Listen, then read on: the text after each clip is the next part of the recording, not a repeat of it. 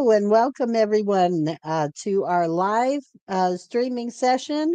This is our first in the world building series, and I want to welcome everybody and invite you guys to participate. So we're hoping to hear from some folks tonight. Questions, comments, suggestions, everything is welcome.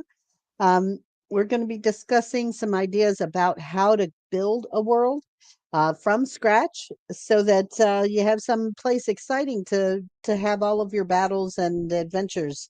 So, Storm, what do you want to say to everyone tonight? Well, sorry we're late, um, but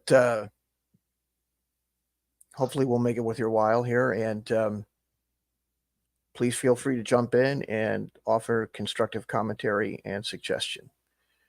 So we had a lot of people express a lot of interest in this. Hopefully, some of them will show up and have something to say. So.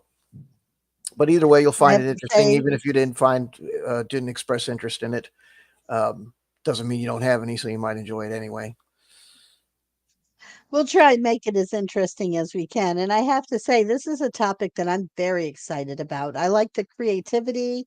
I like the idea of exploring, what could be. The nice thing about building a world that you're going to be gaming in is pretty much everything is, on the table. Whatever your mind can imagine can be portrayed in a world. So you could theoretically have a world that had lollipops on one side and orcs on the other, although not really very consistent, and your players might be a bit disappointed.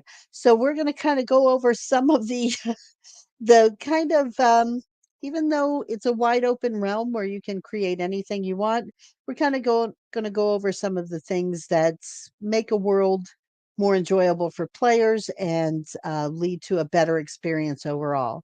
um, and this is something you've talked about in the past, Storm. Do you want to kind of open up with some of your ideas about consistency and how important it is in building a world? Well, yeah, some of this came from what's going around certain social media platforms as the how are they wording it? I forget how they're wording it specifically, but something about mythical underworld versus ecology or something like that. And part of that came from me bringing this up in the past. Um, and it's not really an accurate assessment of the ideas, so it's kind of this weird straw man debate that's proliferating around certain social media. So um, part of that contention So was what, Scott? what I'm sorry. does ecology of the world mean to you Well, that's when the you've used that? it isn't a term that I used personally, and it's indicative of how uh, something I talk about a lot because I feel that it's my experience is that it's true. Is that jargon and phraseology can sometimes be more of a hurdle than a help. And uh, when I think of like everybody else, if you were to say ecology to me in some other context of a conversation, I probably would start thinking about botany and plants and things like that. Um, and I think that's where uh, a portion of the ecology versus mythic underworld debate is coming from. People think ecology meaning that. Um, but that's not what I'm talking about. What I'm talking about is making sure that things make sense. Things as simple as don't have ice cubes in a desert. You know, things like that. Right. Or if you do, there better be a mystery and a story behind that, right? Right, exactly that. um, And right, yes. and and simply saying, well, magic is there's no reason why you shouldn't have at least some origin for your magic and some uh, root in it. If you just simply say magic, it seems more like a way to paint over a blemish than uh, the the actual magic being mysterious or powerful or interesting. So And all good magic has a structure in its own way. I'm actually reminded of this of the Dresden Files, which a friend of mine is a real big fan of the author. Now, to be fair, I have not read all of these, but this person that I worked with, a great guy, always had some really good conversations with him. One of the things that he would talk about regularly with that is that what he liked best about that series of work is that it there were rules for the magic. It wasn't just you wave your hand around in a specific way and voila, whatever you wanted happened. There was some complicated um, structure to it, so it made sense, even though obviously not believable in the sense of you really could think it could happen, but it was believable within itself. It had its own internal consistency, which I think is what you're referring to when you say, or when what people are referring to when they're talking about ecology. Yeah, Um, it was largely misunderstood yeah, or purposefully uh, misstated in some cases. But uh, that's it. Again, lots of terms become like what I call jargon as opposed to the actual definition of the phrase. And they tend right. to evoke certain definitions. Sometimes those are malleable. Like a lot of words in the English language in general, they may have more than one definition. So I've seen people Mm. have debates and arguments over a particular situation or topic in gaming, and not realize that they're literally debating the same thing, but they have two different definitions. So it can be a little bit confusing. With But the thing with is all of the origins of this and the interest of this, I kind of wanted to get to what the other option is. If you're not doing a kind of ecology, what's the alternative? Is it just entirely random?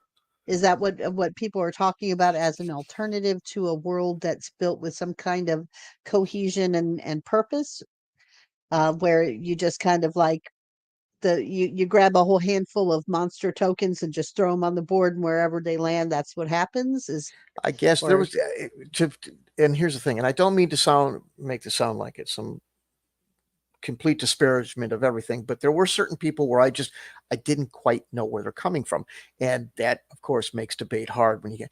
But but yeah, the way I understood it is there was two. There was the mythic underworld commentary, which was it's all magic anyway. It doesn't have to make sense because it's fantasy and mystery and magic.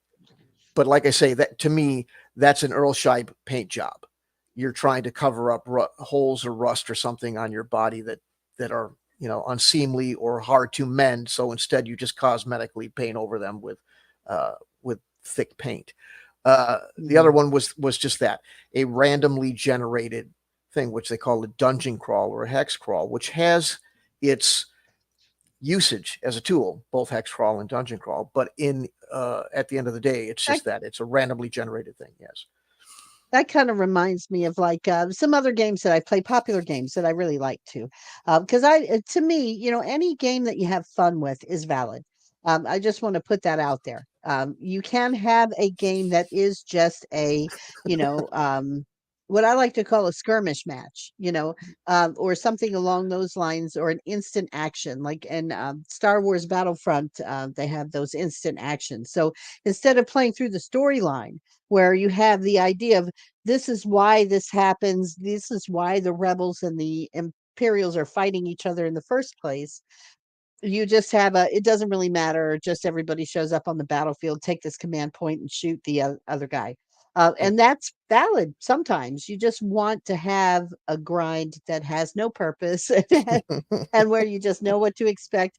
Now, over time, though, and this may just be me, other people may feel differently, and that's valid again, but for me, I want to have a reason for why you're fighting. I want to know, why is that monster there? Why is all of this happening? What's unique about this place? I want a story that draws me in and makes me feel like there's more to it, like I could keep playing here for a long time and there's other things that I haven't discovered yet that I want to know about. Yeah. That's what keeps me coming back to it and wanting to continue playing it versus just, okay, I go in, oh, a dragon. Yeah, I've seen dragons before. I know how to handle this. Or Right. this is going to be this way. Oh, wow, goblins showed up. I don't know where they came from, but there's a goblin in front of me. What am I going to do? Fight him, Sure. obviously. But I don't know why he's there, and I don't really have to. I guess I could just kill him and keep going, Right. grab the treasure and go. But I over time, I think I want more than that, Right. and And I think they're go both ahead. things can Sorry. be okay. But personally, that's where I fall on the side of this. So, Yeah. Yeah. And we'll try to sidestep any further. There's always a philosophical debate or discussion, at least in my experience, with almost every aspect of gaming, and we could walk down that road and make it an episode in and of itself.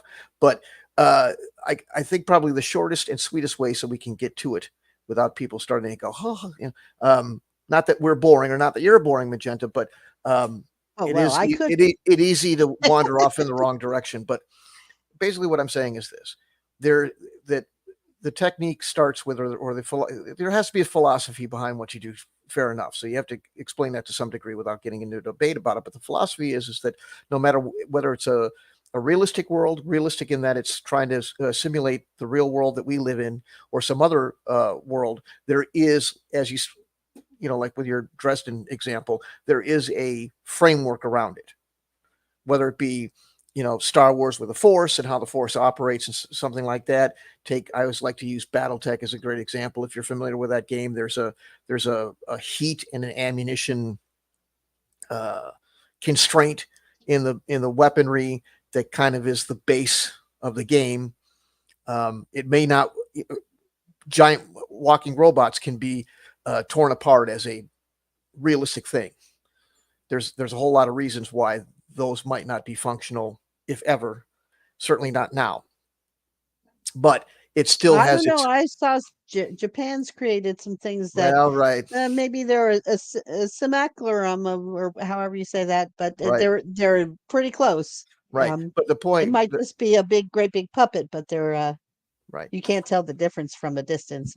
The point is there's things where you can say that would never happen in BattleTech, and some people go, "Oh, that's so hilarious, it's so funny." You're saying that there's realism inside a fake world, but there can be realism as it applies to the world or the universe that you're playing within. And that's what we're kind of trying to talk about doing here. Along with that is making sure that things flow well and look, or when you describe something to your players, because you have set it up properly, it feels right. It just looks right. Mm. If you said you've walked for an hour and a half through some sand and now you're on ice, they might start thinking, wait a minute, how the hell did that happen? And like Magenta says, well, if you but magic, well, okay, but what magic created that inconsistency? In order to have fantasy and something that's not real or magical, you have to start with what is normal, so that you can identify the disparity. If everything is Well, yeah, magic, that's. it Oh, go becomes ahead. the Sorry. mundane and the normal. So what we're talking about doing is just kind of starting as a simulation, and I know that's a pejorative to most people in gaming, but in that you're you're defining the parameters of the world that you're in, gravity, even not overtly or in a way that the players have to understand it. Other than that, if they're as a player walking through your world and they decide for whatever reason, just as an example, to pick up a rock and throw it up into the air, it's coming back down. That's all.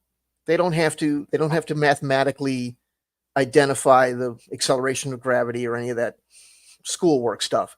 Just that it's there. So Common sense is kind of what it sounds like you're discussing, and common basically, sense makes sense to me. And I think to me, there's kind of like that's where your mysteries are born from. So if you know what's normal, then you also can identify what's mysterious because the sand is normal for miles and miles. And then all of a sudden, a big block of ice, that's not normal. How right, did that get there? sure, Now I got questions. I want to know why. it's like that. So, but to move on from that, I think let's get into, you have a map here that you created that we kind of started, um, our world creation session from. And we kind of, just to let you guys know, we kind of started off a little bit um, offline, kind of just trying to get an idea of what the show was going to be like. So um, that's where this map is coming from. If you want to share that on your screen, Storm, we can all see it. This is the map that we're working with. You can zoom out a little bit, I think, to show kind of the scale of it. It's a pretty large map. Feel free. Um, uh, Sorry to let me interrupt you for a second. Just make sure that I see there's people watching. If anybody could be so courteous as just to confirm that our technology is functioning properly and you can see a map before we get down any deep. Just verify. Pretty sure it's working. Pretty sure we've got everything set up, but just to make sure. yeah. Yeah, hopefully you are able to see the map. It should be in the center of the screen there with the black and blue border on there. Thank you. So if you do see that, thank you. Verify. Appreciate that. I'm Um, old enough that I do not trust technology ever. So I'm always thinking it's broken. It's just my default. This isn't working because right. grumpy old man. But anyway, so uh you want to start. I think one of the area that I find most intriguing that is we came up with is Voda here. So I'd like to talk about that one, if Right. that's okay, Magenta. Yeah, Yeah, I would yeah. love to talk about Voda. So first of all, it's spelled with a W, but it's got the German pronunciation, so it's going to be Voda. And there's another village or country nearby that also has that same pronunciation.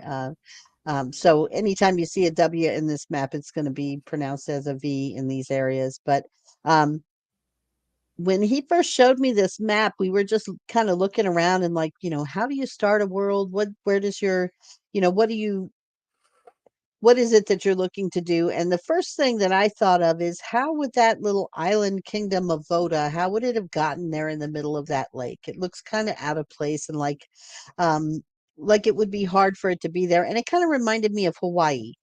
So I immediately thought of volcanoes, but there's a range of mountains above Voda, but they're not really volcanoes. So then I started thinking about, this was going to be a fantasy world. We kind of had already settled on that, right, Storm? That was kind of something you already picked out as far as where we were going with it. Hmm. Um, so I immediately thought dragons. Dragons have to have a place to nest. They have to, and I thought, what if they were like penguins, or some other creature like that, where they have a nesting ground they return to every so often to roost and raise their young. And what if those mountains were the place? And then, of course, what would dragons need to hatch their eggs?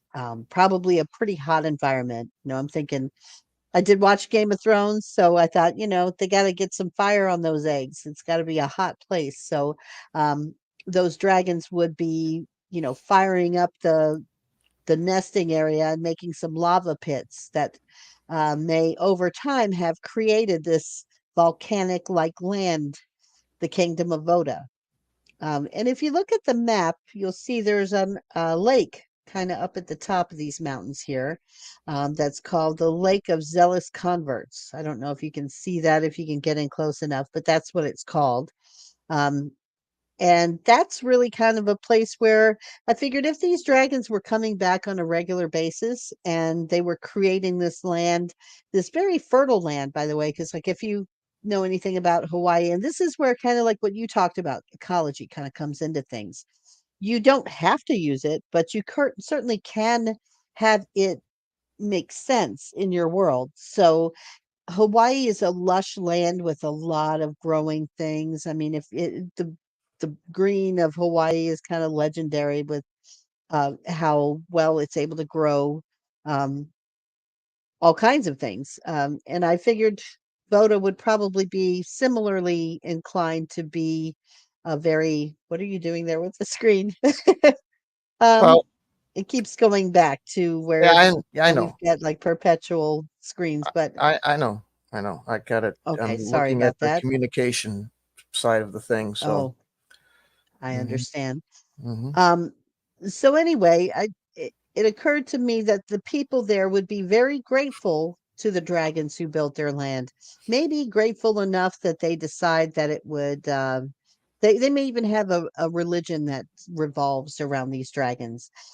So we interpreted Voda to mean the breath of the dragon. And these people who live on the island of Voda are basically dragon worshippers. And they sacrifice livestock to the dragons whenever they come to nest.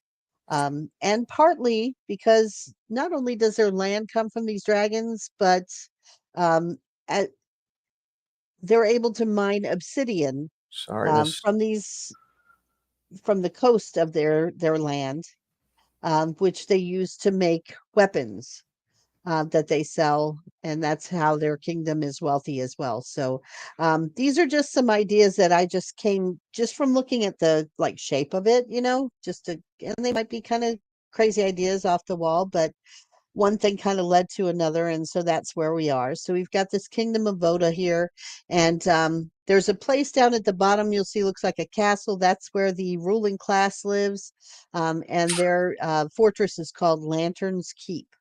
And everything revolves around the religion of the dragons.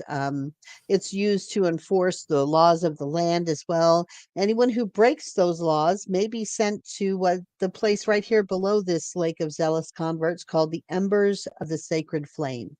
And this is where anyone who has put a foot out of line with the country or government, or even their family members, perhaps, I guess they could be sent there for any kind of transgressions. They're sent there to the embers of the sacred flame to be kind of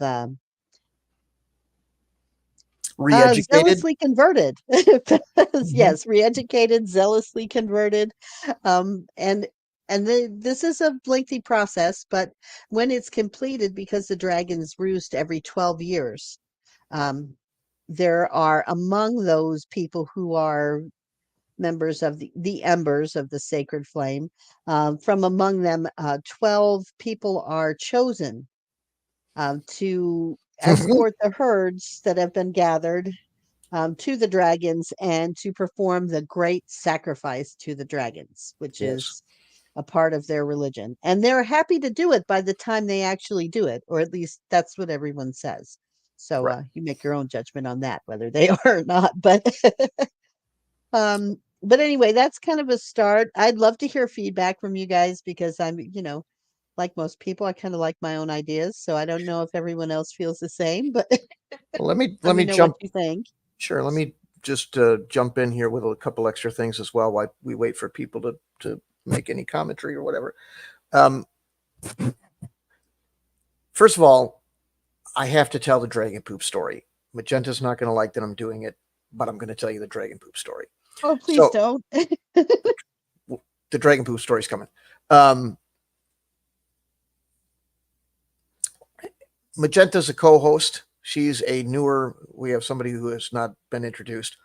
Magenta is my co-host. She's a beginning RPG aficionado and game player, tabletop game player. We play a lot of games, a lot of video games we've played in the past together, and we're trying to get her to play some more tabletop type games. So thought it'd be an interesting contrast to have somebody who's as ancient as me, only a few years younger than people like Kuntz and Guy. Well, not as much, not as Guy Gox was older than both of us, but anyway, Magenta, who never got a chance to play RPGs until what 2 years ago, we thought it'd be an interesting contrast to have the Yeah. two of us have a somewhat noob, if you pardon the term, and a veteran, if you accept the term, and have two different aspects and outlooks on things. So, okay, I got to tell you, it'll be real quick. The dragon poop. It's not gross, but dragon poop. When we discussed ecology and where I did on Twitter, uh, I had people that were mocking the idea, and they constantly were stating, "Well, you want players to know where the dragon poops," which wasn't true. That wasn't what we were going for. But It was because inspirational though. it ended up being some, I said, just for S's and G's, let's find a way to get the have the dragon poop have some meaning, just kind of as a little, tweak of the nose to the people who, instead of debated me, decided to mock me. So we came up with the idea of dragon poop as a fertilizer for the farms of the country. But we don't Yes, really and want. it is actually harvested and exported through the town of Valleja, Right. which actually means the excrement of the dragon in the photo language. So they just thought we'd include that in there just as a little sly. Yeah, just as a I little don't flub know. of the I nose. thought it was funny actually. Right. But the point is that what, beyond thumbing my nose at people who are mocking me on Twitter, the point was is that all of these, we have an economy, we have a military, we have a government, we have a culture, we have a religion, and uh, we have, uh, yes, an ecology that makes sense and works with one another. And that's not to be overly fastidious. That's not to be a drag on people like a lot of folks. Well, you're just being overly complicated and all that's unnecessary. These aren't things that you have to learn as a player. These are things that you discover as a player, and they can make a difference. They can generate their own uh, adventures within the realm. Um, the dragons have their own diet, and some people said, "Oh, that's just ridiculously overcomplicated and all that." Well, but if you are somebody that belongs to a cult that is worshiping the dragons, trying to further the dragons' breeding, uh, where they get their food and their nourishment for their young, that has some relevance. It might be a way for people who want to stop the proliferation of these dragons, which are a lot of the neighboring countries, because they're being harassed and attacked by this overpopulation of black dragons. Uh, they might want to try to interdict the food source to bring the population down. Um, we also thought it would be interesting. I thought it'd be interesting just to talk about the breath weapon of a dragon and where it comes from, because I do like fiddly little. I'm kind of Cliff Clavin. I like ridiculously detailed uh, factoids, but nobody likes that stuff in gaming. But what I did was I found a an article on some science magazine, just speculating. Well, if dragons were real, how would they be able to breathe fire? And one of the speculations was a form of fish that, keeping the science to a minimum, ended up being a form of fuel for a breath weapon. So what we did is we made that fish in a gigantic version. The actual fish discussed were tiny little shrimp-like things, and we put them in the Zealous Lake, and that Which had. the adult dragons can eat. I want to jump in here. Sorry. The adult dragons can eat those fish. But those fish, in order to live at those depths, have to have a really stony kind of outer skin, which is really hard to bite through. So an adult dragon with full on teeth can eat it, but baby dragons, not so much, which is why the people of the land have to provide the animals like cows and sheep and other livestock as a additional food source for the dragons when their hatchlings come out and Right. are looking to feed. Right. So, uh, and these, again, this isn't overt. This isn't stuff that's going to be written down that you have to study like some sort of biology manual. But if you learn it, if you're somebody who might be tracking an animal or something like that, knowing something about how that animal, fantasy animal or not, operates, would only make a more interesting and in-depth way to role play out tracking it or looking for it or just learning about it. Next time you're in another area and you go, well, this is oh, I've seen this fish before. There may be dragons around because dragons like to eat that or something like that. So it's just little details, and makes everything just kind of flow uh, organically. But I do like the idea of having these details, if for no other reason than to generate intrigue between the worlds, and to give fodder for ideas on one-offs, or just ideas for campaign. A lot of people deride the idea of having a Game of Thrones detailed uh, campaign because it's overly complex and people don't like to read and all that sort of thing. But I always felt, coming back from the years of the living campaigns at Greyhawk and in Polyhydron magazine and at Gen Con and stuff like that, that a fully functional world that's got things happening all the time instead of two-dimensional encounters. Well, yeah, there's an NPC that's a barkeep, but he just shows up conveniently to talk to you when the DM wants you to talk to him, as opposed to here's what he does on a daily basis. Now, that doesn't mean as a DM that you're out there with some spreadsheet figuring everything out all the time as to where everything is. But if you're trying to operate the world, at least on a macro level, from the prospect of near real time, not one for one time. Don't confuse us with browsers, but from near real time, you have a much more immersive and interactive world that can generate its own drama. And yes, we are Right. creating a pantheon of deities for everything. Like this one, they have the dragons that they worship, and there is a deity, a dragon deity, and everybody else. So there's going to be well, we'll go to the next one. We'll show you. Let's talk about Brixel. And Brixel is, I said I wanted Arthurian. And what she did is one of her TV shows. What was the name of that show, Magenta? Oh, it's the British Merlin show, the one where Merlin is basically the steward of King Arthur, and he's got to hide the fact that he has magic because in that realm, King Arthur's father does not want any magic whatsoever in his kingdom. And I always thought that was a nice twist on the Arthurian legend because it kind of explains a lot. And I thought Mm-hmm. that that might be what in a land like this where the dragons are magical and are a menace to the other countries. I mean, Voda depends on them and gets a lot from them, but all these other lands not so much because once those little baby dragons starts flying off, they're looking for these mountains over here in Brixel to the west there to roost, and they're looking for food among Brexel's villages and people, and Brixel's not that happy about that. So I thought they might have an attitude that magic is bad and they Right, hate it.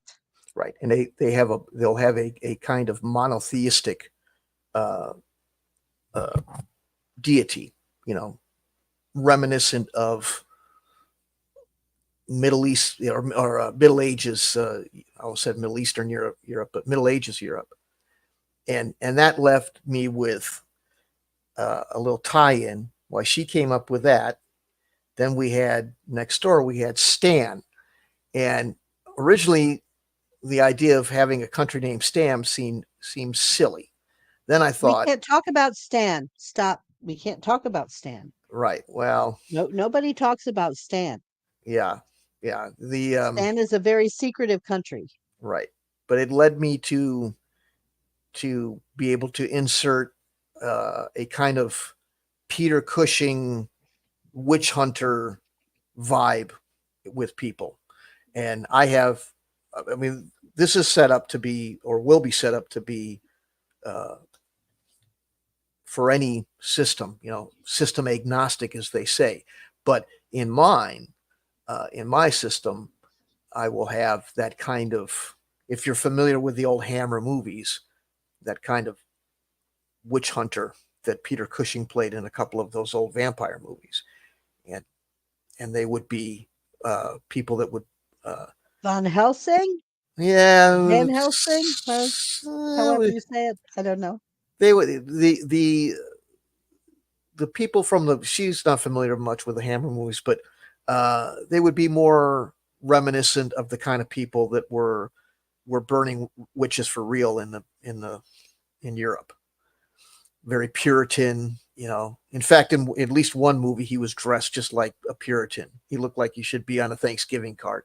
So that kind of individual, just as a aside. But yes, they will have a pantheon. So that's kind of the basic things that we want to fill out, or the SOP is economy, because economy can drive drama.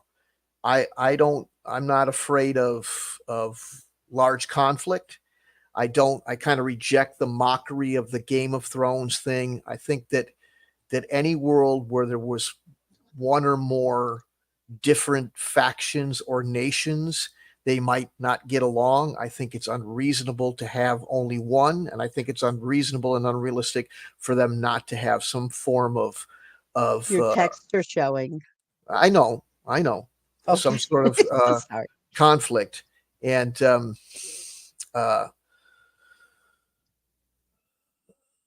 And speaking even if of it's not, traditional, oh, sorry. even if it's not overt warfare, there's still the machinations of diplomatic maneuvering and stuff like that that go on. And yes, intrigue like Game of Thrones. I don't see that as a negative. I see it as a positive, because it can Yeah, generate of course, scenarios. hopefully some of our characters are going to last a little longer than Game of Thrones, but if you would, can you go back over to the west? Because I want to talk about this town over west of the Kingdom of Voda. Hmm. Like, yeah, west of Tandon, a little bit south there, west of Voda. If you zoom in on that area, one of the things that I found kind of interesting about that, if you look um kind of actually zoom out a little bit more and go a little west if you can. I don't know if you're able to do that. There's a bunch It's of mountain ranges over to the western side. And if you look, you'll see there's yeah, there we go. Yeah, this country called Masla. And they've got a lot of fortresses, and you'll notice they're all right around these mountain ranges. And so for these people, because they have such a high concentration of mountains there, I imagine they have quite a big problem with dragons, and they're pretty irritated. They've also had to learn how to defend against dragons in order to survive. So they're very technologically superior people, and a very militaristic people, but not amongst themselves. This is, I kind of figure for them, they would be united by the common dragon threat and pretty cohesive as a people, and have a lot of festivals and support, very much celebrating the whoops, sacrifice. Whoops, whoopsie. where'd you go? What did you do? I pressed the Anyway, wrong button. I hate in any case, computers. they so in any case, I expected that these people would have, um, a lot of celebrations of the bravery of the folks who guard their western border against these dragons. And quite a bit of innovation would be required to do that. They'd have to have some large ballistas and different things that they would have to invent in order to keep those dragons at bay. This is an example of what I'm talking about. Here is a country that has a strong military tradition, but not a warmongering military tradition. They're defending themselves against a threat that's being generated by the people across this large lake. They're not necessarily, perhaps naively as it may seem to certain people, but they're not really thinking about some sort of overt war or invading the country. But they do maintain a large standing army. They do have a very strong military tradition and culture within the nation, but they're not out there just trampling through everybody's land, conquering. But so they're people They that got you their would, hands full. well, I but mean, there are people that you can negotiate with, and they have their interests, and uh, they would be at have diplomats in the other nations having discussions and such. But yeah, they're not out there fighting all day long. But like Magenta yeah. says, they've got their own problems. But this is an Well, and example. this is an irony too. Part of the reason why they're not out there fighting, like, why don't they go and take out the folks in Voda? And they act ironically depend on Voda for the to make the weapons that they need, because only those obsidian blades can kill the dragons. So without Voda harvesting those and selling them, they would have no defense. So it's an irony and kind of a contrast there, because Voda is actually making money off of selling the things that other people need to use in these other countries to protect themselves from the dragons, at the same time as they're worshiping dragons, which seems a contradiction, but in their mind, it's not, because that is kind of the nature of the dragon's life cycle. Only the strongest survive. It's a part of, how they are meant to live. So Right. anyway, this is sorry. I get into this stuff, I kind of She's get on a very roll. So she's sorry. very excited about sharing this with people, which is great. It's great to see enthusiasm. What I was going to say though is one of the re- first things that kind of prompted all this discussion and debate was I was telling people in previous videos who had asked me, he says, well, I'm working with maps and I don't know how to do this very well. And what once I have the hex map, what do I fill it up with, and how do you fill it up? And I was explaining to these folks in the video that you really want to have some sort of reason or backstory for a structure or a town. It you don't let's put it to you this way. If you drive through America, you'll drive through a lot of towns you may not care about because you've got somewhere to go and it's not uh, uh, germane to what you're doing. But if you would stay in that town for some time, they all have history. They all have a backstory. They all have an origin point. You can find that person that's lived there a long time and say, well, that used to be, may not matter to you, but that old place used to be the shoe factory, and now it's this, that, and the other thing. And everybody's got that. Now, when you see something that's like a fortress or a military installation, it will be in a specific area for a reason. If it's just randomly placed, it may come off as randomly placed to people.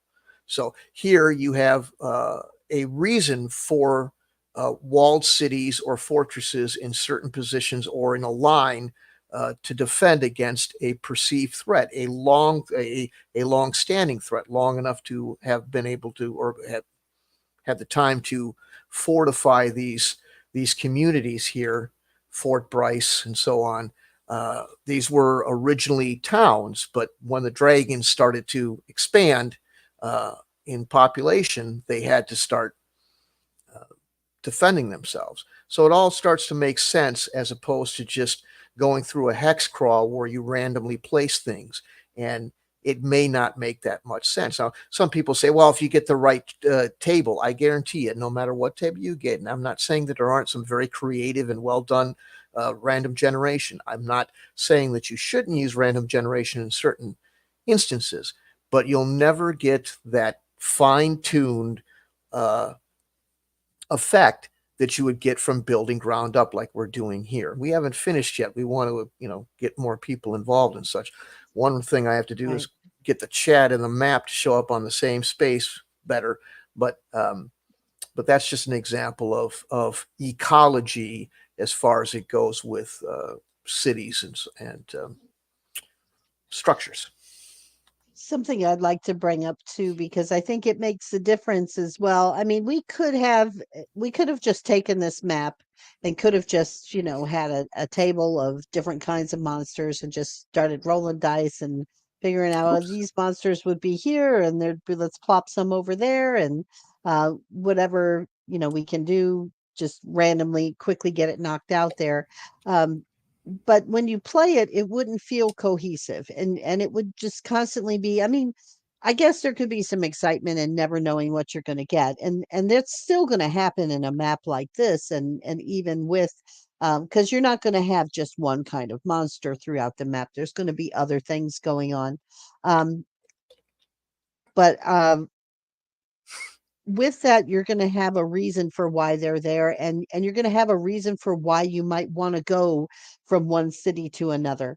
Like, for instance, you might want to find out how they're converting those people at the embers of the sacred fire. Why would people willingly give themselves over to the dragons, especially people who maybe were trying to get out of the country, or didn't agree with, they were heretics to the religion, or whatever, and now all of a sudden they're happily marching along to sacrifice themselves to a dragon, or competing for the chance to do so. Um, so you might have a group of people who are adventurers who, want to put a stop to that. They want to go on a mission to find out what's behind that and what could be done to maybe save those people. Different kinds of adventures can come from that.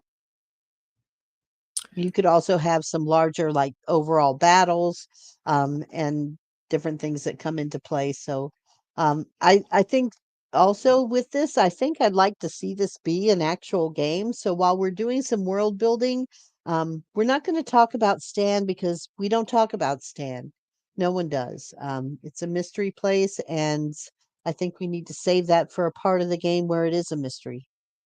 It will be what I do with the majority of the things like this that I make is I have two things. I have an RPG world. In fact, we did a video on this in of itself, talking about imaginations, and uh, that was about the pre RPG RPGs. There were uh, guys like Tony Bath that would make their own. He was a war gamer and had some connection with chainmail and other uh, medieval war games that people like Gary Gygax used to play. And they would create their own worlds that would have the very same things that we're talking about. They would have religion and even language. Uh, they would have a government structure, a military organization, uh, their own banners and such, and they would fight amongst themselves by creating a country that they controlled and fought one another. Um, so I have a lot of these campaign settings where there is a military, almost war game that can go on for the mass battles, and then the RPG itself can be played uh, concurrent with it or separately, because there are quite a few people that don't like the mass battles all the time, but I like to have those options. So, but yeah, this will Well, this definitely map be a lends itself. Oh, sorry. Go this will ahead. definitely be an RPG. It's system agnostic, but I will be using it with my RPG for sure, my own personal RPG. And it does have the potential for, being used as a battle camping. You can have a battle between these nations. I think eventually that's going to be inevitable, especially between, that Western nation there, or maybe even Brixel and, the Kingdom of Voda, because of what they're doing with and the problems they're causing everybody else. But ironically, the country to the east of Voda is not in any way interested in going to battle with them because they are farmland and they are the largest purchasers of the uh, the products of Valleya there. The dragon poop has been keeping them in grain, and they are the breadbasket of this world. And they have very fertile lands there. So they don't have a lot of livestock there. They're basically all a lot of grains. They do have some animals, but they're the smaller ones, like, geese and ducks and chickens and goats and things like that, that are not really food for a dragon. So they're doing all right and benefiting quite a bit from what Voda is up to. So they're kind of a natural ally there. And if there was going to be a international war in this world, it would probably be between Voda and Vitangera there and the Western kingdoms.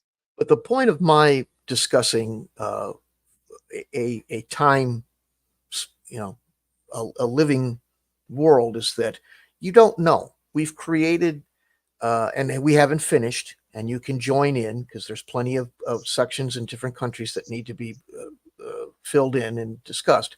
But we've Mhm. created a situation, and that's the situation at the time of creation. That's the beat. I mean, there's a backstory, of course, but the world has existed longer than the day that it formed in our map here. But from that position, when you play in a campaign that I make, that is all going to start. The clock is ticking, so to speak, and there's ways to determine without railroading or without writing some long uh, novel-like text whether or not these things start to fight or what goes on. Uh, the the interaction between the governments and the people within the country is handled in a easy but comprehensive manner where, yeah, there might be a fight because of what's going on. But I don't know for sure any more than you do when you start playing in worlds that I create. And that was what I was trying to get through to folks about ecology and having a tapestry of like I say, all these different elements, nature working properly. It makes a world that actually spins, that actually turns. So instead of having to dump plot fuel into it from somewhere else, 101 plot hooks for your thing, it just generates them on its own.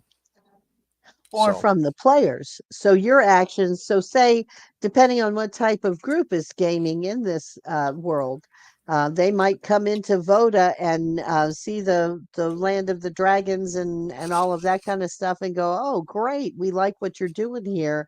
We're going to leave you alone and let's get those great obsidian weapons because we want to be decked out for hunting orcs in the north or some other option. Um, some of the other areas that we haven't yet fleshed out, but that will be soon to we'll be come. doing soon. Um, right. But they could just leave everything the way it is and like go, that's their, prime directive. We're going to leave Voda alone. Sorry for the Star Trek reference, but I am a Trekkie. Anyway, so that could be what the way the one group plays it, and then Voda is going to continue to grow in power or whatever organically would happen from that. Another group would be like, "This we can't. We need to do something about this. This is terrible. They're sacrificing people."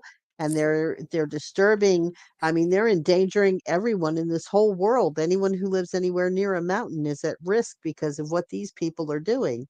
What's wrong with them, and so they might want to take an action and interfere with the sacrifice to the dragons, and then who knows what could happen. um how would the dragons react to that? It's an open question that means that even we really, if even as the creators of the bare bones of the world, we don't know what it's going to lead to until someone plays it out. Yeah, the question was posited. Well, how was the map created? It starts with a random generation, and then we make touch ups and changes as needed, kind of uh, mold the clay into something more of our liking. Uh, Certain geographical things are moved because they're randomly placed in bad areas. So we just kind of refine it, reshape it, uh, put in our own names, and then uh, separately, obviously, on text, we write out the details. Like I said, all the how many people are in the realm approximately, how big is their military approximately, what is the basic organization, do they have a lot of catapults, a lot of cavalry, whatever it is, and then the religion, the deities, the government. We just kind of have a list of things that we fill out um, to make it. And then there's, well, what else is in there um, as far as what monsters and why and where and what do they do and how do they interact. And that's another thing we have. A monster isn't just some thing that resides in a certain area that you walk upon and have an encounter with.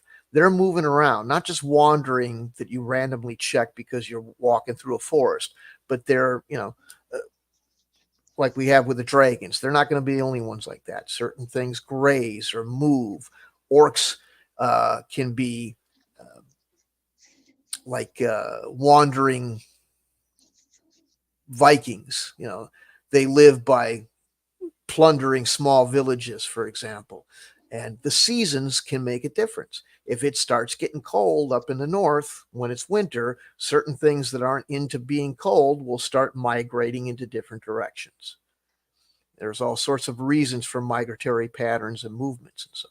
So all that's put in to create a more living world. You know.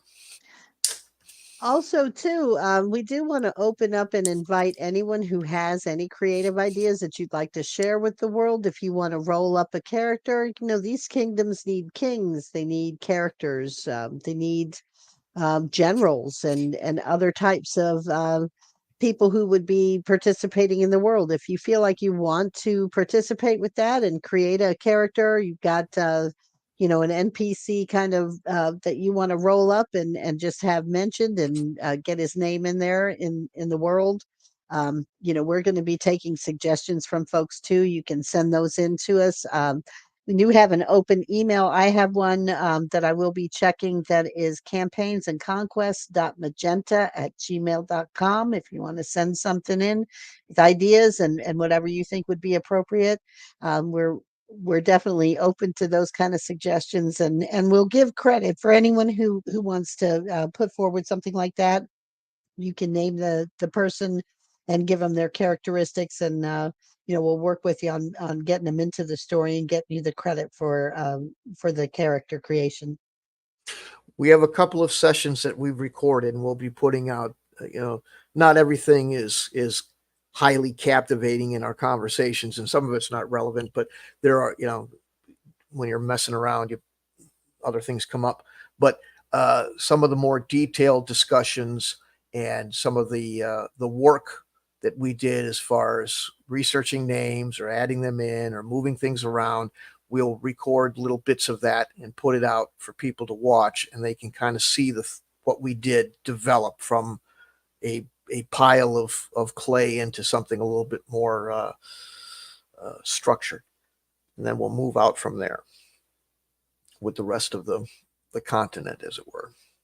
So, yep. Except for Stan, she's going to stand on Stan, and you'll have to figure out Stan on your own. But Well, so, no. yeah, No one's going to know anything about Stan until they play it out. the first rule of this, and we haven't come up with a full name for the entire world yet, but the first rule is nobody talks about Stan. So we were working on the. I don't know if this yellow border shows through well on your screens, but it shows outlines of borders, and these two places were being worked on when we adjourned for the night. If I remember correctly, isn't that where we were at? Is coming up with details for We those had two? we had decided on they're decidedly dwarven territory, not Right. exclusively, but mostly. Right, but we hadn't come up with details on their government or anything like that, other than we decided they were dwarves. So there's we haven't come up with anything uh, that would be a non full human country. We were kind of thinking that the elves and the dwarves, if any, whether we do have dwarves, we haven't gone to elves yet, would be somewhat scattered by the humans. There are some dwarves in these mountainous areas as well. In fact, Bost Village, we should. That's not everybody in Voda is happy with the way things are. Some of them are. What's the There word? is a resistance. Yes, The resistance is alive, yes, and but there's being not very. support. They're poor guys. I mean, they're struggling. Right. They do have some dwarven support from the remnants of the dwarven kingdoms that were in those lands as well. So, Yeah, they but were mostly pushed out in ancient history. Some of this is historical stuff that will. And really, if you're participating in this with the world creation thing, this is probably more of something that would be for for learning of how you do it.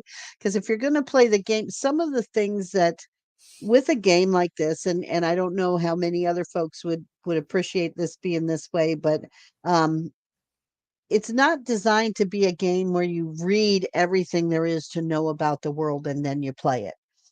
It's more of, as you play, the things are revealed. So you don't really know what Voda's about until you get to Voda. When you cross that river to the island of Voda and you first get there, you're going to have to kind of piece together from the clues that the people in Voda are giving you what it's all about, or possibly from the people on the shores where you left to come there in the first place. It's not going to be, here's your encyclopedia, learn everything there is to know about this world. The point is, you're going to discover as you play. And that's part of what makes it an interesting. It's, yeah, you're going to have your monster encounters. You're going to have your things that you have to fight and accomplish as you go through, but you're also going to be discovering what the world is about and kind of having the option to delve deeper into those other parts of the world that become more complex, and battles between these kingdoms if you want, all of that kind of stuff, right? Mm-hmm. Mm-hmm. Mm-hmm. So, yep. Um, but there really isn't a huge a lot of people said, well, you want to get into deep biology or the hyperbolic remarks about, well, you want to learn about where the mushrooms grow and all that stuff. Not precisely at all. You don't need to have some sort of degree to do this. It's just making things work. Like I said, this is based on it's, and I'm not doing every map with this, but some of these maps do start with a randomly generated foundation, and that's a rough draft that has to be uh, molded over because they never cut, just like the tables that you use in a lot of these games, they never come out right and always require a little bit of massaging to get correctly. And that's where you start looking at things like, we were looking at things like ball. Well, I forever want to use the mouse wheel to move because that's how I play most games, but this one you don't use them that way. But anyway, these farms like Ball's Farm, you figure that the most fertile farming ground would be in between or near rivers where they can be, or lakes where they can be irrigated, and where uh, the soil would probably be a little bit more uh, fertile, as opposed to near rocks or uh, uncleared land that is clearly filled with trees and forested. Not that you can't, you know as you're playing, you know chop down trees and make more farmland if you need to. But we just decided that those were the proper placement for farms, whereas in some cases the computer had put them in the woods. Although it, the case could be made that there are farms surrounded by woods or some such thing. But and we looked at the economy. Or And mushroom farms would be in the woods. right You there want to you go. get to deep ecology, there you go. Oh, Empire Calton. Although that's, you don't want to go there. Right. But I was going to show where we had. No, I'm the reason I bring that up actually is the Empire of Calton, they're kind of jerks. Um, and there's a historical reason for why they are, but go back up to Calton for a second. We can talk Well, about them. yeah, I was just You want showing to? like this. Oh, go There, ahead. Sorry. she's very excited. I There's am. uh, but these smaller towns were put on places like rivers so that they could show that they had a means of transportation to other world or other countries. If they were a trading town or a port, something like that, there's some trading between this small town and Woda, and they go down the larger, thicker river that you see there, and then use Lake Sarth uh, to trade via ship. So, all right, call Mhm. time. Go ahead. So Calton here, if you'll notice, Calton is directly between Brixel and then below. Go scroll down a little bit if you can, if you don't mind. The land be below Calton there, which is I can't see the name of it anyway, but so it's been hotly contested. It's been traded back and forth between one land and the other, back and forth over the centuries, and they just really don't like anybody now. And they've I don't know if you noticed, there's one particular village here that is called the village of King Feletatil. You can't even pronounce it, and if you can't pronounce it and you come into Caltone, they'll hang you for that. They just don't like that. So that's kind of the nature of those folks. So, we want to have some like colorful character to the people in these places as well, and just make it kind of interesting. So, not all the enemies in this world are going to be monsters. Some of them are going to be just like really rude people. So, you never know what you're going to find. There's different cultures, sometimes between city and city, sometimes between nation and nation, but not everybody behaves in the same way.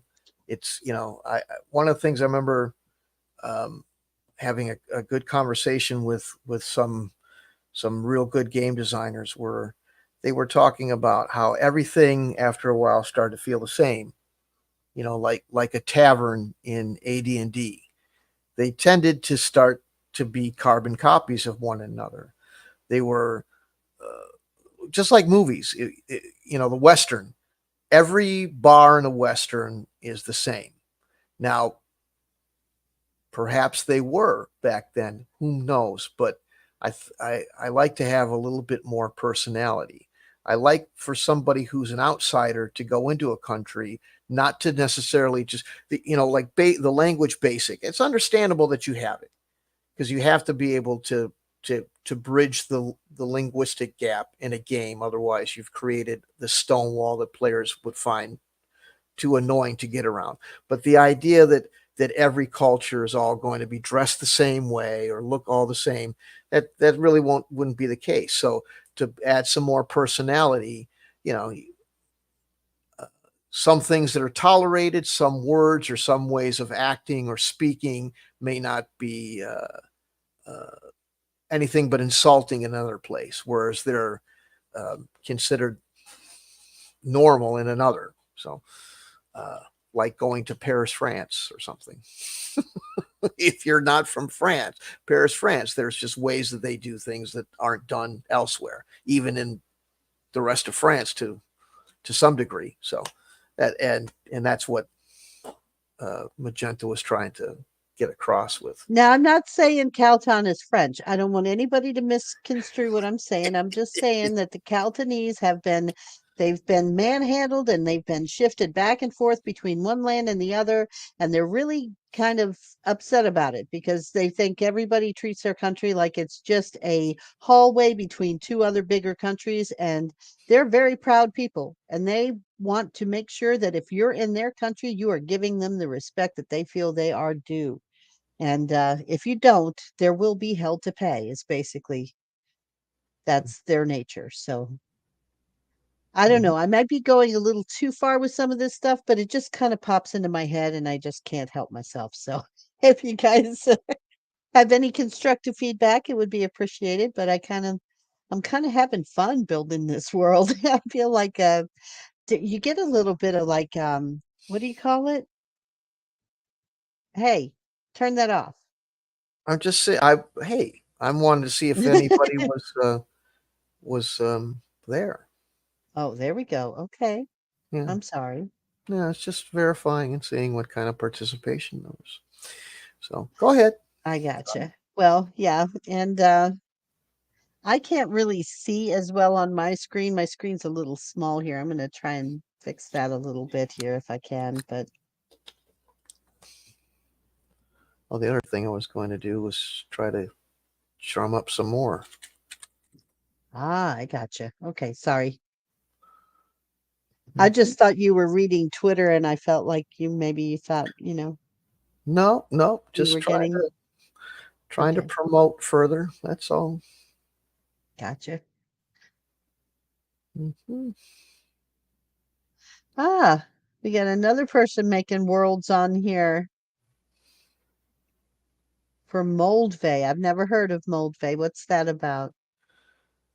Moldvay is one of the versions of Dungeons and Dragons. That's a man. That's Ah, yeah. Moldvay is one of the D&D products. So mhm. okay. Excellent. Yeah. Yeah, Storm wasn't kidding when he said I was kind of a newbie. I always wanted to be able to play Dungeons and Dragons, but fate landed me in a kind of place where that wasn't really, an option for me. So there wasn't a whole lot of other potential players. It was a very remote area, and not really something that I ever got a chance to do in spite of wanting to. And this was pre-internet, so you couldn't just go online and do it like you can now, which I think is, um, I know some people say there's nothing that compares to doing it live and in person, and that may be true, but if you don't have that option, it's nice to have that alternative because I never got that live in person option and always felt like I was missing out on something that I would have really enjoyed a lot. Mm-hmm. Mm-hmm. So So making up for lost time now. right, right. So I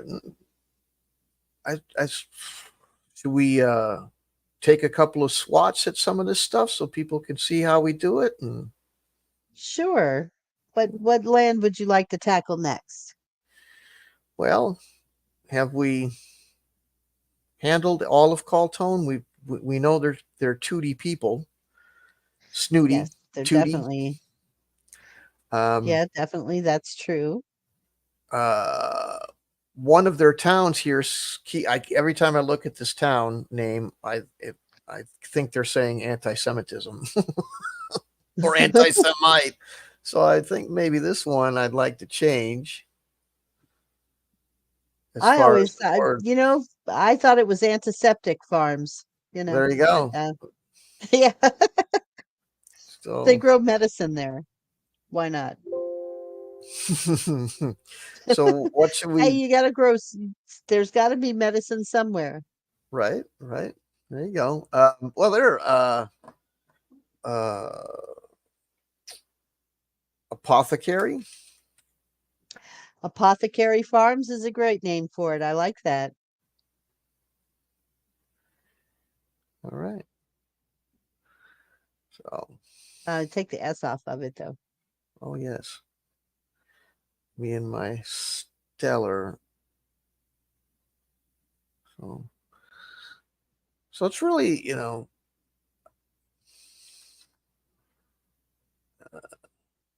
right. There we I go. think that makes sense for them to have an apothecary farm, in a land that's been passed back and forth over the centuries between one invader after another and finally had to fight to get its own freedom. No doubt they are pretty familiar with dealing with injury, um, illness, things like that. So I think having an apothecary, and you left the E out, by the way. There should be an E between the H and the Oh, C, I know. I right? just come off like I'm bloody illiterate with these things. Ugh, we'll get it right yet. Yeah, no, it's your typing skills that are lacking, not your brain power skills.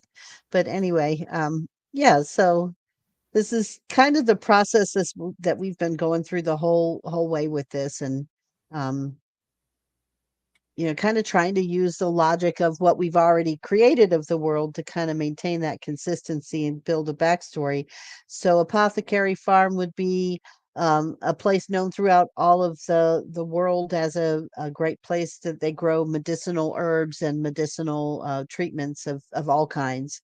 And that I think that this Sant Fez or Sant Furs town Mm-hmm. might be a good place to be like a learning center for where they, train healers and doctors and things like that. So if you have any characters that are being built that are going to be adventuring in the land, Empire of Caltone might be a good origin for anyone who wants to be a healer in the group. Mm-hmm. but a healer with a bad attitude. I'm going to heal you, but I'm going to cuss at you for why you didn't clean this wound sooner the whole time. That's what Caltone will lead to. Um, so it as far as a culture beyond them being kind of a-holes, what They're just very proud. Remember? sure, They're proud. sure, but Yes, very proud are they people. are they right? Independent. Yes, but beyond that, are they we have to think of some culture too. Are they uh uh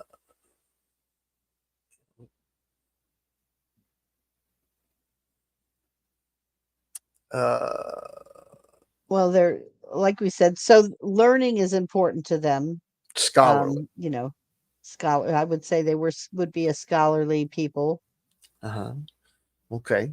They prize knowledge, they prize cleanliness. They're very precise people, Mm-hmm. Mm-hmm. Mm-hmm. but they're quick to take offense because they've been attacked so for their entire history, and they feel like they have to constantly defend themselves against assaults. It's kind of seeped its way into everything else about their culture. So Mm-hmm. um, Mm-hmm. I would say they're also sports are a very big thing for them. Okay. So they're like a giant college. Yeah. Yeah. Basically, yep. Okay. Makes sense. Why is Sally Struthers on my page, you might ask? I was about to ask that. She's actually from Caltone. Many people don't know that about her, but I no. made I made a meme. I was looking to get I'll find this yet. I was looking to get a ride to a I don't have a car. So I was looking for a ride to a convention. And I thought it would be amusing. I don't know if it was for people. They might not get the reference, but I took you remember Oh, her coffee for charity? just a cup of coffee a day, you could feed the entire Right. village. Yeah. Right. For 65 cents a person, you could help a struggling gamer get to ArnieCon because that's where I was trying to get to. So it seemed funny at the time. So that's why I have that. If you start walking now, you might make it. Yeah. So, This is where you say one does not just walk into. right. To ArnieCon. Right. Good. Good.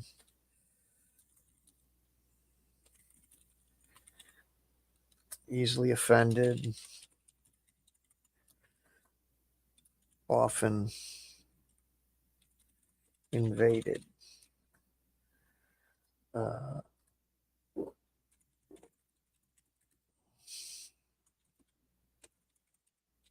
knowledge and sports centric. Okay. So, what about religion? Let's get into that. Feels like I just lost everybody. Hmm. Did I just okay? No, I don't know. I don't I think heard so. I heard a beep Um, in my ear that made me think, did I just go mm, dark? no, I was unmuting my mic. You might have heard that. I see. I'm sorry. In between talking, I am munching on popcorn. I'm trying to mute myself each time, but Sorry yeah, it about helps with the my thought switching process. Oh, I windows, love but it. Hmm. I haven't mastered an overlay on this thing yet. So It's all right. Uh,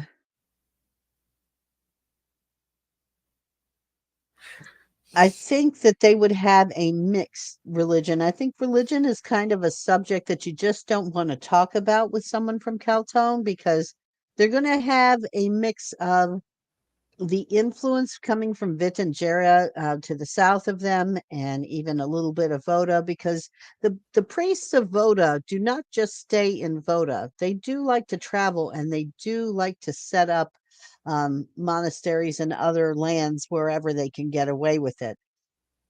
And over the years, as Calton was traded back and forth, there would have been some times where the dragon cult religion would have made some inroads and created some converts. So it's kind of a staple of Cantonese society that nobody talks about religion. They're just too divided. They're kind of like the US, actually, right about now. So you don't talk about politics or religion whenever you go to Canton. Just don't do it.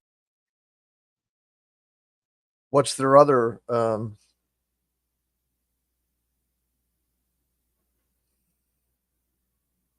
do you have any idea for their other I'm sorry, what do you mean for their other religion? You said it was mixed. oh the oh yeah, it's going to be mixed with there's a lot of influence from Brixel Okay, because they changed hands between, that makes sense. Brixel. Yeah. Okay. Yes, I just roll my fingers across the keyboard like I'm being fingerprinted by a cop. And a lot of them are also going to be very atheistic. And I think that would be a function of the fact that they've had multiple religions. So, because whenever there's a conflict between that, it's kind of like this one says it's right, that one says it's right. And then there's always going to be some people who go, yeah, religion is just made up because nobody can agree on it. So we're just going to avoid it and we don't want anything to do with it. And it's all bogus. And it kind of goes with they're going to have some learning centers where, if you're going to be developing medical treatments and things like that, that's going to require a little bit of scientific thinking. So I think they would be I cannot a even good type hello. portion of It's the, awful. huh? What's Sorry. that? I was having trouble even typing hello properly. To Oh, my hello. to my defense, I don't have there's no markings on this keyboard. I'm getting a new one tomorrow. So, okay, so they're atheistic. I was saying hello. We have No, some of them are. Armando. Armando has joined. Welcome, Arm, Armando. yes, yes, yep. Uh, so their government. What kind of government does this? They have an ancestral monarchy, basically, that was always existed, but was had to be in hiding. It had to be kept safe when the country was changing hands. But the people always supported them in spite of all of the turmoil and differences. Okay, okay, all right. So obviously their military is weak because they keep getting jumped. So, right? Mm, I wouldn't say that their military is weak, but when you're being handed back and forth, so what's happened is they've been basically the country that other nations fight through. They're like Vietnam that way. Does that make sense? You know, You mean like the they're low like countries? kind of like the country where, so instead of Brexel and Vitangera going to war with each other, they both try to take over Canton, Gotcha. which is why the Cantonese don't trust others from outside in general. Okay. So a just a small army, military small. We're just going to say it's small. There's got to be a reason why they're Right. getting run over. So, okay. Well, Uh, most of the fights and the battles that go in Canton are of a kind of a more come and go kind of thing. They another country Yeah, takes someone control for a comes and they while, and go. then the other one, right? Yeah, it's weak. It's a weak thing. Brixel Okay. tries to take him over, and then Vitangera says, "Oh no, we're not letting you get a foothold." Hmm. They're a buffer zone between those two countries, basically. Okay. All right. So what we put next? Oh, their economy is they make a lot of money off of herbs and spices, herbs and medicine, medicinal herbs and medicine, And spirits. They because have pretty they good like wineries, and they make a really mean whiskey. spirits. Okay. All right. So uh, everything looks to And be. don't tell anyone this, but also poisons. Mm, ooh. Unofficially, nobody's supposed to know that, but So a lot of assassins and cutthroats and things go there looking for their. well, yes, how else would you, if you don't have the army to fight off your enemies, how else would you undermine them? Hmm. They're very good at spycraft. Hmm. Hmm. All right. So we have mountains, hills, woods, river, some farmland, and we got to think about what kind of wildlife and monsters and things would be in that realm.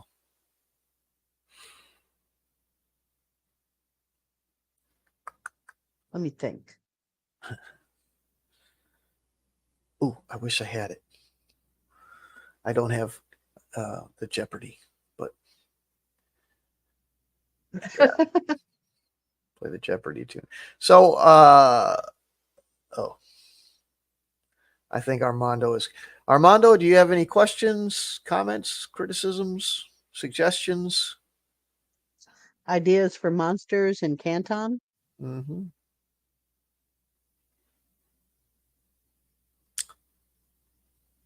Apparently, need to play the Jeopardy theme for everybody else too. So, uh, well, hill giants, as you know, Yes, that hill fits. and the hills, giants in the hills.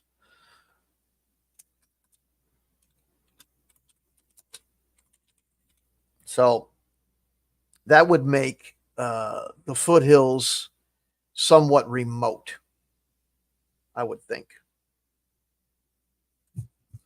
Looks like perhaps they kind of, they go from, oh, we have a village without a name here. I'll have to come up with a name for this village.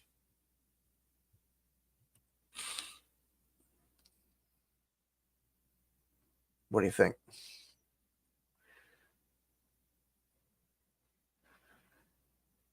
No? I, Um, oh, I see. it should be pretty hard to pronounce, whatever it is.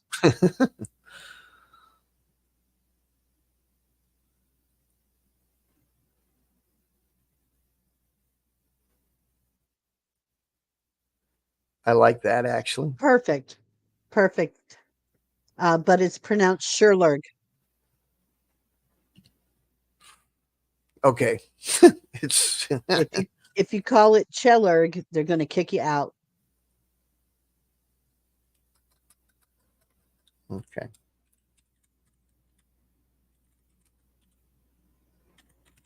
So what we do here is, like you see, I make some notes that are reasonably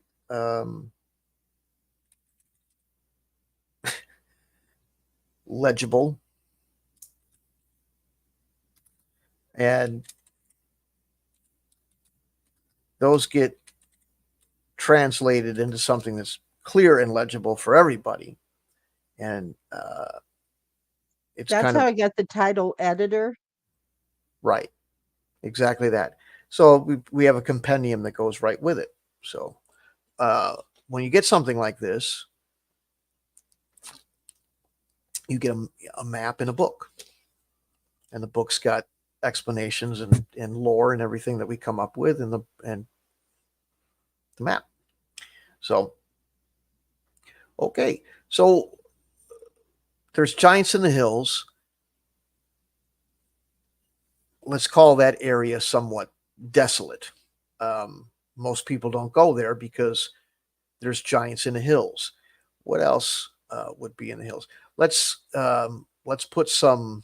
Um, Music. okay, having some of their music would be good. Uh, okay, Giants are very musical because, well, who's going to stop them? Going to call in a noise complaint? You're really not.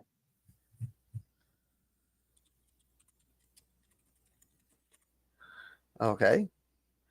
So Ooh, fungus in the hills for medicine. So you got to have some brave people who are going to go in there to get that fungus from under the feet of those hill giants. so this particular You just, group, I feel like you just had to work some mushrooms in there, didn't you? right? So hill billy giants. So the giants in those hills are somewhat rural in nature. They're a kind of salt of the earth giants. Um, they're insular.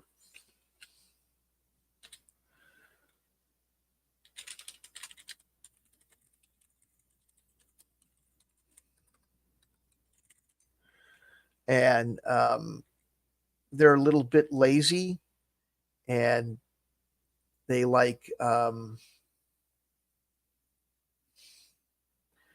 they just kind of like to lay about and party,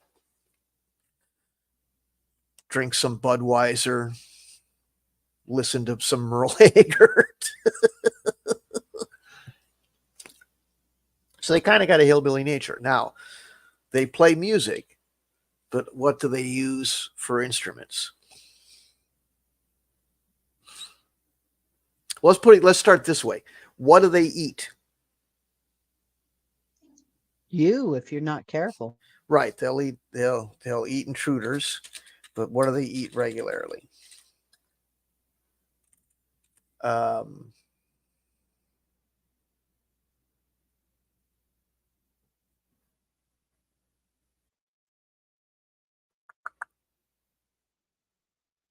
Huh. What would giants eat?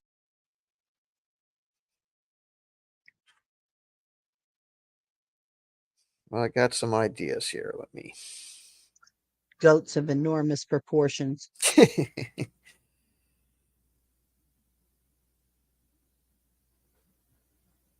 I'm gonna yeah, just expound on the tell us about what they might do uh, for music. What kind of music are we talking about here? Huh? Well, I think that they would like stringed instruments. I think that they would um, hmm, like harps and that kind of thing, violins type, not a violin, but something like that. I don't know, but definitely big, big drums, real heavy on the rhythm section.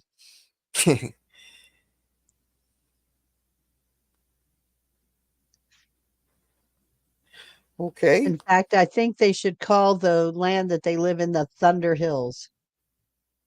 That region should be called Thunder Hills. And they do a lot of throat singing, which sounds like a very scary thing for giants to do. Throat singing. Yes. Have you ever heard throat singing?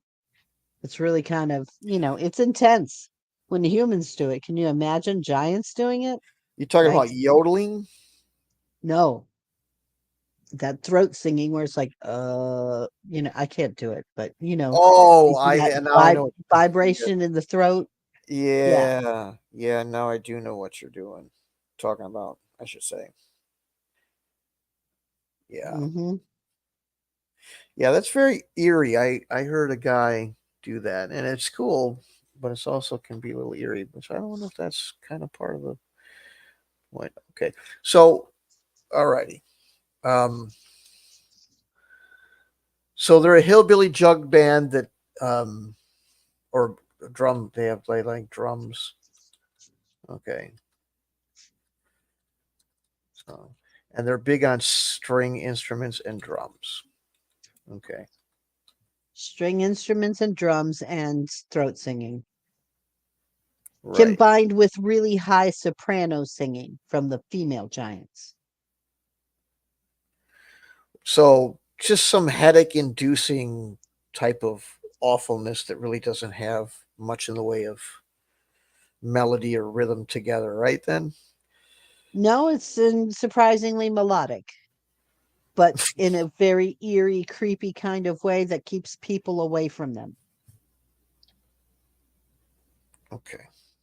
And in fact, I think that it might even be like a special kind of like have a special kind of effect on people to where if you aren't careful, if you go get too close while they're singing, it could really mess your head up. It could cause you to have, some kind of ailment or something like those. I don't know if anybody remembers that whole that weapon that was being launched, that sonic kind of weapon that was making people in was it Cuba really sick? Was causing them like lifelong headaches afterwards or whatever. That it was some kind of sonic weapon. You know what I'm talking about? I know the story. Yes. And I Yes. don't know details of the story. I'm not trying to get political or anything, but No, just no, no, no. I know that what you type of mean. a thing. You know what Yeah, I it was mean? big. And the story is that something sonic was causing people to become nauseous and dizzy or something like that. What it was, I don't know. And giving them very bad, like perpetual headaches and Headaches too. um Okay. yeah, severe headaches, like the kind of thing that you would have it might take you a year to recover from kind of thing. Ooh, Debilitating, basically. okay.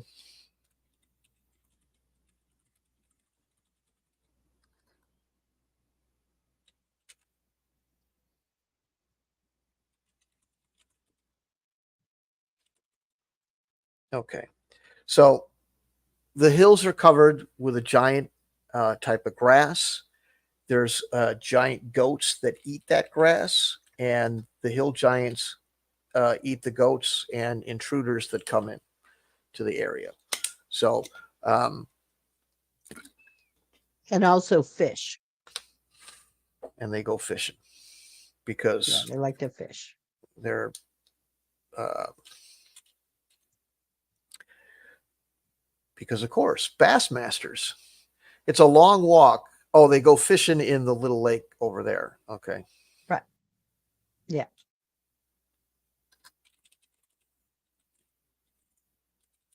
okay. Uh,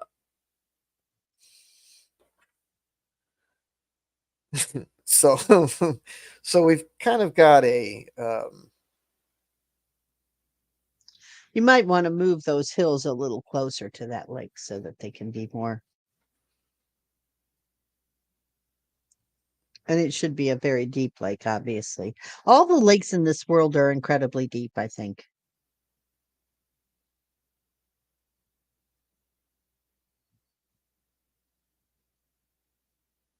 Are you okay? I am okay. I hear you. Okay. Um, So far we have the Empire of Canton. They're snooty, very proud, easily offended, often invaded. They're passed around back and forth like a football between the other two nations. They've got a culture like giant college, knowledge and sports centric, and their religion is mixed. between the dragon cults, the Brixel monotheistic elements, and also people who have no use for no religion for religion at all because they're tired of all the bickering between the other two religions. They just want to be away from it. So their monarchy has many times had to live in secret, be spirited away. I think that would make their monarchy incredibly down to earth. In many cases, they've had to live fostered among the people, their children and whatnot. Kind of like King Arthur, in the story of King Arthur, he was fostered out to, people in the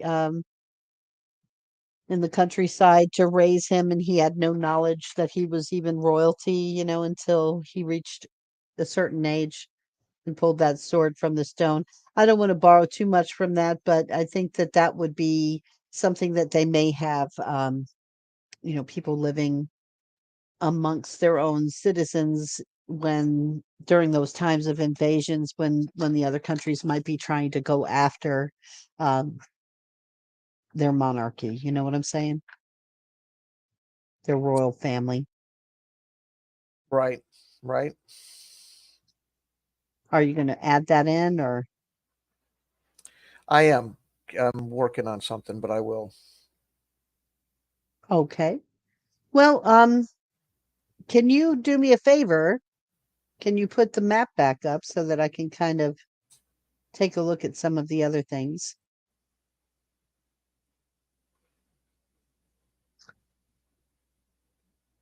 Okay. I think we should talk about Manster Village. Oh,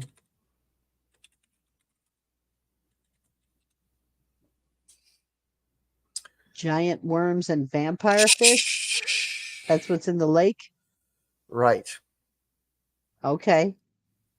So Ooh, so there's a fungus that grows. There's rocks. They're rocky hills. There's a fungus that grows under the rocks, but the rocks are very large.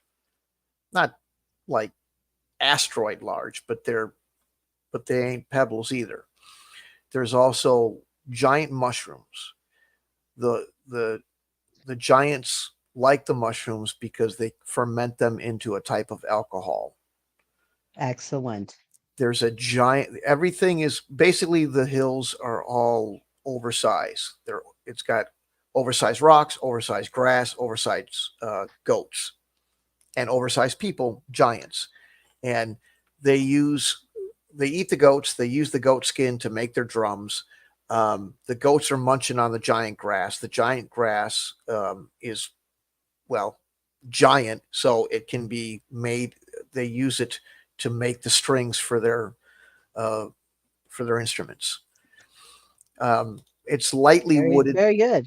It's lightly wooded so that there's giant trees that are there. It's not heavily like every 5 feet there's a tree, but there are light woods in the hills that have giant trees, and that's where they get the wood for the rest of their uh, instruments. See, this is the kind of thing that I was talking about. Unfortunately, I don't know how many people are still watching, um, but uh, but that is the point. Is now that everything exists and it has a reason and it has some sort of relationship. It's not just placed there randomly because it might look cool or because some generator told you. Everything that now that hill area has an ecosystem as basic as it is. So, what can you do with that? Well, uh, maybe the locals have to hire adventurers or soldiers or something to recover those mushrooms for them because those giants are very ornery, usually drunk, very territorial, something like that. Uh, And they have to send in guard the guides in that region are all deaf. People who've lost their hearing for one reason or another. well, that's the other thing. Is there the You've come up with the kind of their song kind of turns into a psionic attack of sorts Mhm. that you know not every individual can handle. So it now you have that kind of conflict, where you can do something with that. Um,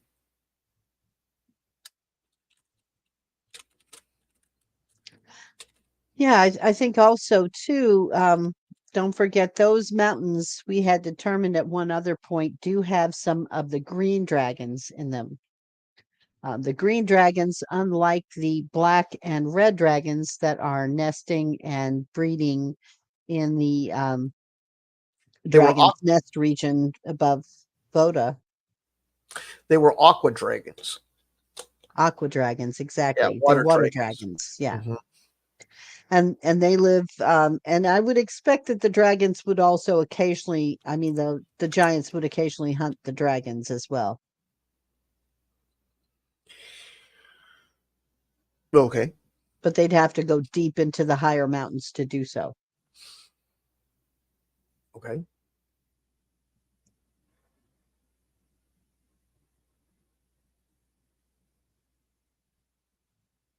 Because as you could see the dragons living not just in those hills, but also traveling up into the mountains occasionally as well. Okay. Manster Village, I wanted to talk about that because you're taking out that land. Okay, I see. You want that back? I just thought it No, was. I no, I thought, think it's good actually. In yeah. fact, I would expand it a little bit more. I didn't. I think that the land bridge thing is a little overdone on the map. So I am with you on that.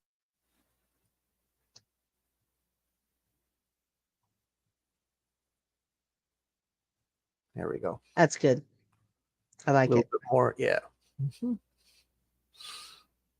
So then we can take this and we can move it a little bit that way. There we go. Hmm. We haven't gotten into the land of Faber yet, but I think that's going to be an interesting place. But I wanted to talk to you a little bit about my ideas for that because I think they might be. I don't know if they're appropriate to include or not, or how we would really work with it. I'm not sure about Faber. So Babur orgies. no, Faber would be okay. This is an idea. Full disclosure. This is an idea that I had, and then I asked my grandson too. What should that kingdom have? What should be in the land of Faber? Is this going And to be a fart he, remark? no, Well, he's a young no, kid. it's not nothing like he is a young kid. He's not quite, but he's about to be 5 pretty soon. But he said that it should be inhabited by cat people.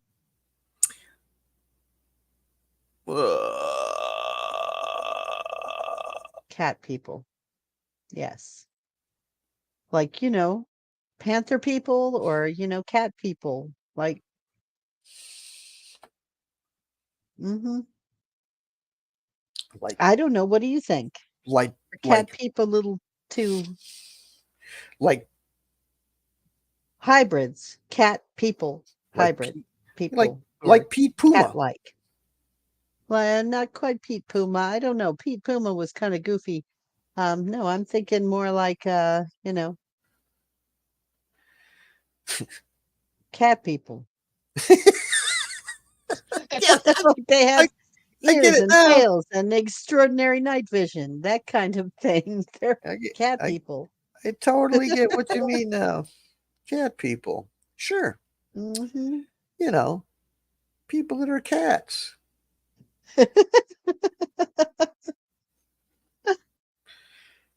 It's a very um sandy place, the kingdom of Faber. This is what my grandson has explained. And I don't know, it may be that's maybe a little too far fetched, but yeah, that's what he said, cat people. And it's a desert kind of area, except for the coastline, of course. See, there's not a whole lot of rivers in there. Not very much of and those aren't mountains there, those are sand dunes in the back, see. Mm-hmm. But anyway, we can talk about that a little bit more. I'm not entirely sold on cat. I think cat people could be very, very cool. Um, they'd be extremely agile.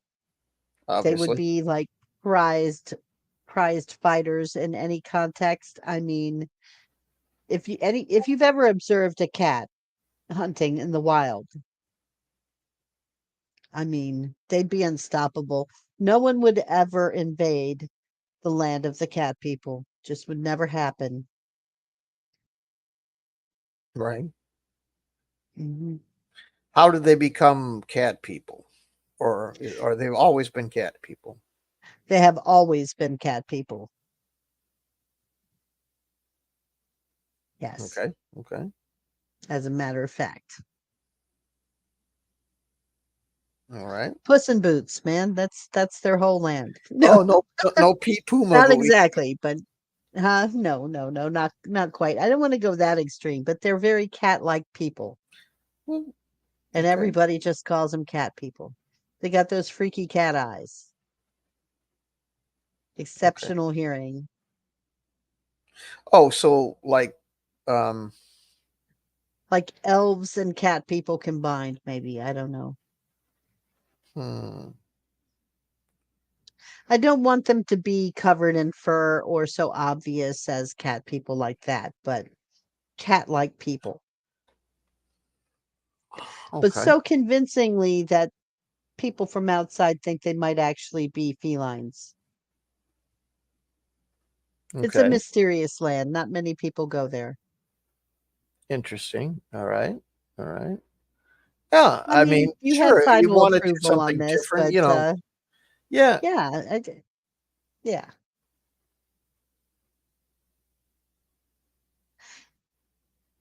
And they're a fiercely individualistic society. Cat people would be because Oops. just look at cats. They barely tolerate each other, but they do have like family units, and they do when they do make friends with each other, they're very friendly and very loyal to their friends, but you can't lead cats anywhere. You know what I mean? Mm-hmm. Mm-hmm. There's a reason why some people say it's like herding cats because you can't herd them. They're not a herd animal. They're fiercely independent. They don't like to be told what to do, but they have their standards. Sure. I mean, looking for things that aren't the norm, you know, I don't want to just, I think everybody's sick of, okay, well, here's the halflings, the dwarves, and the elves, and, they're, uh, you know, putting something new and different in there might be something interesting. Um, but I mean, if you're not looking for Puss in Boots, and you're just we're looking for like a kind of mutated human. Yeah, like a felinoid human. Like they're feline in many aspects, but they're human in many other aspects. They have the agility and grace of a cat. They don't have the fur. They have the pointed ears, kind of like an elf, comma cat. A little bit like that, where they can cock their ears to kind of precisely zone in on language. Excellent night vision, a taste for tuna or fish. The standard stuff. The taste for tuna and fish. Are they? Can they? And chicken. Are they of the Squirrels sea? maybe too, Uh, deity. and They're extremely, extremely, extremely patient. right. They could stalk you for hours before they attack, and you They would never even know they were there. the name of the deity Cat they work. people could be fearsome. I mean, not doing the stereotype of Puss in Boots. I mean, get that out of your head right away. But No, I a, just want a to. I want to come up with cat-like people, their god yes, is Morris. no, Morris. Bastet, of course. You Hmm. would have something like that, Remember the Morris? Egyptians Bast, or was it Bast or Best? I don't remember. Anyway, but there is precedent for a cat goddess. But anyway, no, the thing that it Imagine if you had a human being with all the qualities of a cat, the ability to hunt the way that they can, the exceptional hearing, the night vision, the grace, Sure. and I mean they're impressive. All right. And of all creatures on earth, they're the deadliest hunters. Sure. It's just fact. Okay. They just are. No Morse. I just screwing around with Morse, but yeah, that's great. I mean, what I'd like to do though is I'd like to find a way to uh um how did I get that? That's what I was looking for. Uh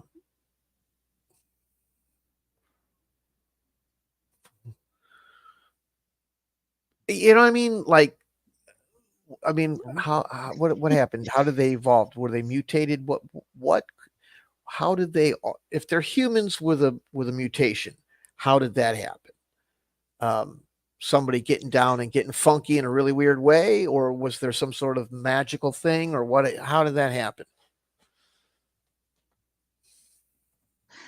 It's a good question, but I think we could chalk it up to good old fashioned evolution Okay, and maybe a bit of magic, maybe a little bit of alchemical magic. Who knows? okay. See, and I'm not trying to put you on the spot, but this is the kind of thing where people just go, "Well, it's cool and I like it, so I'm going to put it in." And I don't. Nobody. Some people are of the opinion they go, we don't care. We don't care about the origin of them." I But think, well, and I understand where you're coming from because I agree with you on that to just create something out of whole cloth and just have no origin story. But I also think that it's possible for something to have existed for so long that the origin, trying to understand where cat people came from, becomes just as complicated a question as trying to determine how humans ended up here. If they've existed for as long as anyone else on the world, then you know, how they came to be is really less of a their origin story is really a less of a thing. Now if you were to say that people on the mainland, the other continent to the west, never heard of cat people and they were never a thing until like, 50 years ago or something, then yeah, you got to figure out how did all these cat people get here? But if they've always existed, if in this world there has always been a the environment itself caused the mutations that made them what they are, the environment being a very desert like, I mean, look at it, it's desert pretty much except for a few, delta, there's some deltas up to the north that might be um something that's a little bit different there geographically, but the rest of it is pretty much a large desert with dunes all over it. That's the same kind of environment where cats originally came about. So it seems to me that the same kind of skills that would make a cat effective would be effective in that environment for any being, including a two-legged one. I know you're not sold on this story yet, are you? um, I okay. There could be some scholars in the Empire of Caltone who might be actively doing some campaigns to go to Fabur and find out the answer. How did these people become so different from us? Why? What is the origin of the cat people? It could be a thing, but How do I you don't know. I say just think that, just huh? for dude? Now you got to make it so furber is cat language for furball. No, I don't want to make it a big joke. Cat people are I'm sorry. legitimately cool. I'm not making fun of your idea. It Okay. just was right there in front of me. I said for bird. I'm like, oh wait, furball. Oh yeah. Okay. The only thing and that's fine. This was the argument, and so I'm not going to be to to give people who had a counter argument that wasn't mockery. Some do Uh-huh. this is exactly what they said. They said you're being too anal on these sort of things. You can just say it's some ancient, like you're saying.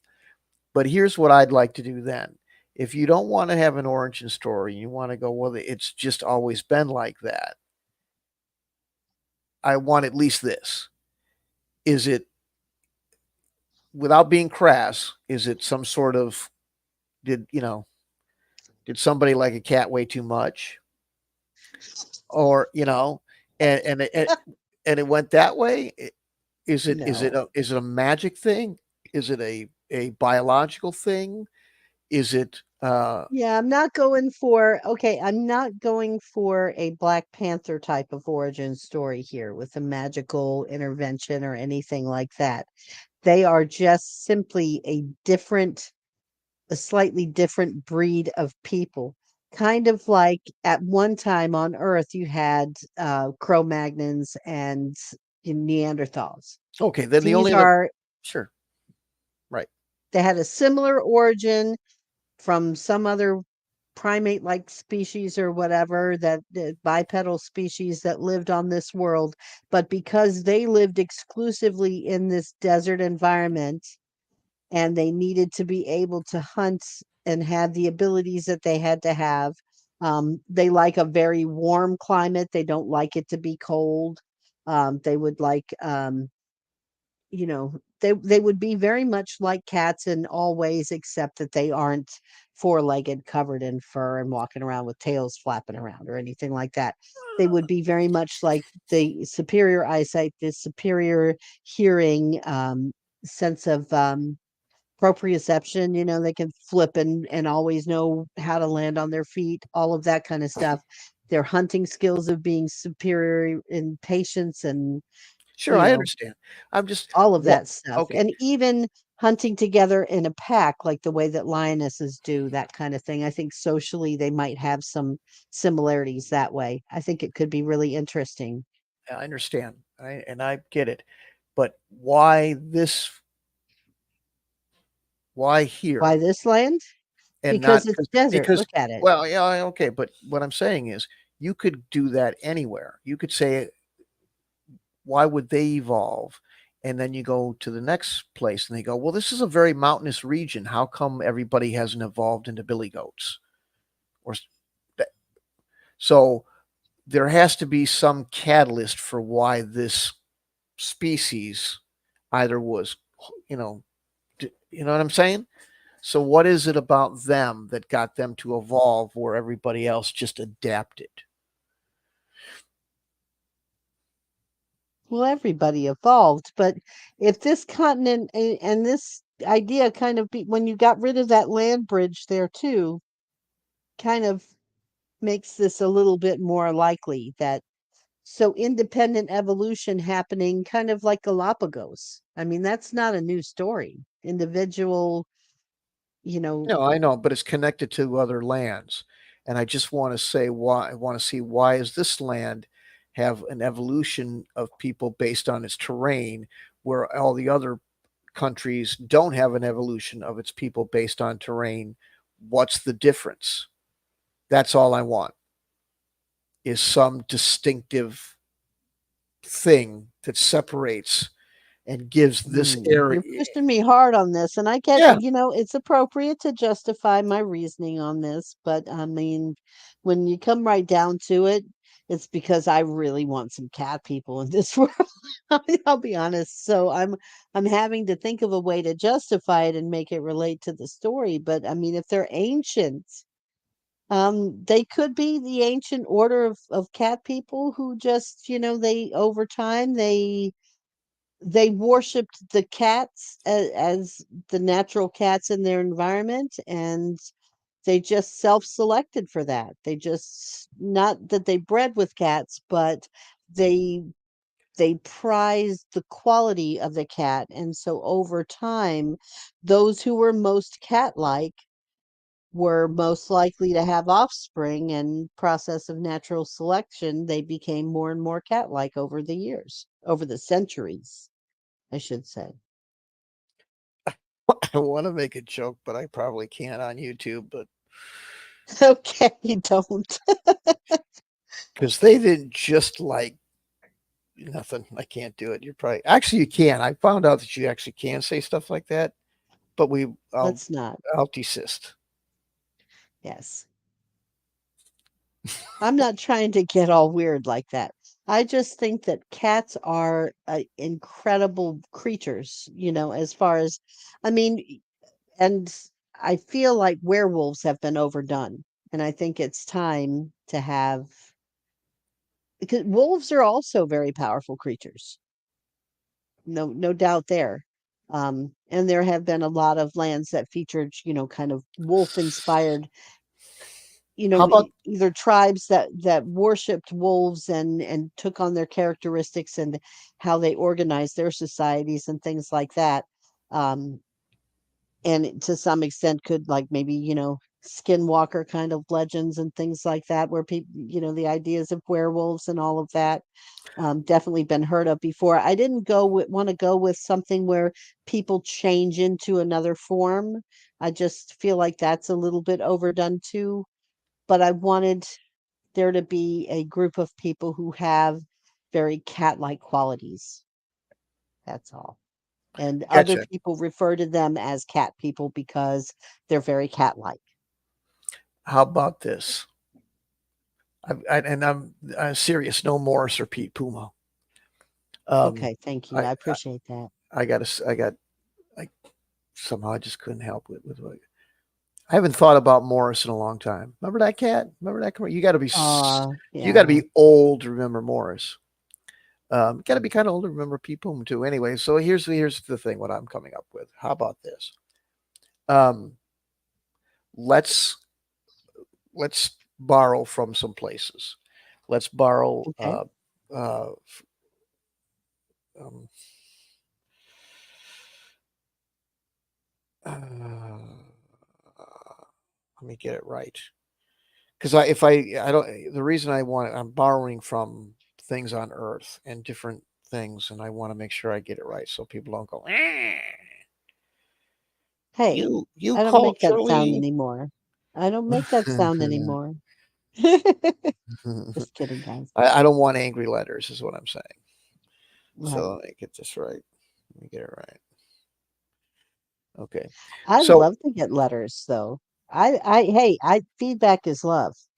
give feedback So, is great, but I don't want to hear about cultural appropriation or anything like that because I'm just. But here's the thing. Let's do this. I've got this idea. Hear okay. me out. Picture this. Okay. So here's how it went down. Um, they a long time ago, way back, millennia, Right. there the people of the area were getting wiped out in a kind of genocidal war. Some of Okay. their some of their most adept, most high level uh, magical Priestess, priests. magical. Okay. Yes, Sorcerers and sorceresses. right. Brought did some rituals, did some prayers, and they're deep.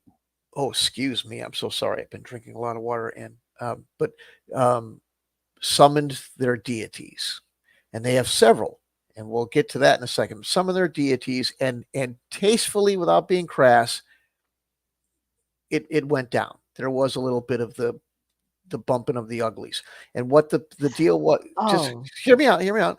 So what? Yeah, I know, but just go with it. It's an adult game. We can all get through it. panther, tiger, lion, what? Would well, I'll get to that point. But anyway, the point is that they came down, and in order to preserve the race, because they really liked the people that worship them and they wanted to keep people that worship them. They did a little horizontal mambo with the people, and uh, they kind of You mean the gods did? yeah, The a gods. Okay. gods versus human, type of thing, kind of a Greek, Okay. how you know I see. right, and to kind of infuse the race with There this was in a Zeus every cat. It's basically what you're right, saying. right, and I'm gonna, so there we're going to use some deities like Bastet and all that. So, but here's the port. Here's what's up. So, if you take the region and look at the borders, you have a little bit of dunes, or a lot of dunes. You also have some Okay. mountains. You do have a delta area, and then you have Yes. lots of rivers. Okay, so here's what's up. Here's what we're going to do with if you like this. I think you will. Uh-huh. Okay. So the delta For the area. record, too, for everybody who doesn't know, the northern regions are the warmer regions because this is the lower equator of the globe. Don't you remember? Okay. Okay. Okay. Voda So is a cold, icy lake and all that. Yeah. Okay. right. Go ahead. Okay. So uh so okay, that's you threw me off my rhythm. All right. So Sorry. the delta area is jungle. Okay. Then you've got the mountain Hmm. region. We'll come up. So basically, what I'm trying to do is I'm trying to get you in the jungle. You got your panthers, right? Okay. In the mountain, Okay. you've got a kind of the different types of Like feline. mountain lions. Mountain lions, cougars are in different. So you want a mixture of terrain around this area. The whole kingdom has different things, and each one is Hmm. representative of at least a class of the jungle cat, the desert cat, the Arctic cat, you know the mountain cat, and uh, each area has a deity. There's a panther deity. There's uh, you know a leopard deity or whatever, and they went Okay. down. They came down from their ethereal plane into the matching geographical area and got down, got funky, partied it on, knocked it out, whatever you want to say to get around saying they had sex and with another. I'm Ah, just well, there you went and Christ, spoiled it. at this Secret point. is out now. Yep, Okay. yep, and So and these and cat-like deities came produced. down Mhm. and they produced offspring with the humans to prevent the humans from being wiped out because they were so appreciative of the human worship of them that they felt motivated to save the people by giving them the essence of the cat. Right, kind of get a little piece of Essence, of the that American. essence of the cat. We're going to say it that way, okay? So now you have a code for it that people can. It's the essence of. Stop it. It's the essence of the cat. So yes, so they became this Chicka bow the wow. qualities that this gave them though, and I this wish is I had a where I bass wanted riff. because this is what's important to me about it is the essence of these people or the nature of these people is that they are going to have the fierce independence that cats are known for. They're going to have the and there'll be a variety since you brought up the different types that jungle cats do behave. They're more solitary. Jungle cats are, and they only get together when it comes to be time for mating. Then you've got the savanna cats like the lions and whatnot, where they do have prides, where they have an actual group that controls the territory. And then you've got your tigers again being very solitary, that kind of thing. So, um, I'm writing this down here.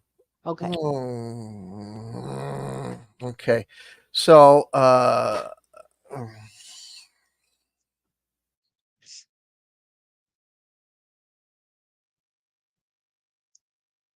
So I'd be interested if anybody who's hearing this, what you think of this discussion so far, and if this is something that sounds appealing to have in a game, because one of the things we were looking for was to have a more of a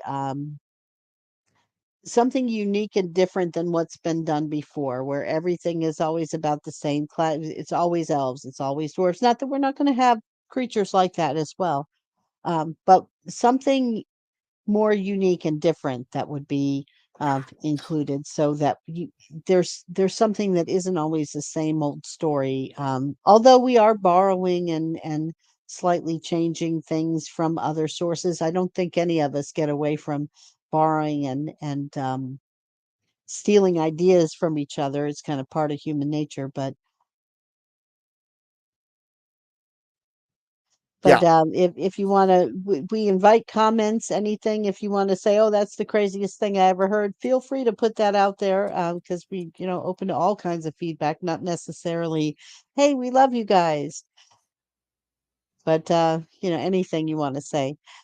Any ideas? If you think that we should just drop the whole, I just think it would be interesting to have a whole land like that. And of course, question is, how big of a role does it play? Is it something that's like a module two, like you leave from this, you go through the adventures of Voda and the lands around Voda, and then end up getting drawn into the land of Faber, or maybe that's where you prefer to adventure. It really kind of could go either way, really. That's kind of the point of the map. Mm-hmm. Mm-hmm. Uh, The question is, who were the people of Faber at war with? You'd probably have to take a look at the map and everything and see. I would expect the people on the continent with them, the land of Sletham, that might be a Slotham. suitable enemy. Sletham. It's Slotham. Sletham, honey. Okay. I'm fucking one of the, no, I think that that the best thing to do is with that is to make it a far off raider from a different continent that isn't on the map, and that the legend of it or the history of it is that they came from somewhere else, origin unknown, presumed to be one of the other continents. Um, and there's some mystery in the accounts of it. Being that it's such a long time ago. Or that they may have been from the kingdom itself, but because the kingdom of Faber was so complete in its annihilation of its enemies, there's no hide nor hair. They destroyed all of the evidence of their culture and just wiped them out of existence afterwards. No, I think I like the idea of them preserving their things and some of it being rooted in their different areas. That the people in the flat deserty or dune area have a very um, Egyptian like vibe, where the people in the jungle delta or the cats in the jungle delta kind of have an Amazonian vibe, and and that was kept. That was the purpose of the deities coming down, is to preserve that. No, no, no. I'm not talking about them. I'm talking about them wiping out the that they so thoroughly defeated their enemies, the ones who tried to destroy their society, that in the end, when they so thoroughly defeated their enemies, they are no longer anywhere on the map. They're an ancient people who used to exist until they messed with the kingdom of Faber. Get what I'm saying? Yeah, I do. Okay, all right. Yeah. That they just did not, um after their gifts from their deities, of the power of the cat like abilities that they were gifted, it allowed them to really just wipe out their enemies so thoroughly, that they no longer exist. Right, right. Yep. No, that's a good one. I like it. Hmm. It seems reasonable to me, but you know, I'm again open to suggestions. This is kind of how the creative process can get a little bit messy. So anyone who's listening and wondering, how we ever come up with anything, this is kind of this is how the sausage is made. But I don't know if other people's creative processes are the same or different. Again, we could have just started this off with just like put a bunch of monster names in a hat and just picked them out. But I think I'm hoping that this leads to something that is more of a rich and thoughtful kind of world, and we're by no means done with it. The creation of the lands themselves and the ideas behind them is just a first step. Then you have to get the actual leaders of these lands, individual characters, non-player characters, specific towns and what their characteristics are like. Each spot on that map deserves a full rendering and full colored technicolor, as they used to say, in detail of what it's like there. Is it a big place, a small place? Do they like to party? Are they, very shy people? Is it the kind of place where you run into town and everybody hides and closes their windows and doesn't want anything to do with you? Or the place that welcomes you in? Or the kind of place that's like, what are you doing here exactly? And how long will you be staying? You know, that kind of thing. Right, right, right, right. Uh, yeah, it's good. It's the thing is that it only gets richer and deeper um, the minute you start playing in it. You build this and then play in it. Hopefully, we'll get people to play in it. And getting online games is a sometimes hard. I get a little frustrated, but we'll get people to play in it, and that'll immediately start adding to it. It's like Greyhawk, which is kind of the granddaddy of them all. I know there's Blackmore, which came first and all that, but Greyhawk was the first commercial, really, right? And and the more it was driven, the more it was used, the more lore it developed. We go read a Greyhawk wiki, and how much of that stuff all didn't come from some Gary Gygax writing stuff out. It came from Gary Gygax and Dave Arneson and the whole gang playing it, you know, Right. uh, and so it'll be a blast to play, especially um, once this is like for Magenta is the first one she's ever created. So to see it come to life by people playing in it and what will come from that, and I think it'll be better. This is why we're pushing the way. I mean, pushing makes it sound like I'm trying to put pressure on you, but this is why we're putting this out.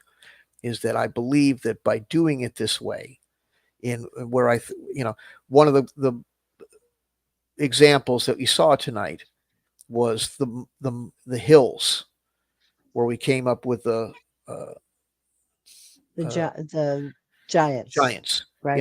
right? Yes. Everything. What do they eat? What do they do? And we could probably go further and give them some sort of religion or something like that, or some other motivation. But the more of that kind of, now that we have those hills, what about the rest of the terrain? So it really fills things out and gives everything uh, an organic feel. And wait till you play in something like this. But uh, what I found was one of the other things you'll hear me talk about in relation to this. It sounds like a different topic, but I'm bringing it up because it connects with this. Is you'll hear me say, well, some of this aggregation, some of this desire to make things go faster or seem less complex actually hurt things. I'll give you an example. The other day, me and Magenta and I should say grammatically correctly, and others were playing West End games, Star Wars role playing game, and we came to a battle, and in that set of rules, there's a chapter about making the battles go faster by using this system that's of kind of joint action amongst a large group of NPCs. But the system is made in such a way that it's not making anything faster. It's a it by doing what they call aggregation and glossing over certain details, they actually make the game play slower in order to do that. So what happens is most people go, well, it's a great game, but don't play that game with any large battles because their rules don't work and it breaks down. okay, well then a whole section of this. Hello, well, Sorry, hello. that's the land of the cat people is checking in. You're How's it going in Faber? What do you you're think? that's what's happening. It's yeah, That's it's how it started. You just yes. so, but no, but now you have to completely eliminate What? one of the Um, major parts of Star Wars. If you're going to play a Star Wars movie orientated, you want to get that vibe. The vibe is, yes, it's about a group of people. It's about individuals. It's about character development. But all of those movies also have the grand battle that advances the story a little bit as well.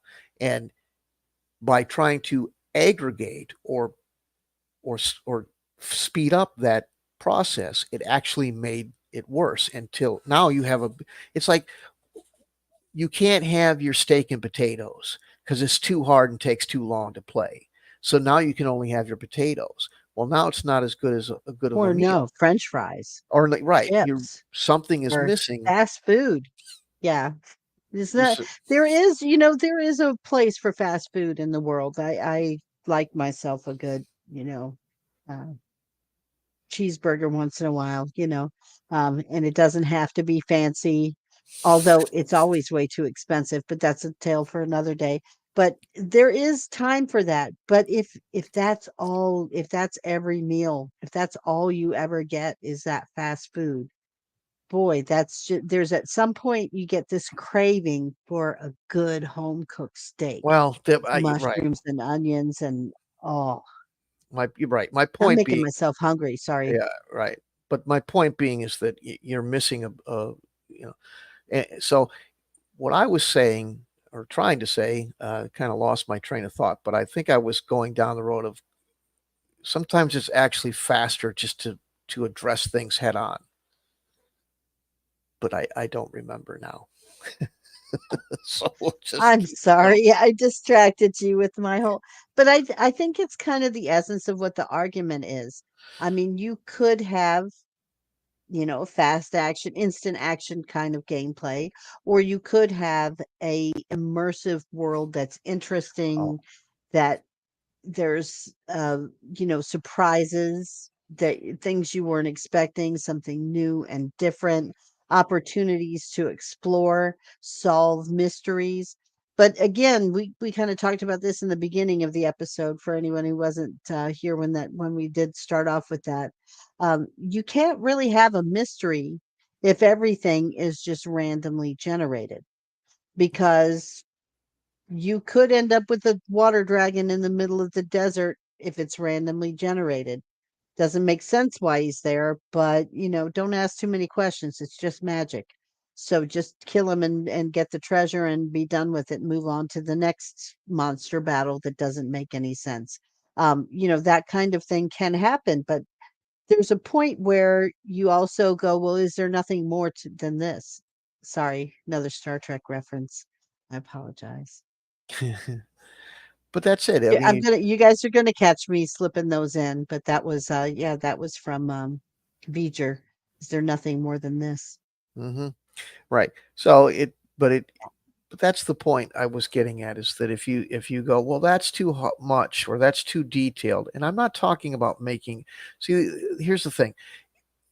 Any A lot of people, any movement in the direction of more granularity in either the game world or the game rules, they immediately go to that's too hard, it'll take too long, it's too much, and and it's like you're limiting yourself in calorie intake to the point where nothing is really all that enjoyable. I think a lot of people have 15 different sets of rules because it's not hitting the spot.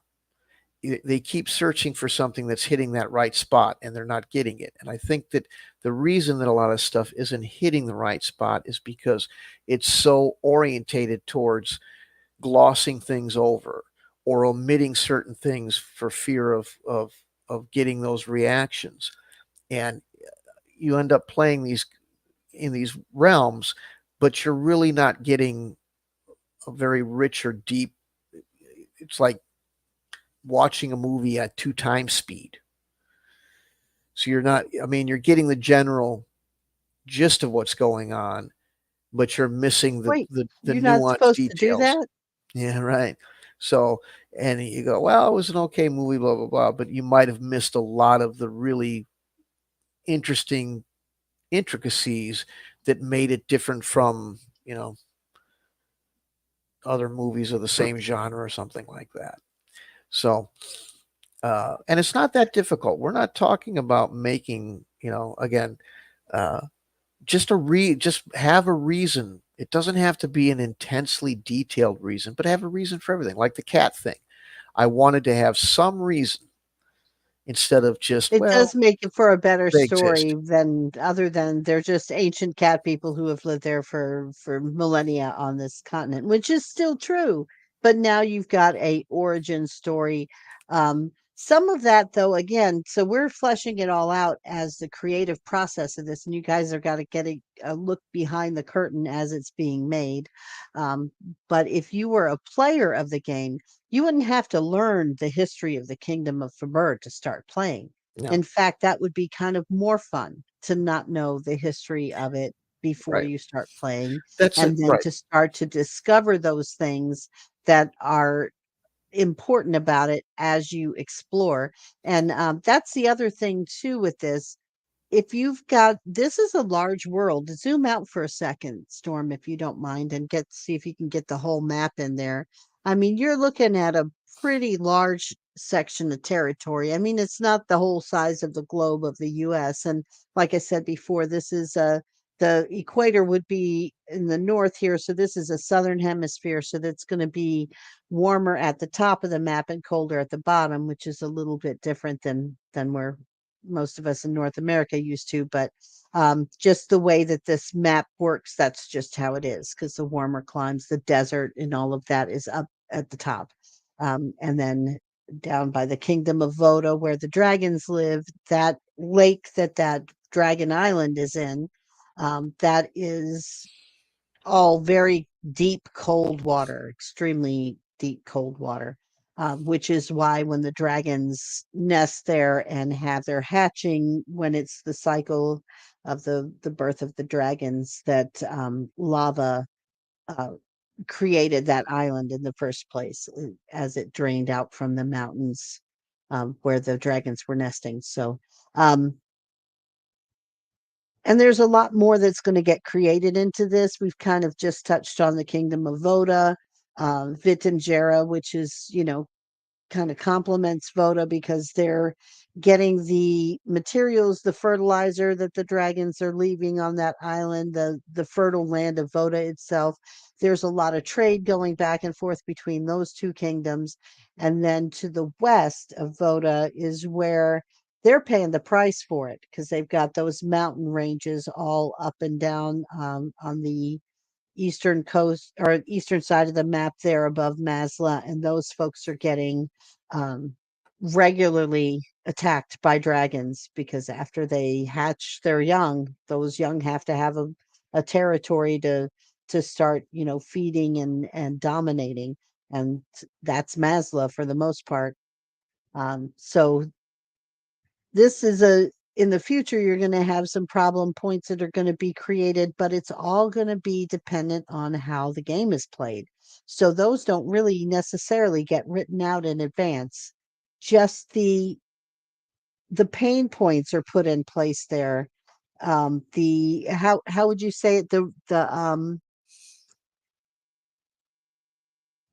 oh, what do you call it when two plate tectonics? I guess that's what you Hmm. call it. When the Right. plate tectonics are there, but the earthquakes are going to come later. So, right. If people are looking for a little more methodical, they might be looking for something a little more methodical to be, well, how are you doing this? Because I kind of uh, promoted it as here's how we do it. And it's real simple. What we do is I do use, in some cases, and I know I'm being somewhat repetitive, but we run long and people come and go. Um, I hope that's not an indicator that we're boring people and not capturing their attention, but people do come and go. So what we do is in some cases we have a random generator to start with. That's not the end point, and then we massage it from there. Um, it does create these. I don't know how well you can see these. Can you see these pretty well on your screen? The yellow. They The create. yellow is kind of hard to see, but you can, if you look for it, you can see it kind of flashes yellow around the borders. Yeah. It creates a border of countries. You don't have to be relegated to those. You can manage those in numerous different ways. I use. I'm old. Probably I probably don't even look as old as I am, but I do like older stuff, including older software. So I use PS2, which is pretty old, because I don't have to pay for it anymore, and I don't have to learn something new. And it's capable enough for what I'm doing because I have downloaded some action scripts from somebody who was a much better artist and a much better manipulator of the program than I was, and he wrote the stuff out and gave it to me. So I use that. But um, it creates these sections like a risk board, these countries that you can, um, and we just go from one to the other. Do we like the terrain? Is there something in the terrain, or is there some placement of terrain that we feel is unnatural, or poorly placed to either move, or omit, or add to, so that it looks the way we think a country should look. For example, is there a farm in the middle of what looks like desert, or some place that wouldn't have easy irrigation? If there is, we're going to put it towards water because farms need water, and you're not going to travel across half the country just to get a couple, to get irrigation. Things like that. And and That's the some of the names that it comes up with on its own are really just kind of like what? right. So you Very. really have to massage that a little bit too. It came up with Dork City, which we kept because that's hilarious, and we couldn't stop ourselves from I keeping know. that in. Um, I can't but wait to create what that town is actually like. there, Because it's and going to be fun. right, there's no, yeah, right. So stuff like that. But normally, what you do is I like to, the first thing with ecology and details, to make sure that the placement is proper. Is it a fortress?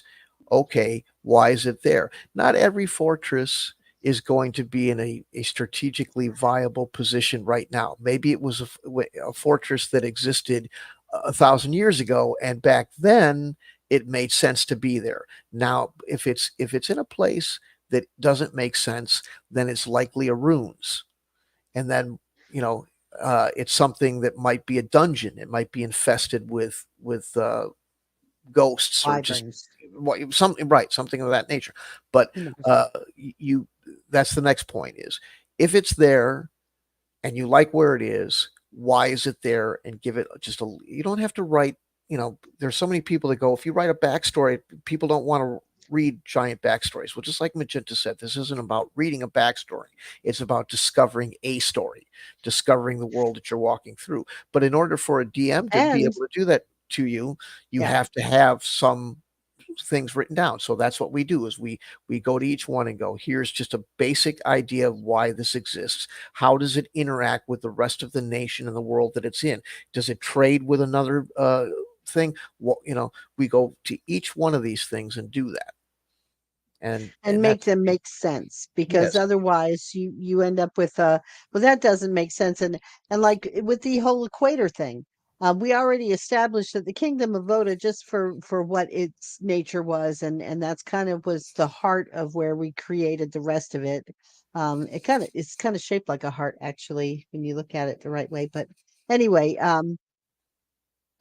with that being the starting point, and it being needing to have the geography where it's cold, for it to work the way that I was talking about it working, then that necessitates that the equator is going to be up at the northern regions. And it kind of fits with the map too, because your deserts are up towards the equator where it's hotter. And then, of course, right up at the top there in the kingdom of Faber is where you have the delta and the jungle areas. So that kind of stuff matches. Now, could we just go in and change that and make it different? We could have, but why? it makes more sense to have it go with, what would be natural to that world. And then the other thing is too, what's good about this is, so say you have players who are playing this and they start off in Brexel is where they start off.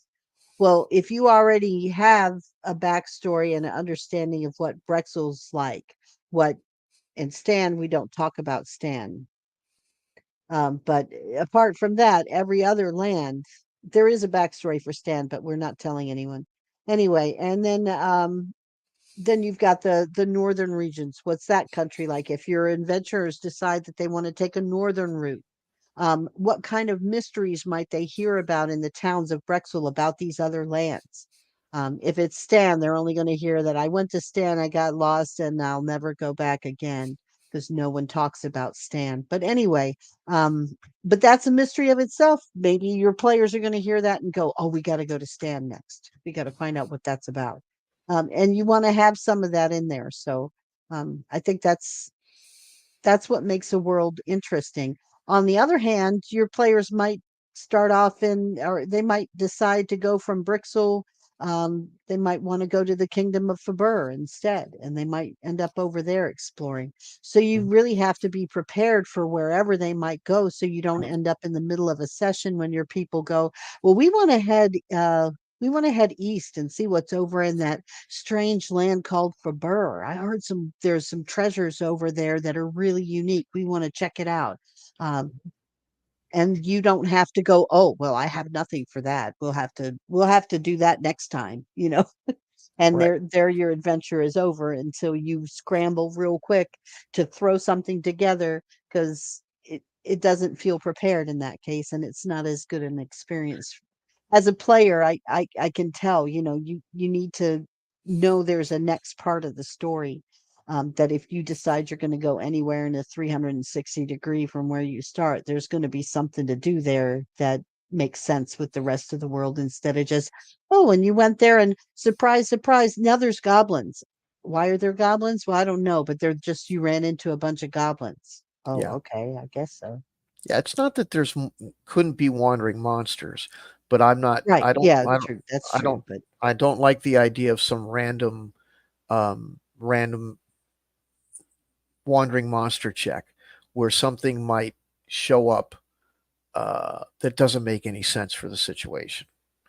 And and I uh, have a thing against goblins in case nobody noticed that yet. I don't really like them.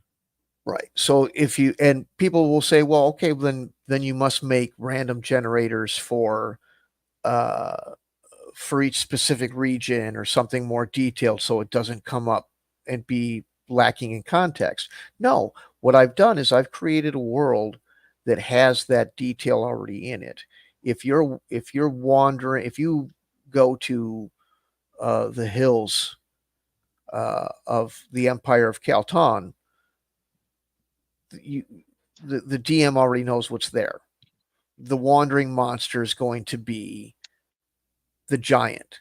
If the giant's Or fish the in, giant goats, because they can be aggressive too.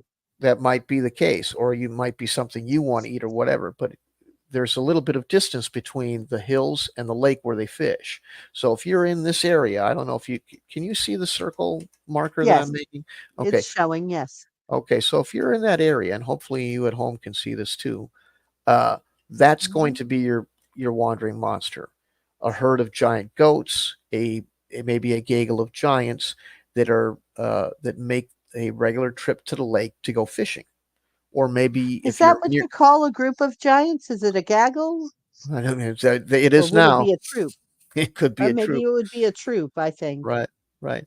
But that way, it's all and it's contextual with the rest of the thing. It's not just, well, hey, the weirdest thing, we just ran across this, this purple worm out in the middle of nowhere because it came up on the random monster thing, and what's it doing there and all that. So it just it in that way it makes it easier to run encounters and run the world, and it's that ecology that everybody was like, well, we don't quite understand, or that's too much detail. Not really. It makes everything easier. Um, and yeah, it makes it consistent because I want an internal consistency that helps accentuate the inconsistent If you're, I don't like having, and it's a matter of preference. So perhaps there's people that disagree, but I want magic to be significant. I want it to be special. I don't want every third person to be able to hurl fireballs or whatever. So if there's some sort of magical terrain or magical plant life or whatever, I want it to be rare and, you know, unique and stuff like that. So that's why I make everything real tight like that. So, um, so yeah, if you go back to the hills, well, we were at the hills. We're going back to the hills.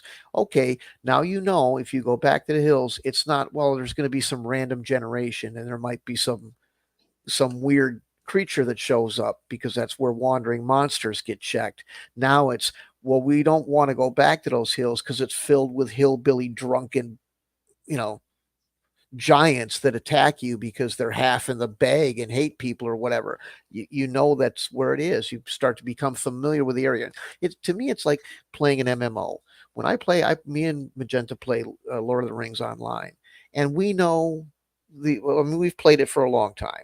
So we know the geography. We know basically what to expect in a lot of places. We haven't been everywhere and stuff like that, but you become familiar with it. And I don't find that familiarity boring. I find it immersive and interesting. It doesn't mean that surprises don't get sent our way, but to me, Well, and it kind of, unfortunately, with that, and not necessarily that it's a bad thing, but if you've read the books or watched the movies, you kind of know what to expect anyway. I'm hoping that, with something like this being a little bit new, apart for those of you who are getting this insider knowledge here of how we created the map and where the stories are coming from, we're not going to tell you every single thing. Like there might be something special about Castle Sith that we don't tell you right now, you know, but it'll be a part of Brixel, so you'll know that it's probably going to be a little bit Arthurian in nature. There might be something related to that that might be of interest in Castle Sith. But it's not necessarily something we're going to get into detail on in here. We'll give enough detail to show how our creative process goes, but then once you get down into each individual town, they should match within the country that they're in, and they should match within the organization of the world so that they're logical and make sense and aren't like way out of left field and like you're wondering why the hell is that like that, that makes no sense. well, I, uh I you know do intend to make, we will have details about each city and each area and each fort. So it won't be Yeah, something. but we're not gonna tell everybody, hey, these are these details before you start play. If you want to play in this, and I do want to invite people to anyone who's interested in that, this is eventually going to become a game that gets played. So, if that's something that's of interest to you, um, you know, we're going to try and keep it detailed enough to give you an idea of the creative Well, process, but still leave some surprises, is all I'm trying to yeah, say. right. I understand, but I'm looking at it from the Mhm. perspective of explaining to people, if you're a DM and you came here thinking, well, I want to get some ideas or understand how they're doing it because so many people say this other way is the right way or the better way or whatever. I'm saying is that everything on the map has some, it's extensive. If you were to, and I tend to make this a product at some point too. You will get this Yeah. map and you will get a book. And is it going to be a phone book? Is it going to be ridiculous? Is it going to make your head hurt? No, but you will have at least some starting point for each geographical location in as far as cities and stuff like that. It'll have some story to it, and it'll that way you'll have somewhere to go and everything will make sense. And I like to have those things, uh, you know, that's part of the ecology and it's part of the internal consistency. That doesn't mean everything's scripted. It means you don't have to go digging through, like Greyhawk, for example. I'm going to run a Greyhawk thing, and I have not done that in decades. So what I've been doing is Greyhawk spread all over the place. It's spread out between different modules and all this stuff. I want to run a sandbox campaign. I have to go through all sorts of different books, novels, and stuff like that to get all the information.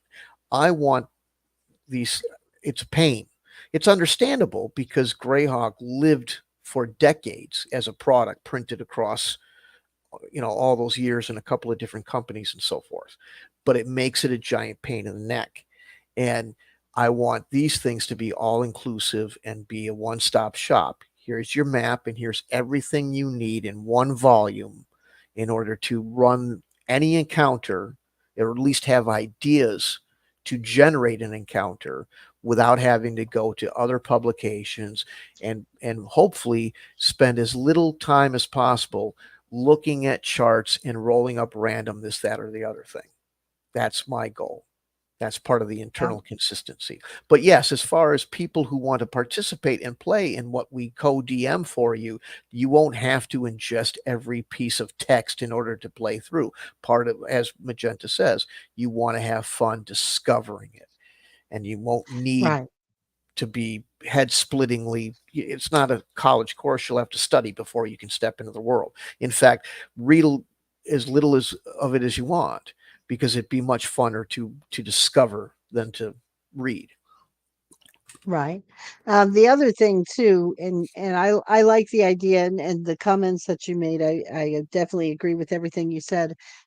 You want it to be inclusive and extensive as far as the detail provided, but not restrictive, because the choices that your players make, if you're any good DM, from what I've been learning, and I am newer to this than, and I think I kind of bring maybe a bit of a fresh perspective because I haven't had years and years of expectations being set from the games that I've already played in the past.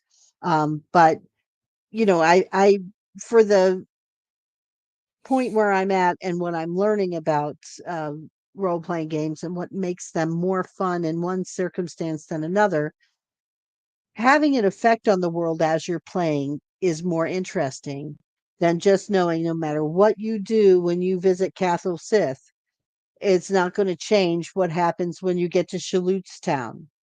That's going to be the same thing no matter what you do.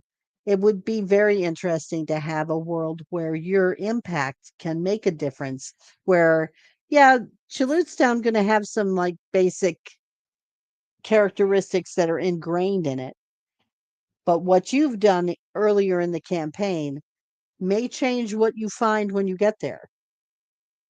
You may get a warm welcome in one circumstance, or maybe they arrest you on site in another because of what you did when you left the last village you were in. Right. And that's kind of appropriate to the game. And I think it makes for a more interesting play because you've got to think about, so should we break those prisoners out of the jail in Castle Sith, or maybe we leave them be because we've got to go through 4 or 5 more towns before we get to our destination in Brixel, and we don't want to be wanted criminals the whole way through. Mm-hmm. Mm-hmm. It's a Yeah. decision you've got to make as a player that's going to determine what the rest of your experience is going to be like. And I think that's interesting. That's right. Yeah. These worlds are for people. I mean, I don't want to. How do you do this? If you're new as a DM and you want to use something like this that we're making, and you probably would make this decision independent of my counsel, but I'll put it out anyway. It's probably best to stay in, keep your campaign, or do your first or second campaign in just one or two at the most countries, sections, because it is a heavy lift for DMs, but it's a satisfying one. It is interesting, and you'll be able to play in a campaign for years with something like this. But if you're new, limiting the scope just a little bit at first will probably be helpful. This is, you know, Well, there's and the other thing too is that you might have people who are like, because we just came up with the whole concept of the kingdom for Burr being cat people, and some people might be like, "Oh, come on, I don't want anything to do with cat people." Well, don't play in that region. yeah. It could just be a far off distant land that there are rumors about that you just never actually go to with any of your players. You don't necessarily have to buy into the whole thing to have still have a good experience. But having those options if you run out, or once you've got characters involved, and if you like the way everything else is going and you want to move on and discover those other things, it's fine. And it, as any good DM has the option too of changing the story as they are playing. No one's looking over your shoulder going, "Hey, that's not canon. You didn't do that exactly right." So you don't really always have to be, no one's like putting you in a straitjacket as far as storyline goes, but it does help to have that prepared and ready to go so that you don't end up in a moment where you're like, well, now what happens? Right. Uh, There's enough information for you to create story arcs or one-offs or something like that. If should you want those, if you're I'm all about sandbox play, then everything's here without you having to go to, like I said, other volumes. Some people are really all about thinking, well, I'm great at improvisation and I just like to make things up. Well, uh, I don't, but you always want a that may starting be point. true for some people. You always want to That see, may right, be true. but Mhm. the point is you always want to store a starting point, and if you want to have something that makes sense to the people who are playing within the world, then you want to maintain that internal consistency that was created, and the information that you get that comes along with these maps allows you to do that. Doesn't mean you can't riff, but why not be able to riff within the world's uh, reality that instead of pulling something whole cloth out of nowhere that might not fit real well, now you have this tapestry that you can riff from to make so there's it's not you're not constrained as a player, nor are you necessarily you're don't want to have you have the idea that you're constrained as a DM. Like Magenta says, you can improvise, you can come up with stuff, but you've got a foundation to start with. You got somewhere to go with it, you know. So One of the things I wanted to talk I don't know about if that too, but made this any isn't sense or not. really, yeah, Did it? it made sense. I think it made sense. Yes, there's Okay. some coherence there. One thing I'd also like to talk about too is that, we're starting with the maps, and then we're going to the like geography and the nature of the maps, the history, and you can include as much detail or as little of this detail as you want to with your players, or if you're making your own maps, it's up to you how detailed you get. The more details you have in your mind or written out in advance, the more available they are to you if you need them when you get stuck at a point where your players go, you gave them a choice that's like, take the tunnel to the right or to the left, and they said, we're going to drill through the mountainside. And now you got to figure out what to do because it wasn't on your list of things you expected them to suggest. So you kind of have to kind of start winging it. The more you have as a backstory to the region or the whole world that you're playing, the more effective that riffing is, because you already know the notes that are not going to be off key with the rest of the story. So you've got somewhere to go. And I think I don't know what you're looking at there, but that's weird. Anyway, if we could go back to the map here. Um, Unfortunately, when you share your screen, you're sharing everything on the screen. So sorry about that. Um, Why? but What was one of the weird on it? things that I think, I don't, yeah, What is that? That's a thank Spanish. you. That's a Spanish cartoon. Oh, okay. But Mhm. anyway, I was trying to kind of look at the map so that I could talk more. But the other thing too is like some of your stories, we were talking about this, Storm and I were talking about how some of the things have gotten, and there's nothing really wrong with this per se, but things have gotten kind of predictable when it comes to the storylines and to some of the I think with D&D, one of Sorry. the great things about it was that it sparked a lot of creativity initially, but then what seemed to happen to me is that that creativity got codified in books and in patterns that people repeat now, where it is really a lot of it is the same kinds of things. So you're going to have a party that's always going to have a thief or a hunter or an archer or a it's always going to have these same tropes that get replayed in different ways, granted, so it is still always interesting. But you can now, I think, might be a time to look at some other branching out kind of ways where you can add in something new and some things that are different. And I think it might be time to do that in some ways. So this kind of exercise of just taking a map and just thinking, what would that kind of terrain produce? What stories can I think of that come from something different and unique that's never really been played out in a D&D context that might inspire a different kind of character class or a different kind of non-player character or a different environment entirely. Mm-hmm. I think it would be helpful to have that and kind of keep the game going for another 40, 50 years like it has been so far. Mm-hmm. Mm-hmm. Yeah, and that's the other thing. I, if this gets some play, if people find this interesting, there sure were enough people who said yes, I want to see this uh, series. If it does well and people do like what they're seeing and want to see more, I'd love to do this same exercise in different genres. This is fantasy. What about sci-fi? What about horror? Doesn't necessarily have to be this. Mm, horror. Fantasy has this epic, and sci-fi can too, where you have this giant world. But something like horror doesn't have to be a continent. You can apply these principles to something a little less uh, gigantic, like a horror realm that might just be a city or something like that. Um, but yeah, taking all the different things and seeing how you can get some variety from going different places. And the other thing we wanted to do with this is, like we said, we want participation in the creation, participation in playing in it. We wanted to take some of the topics that we were discussing and show how they work in connection with this, and that would be things like mixing genres or mixing time periods. Those were two things that somebody wanted to see a lot more of and understand how to make those work.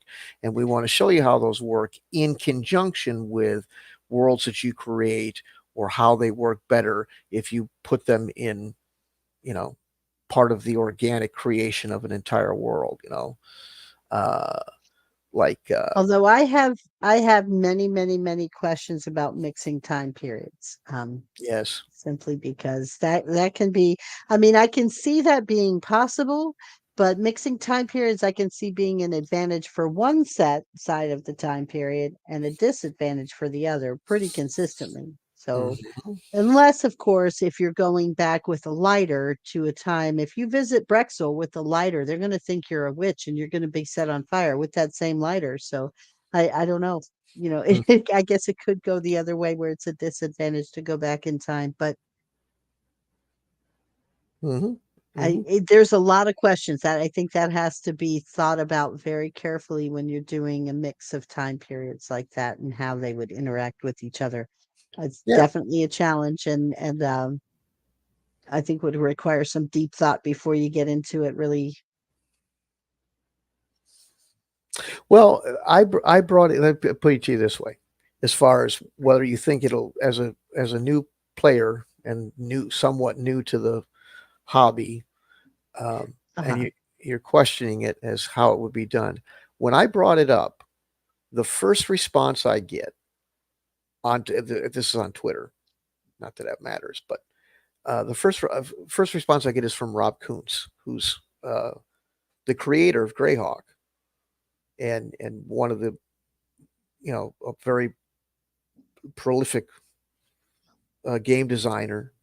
Yeah, yeah. Anyway, and he says, "You're behind.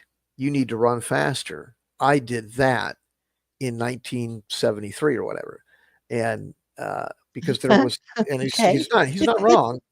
He's not wrong. Yeah. There was some of that in the original playtest of D&D, and there was several modules commercially put out some years later that mixed the genres up. What they did is basically they made, you people who are listening may or may not know, but they kind of had a crossover episode. they being TSR, made a sci-fi version of D&D, basically called Star Frontiers. The rules were very, very similar between Dungeons and Dragons and Star Frontiers, and they mixed it together with a module, sci-fi and fantasy, and so it can be done. When it comes to warfare, that's when people are like, "Wow, that's ridiculous. You can't win if you're, But there, if you let me put it this way: if you are of the mind that simply because the technological level, usually somebody from an earlier time period is associated with a lower technological ability, but sometimes just Unless Atlantis was real. well, right, but even in some cases, if you're in 1890 and you're in one part of the way, and again, I don't want any letters because I'm not.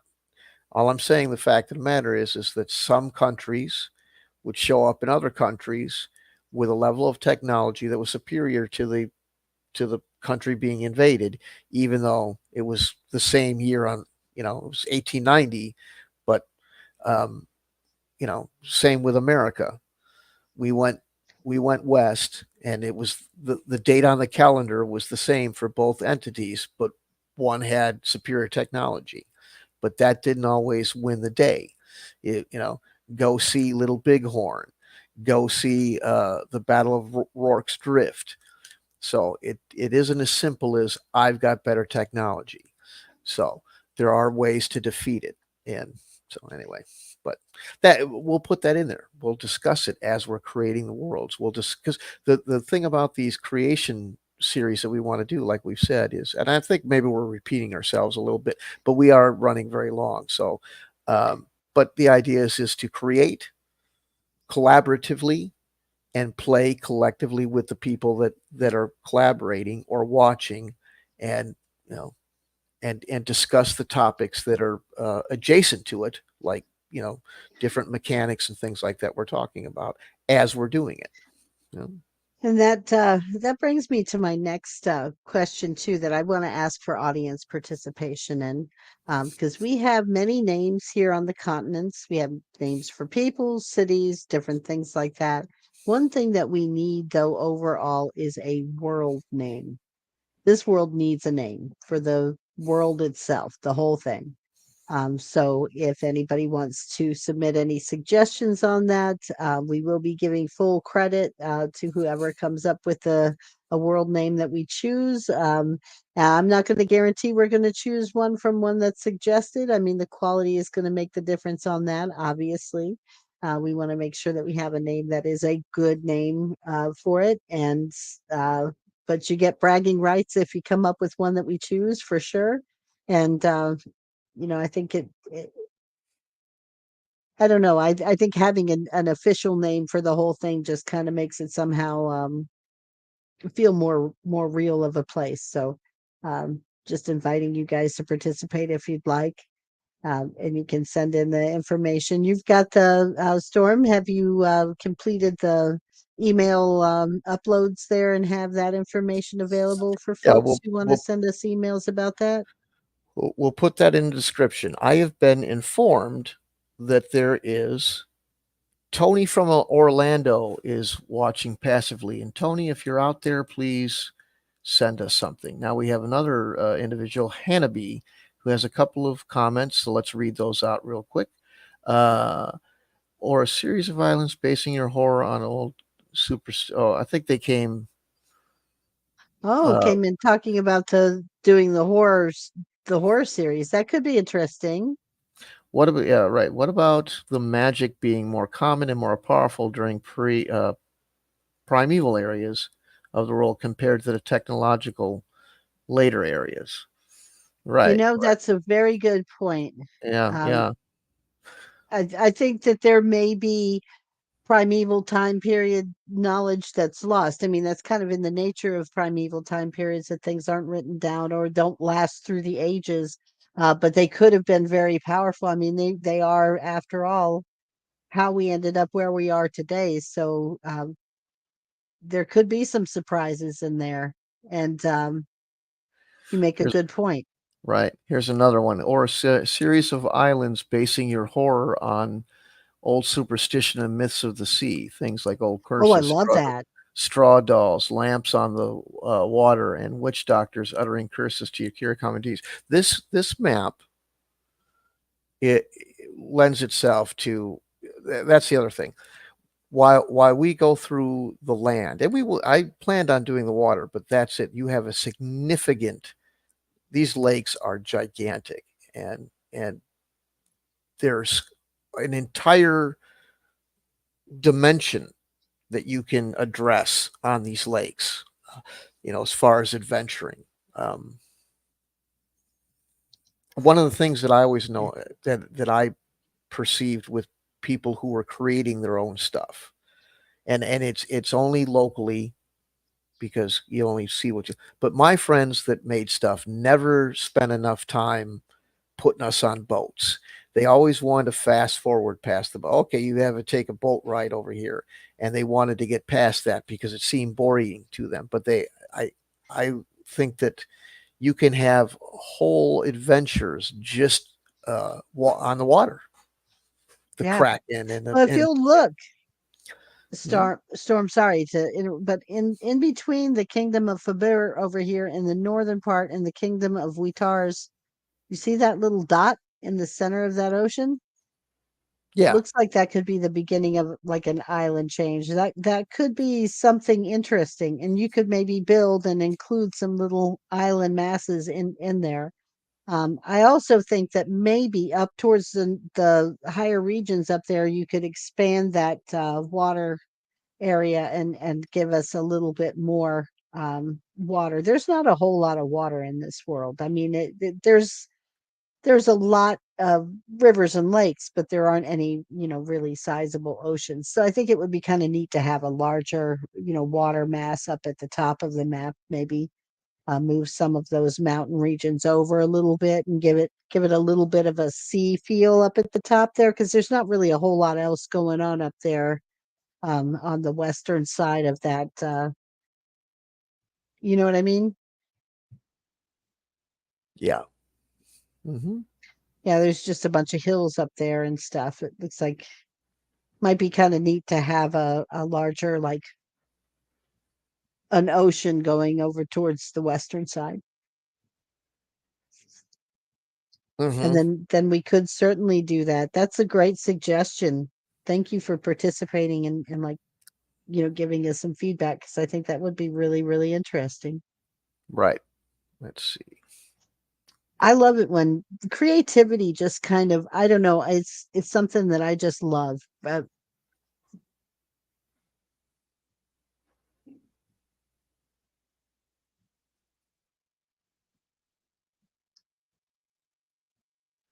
Yeah, this is a lot of fun. And that's Yeah. why we're hoping we can get some people like yourself involved as much as possible. And and Well, yeah, I because it's haven't. a perspective, ironically, that I would have never thought of. And you would think I would, because my dad was in the Navy, and there's a lot of, sea lore that I learned as a child, that I kind of picked up from him. But it just never occurred to me. Right. Uh, I mean, we're not even a third done with this thing, and I'm already chomping at the bit to uh, to play. What Right. can we do with this? What possibilities? What will we see come of this? Anything more? How well explored is the world? Has anyone circled the globe yet? If it even is it even a globe?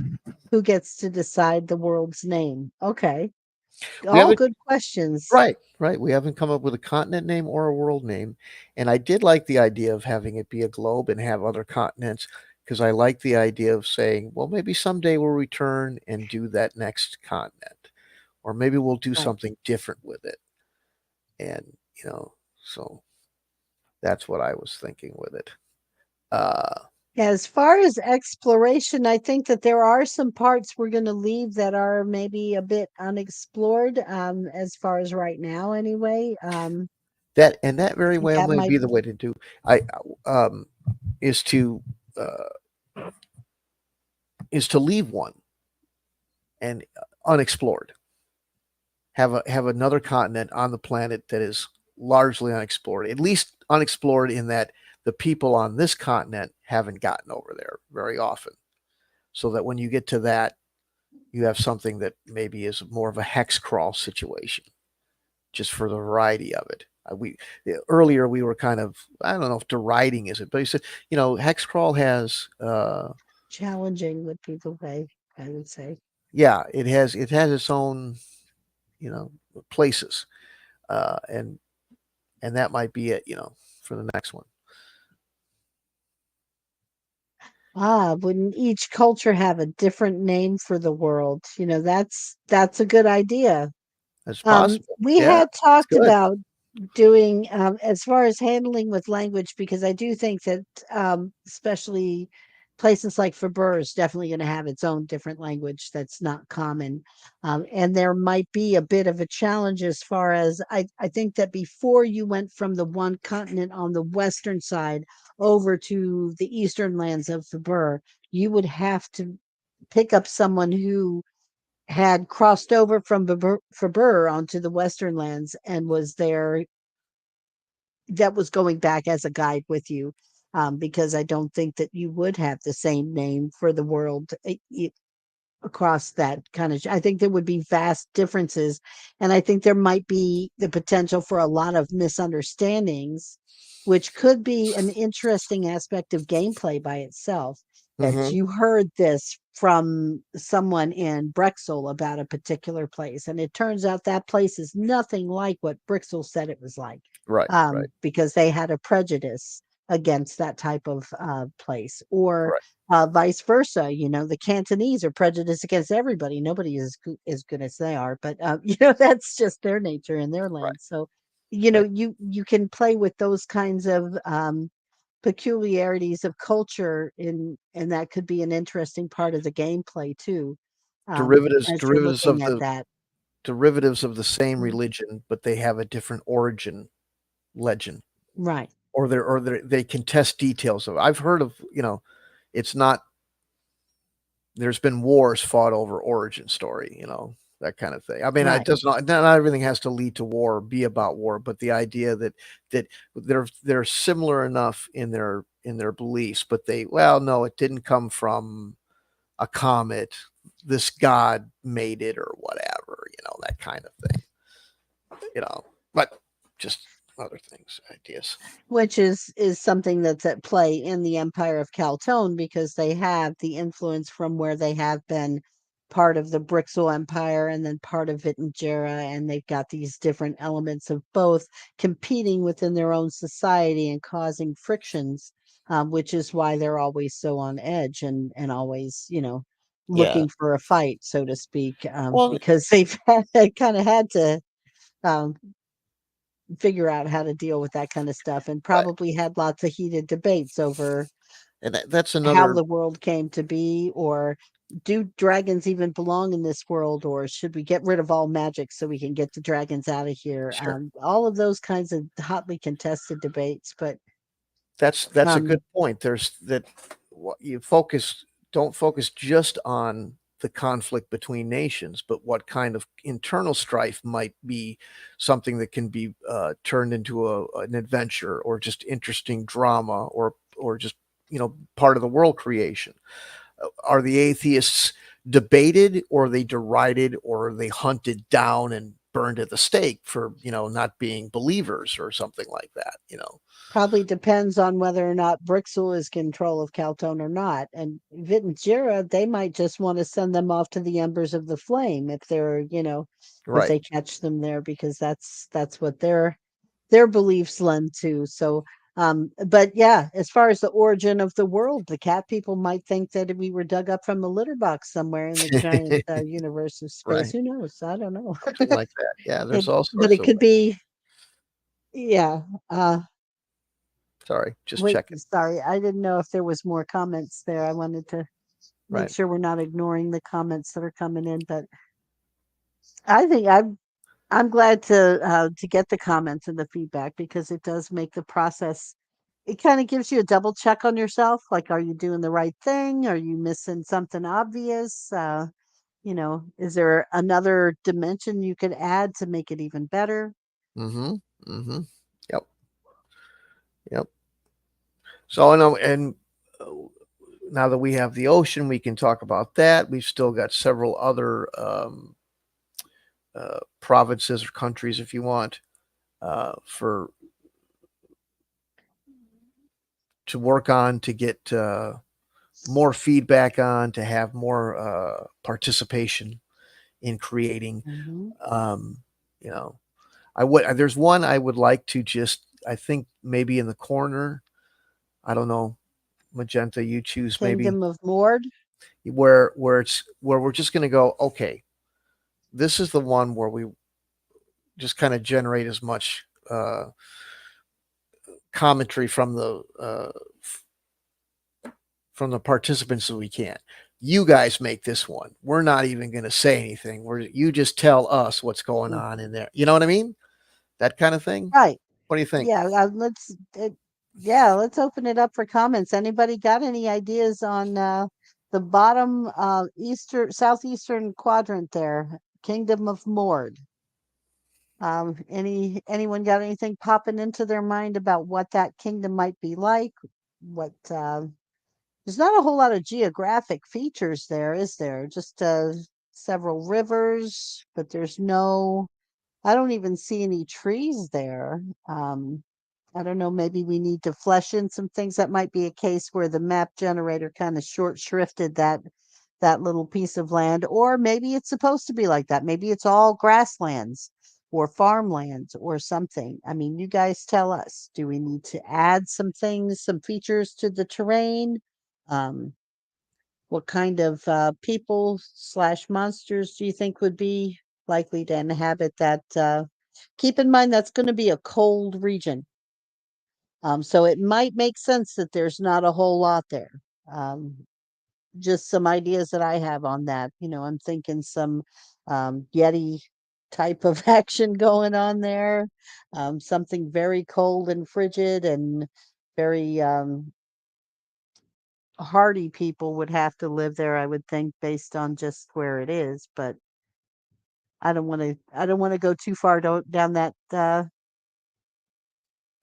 If you guys want to chime in, Storm, what you doing over there? I'm actually performing a little bit of tech support for a viewer who's having problems commenting but wants to. Oh, absolutely, definitely. Mm-hmm. Let me see if I have an option here to do. All right. Um, Let's see.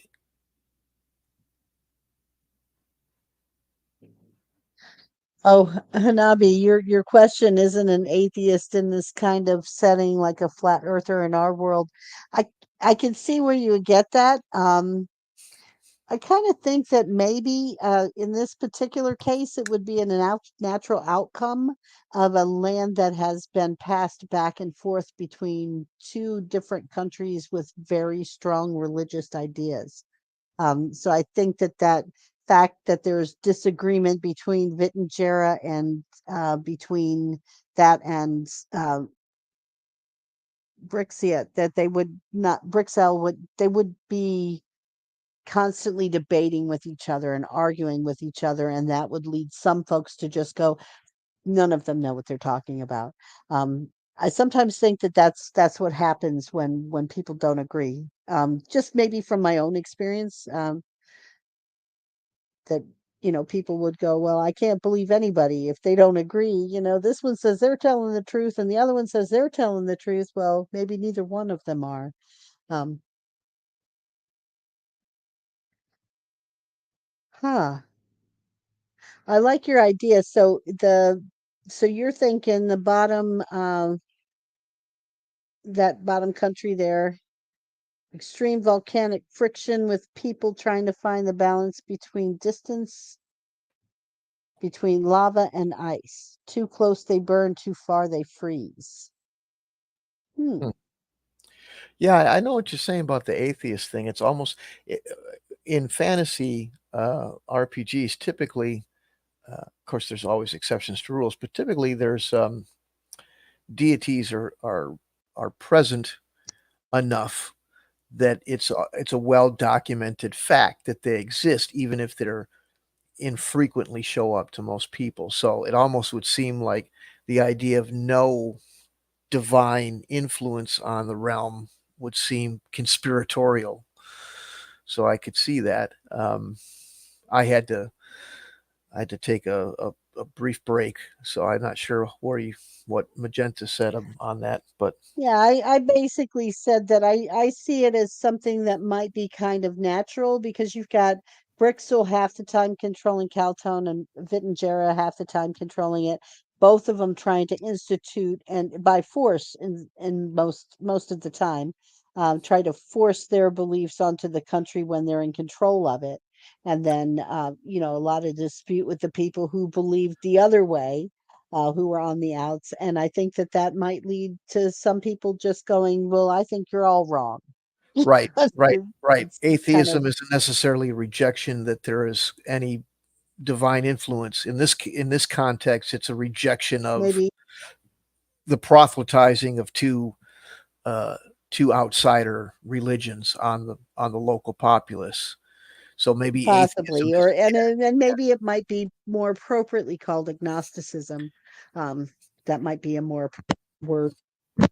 necessarily know that they are saying there's nothing out there, but certainly that I don't think either of you know what you're talking about, and we don't need any of your religions because we want to be our own people. Yes,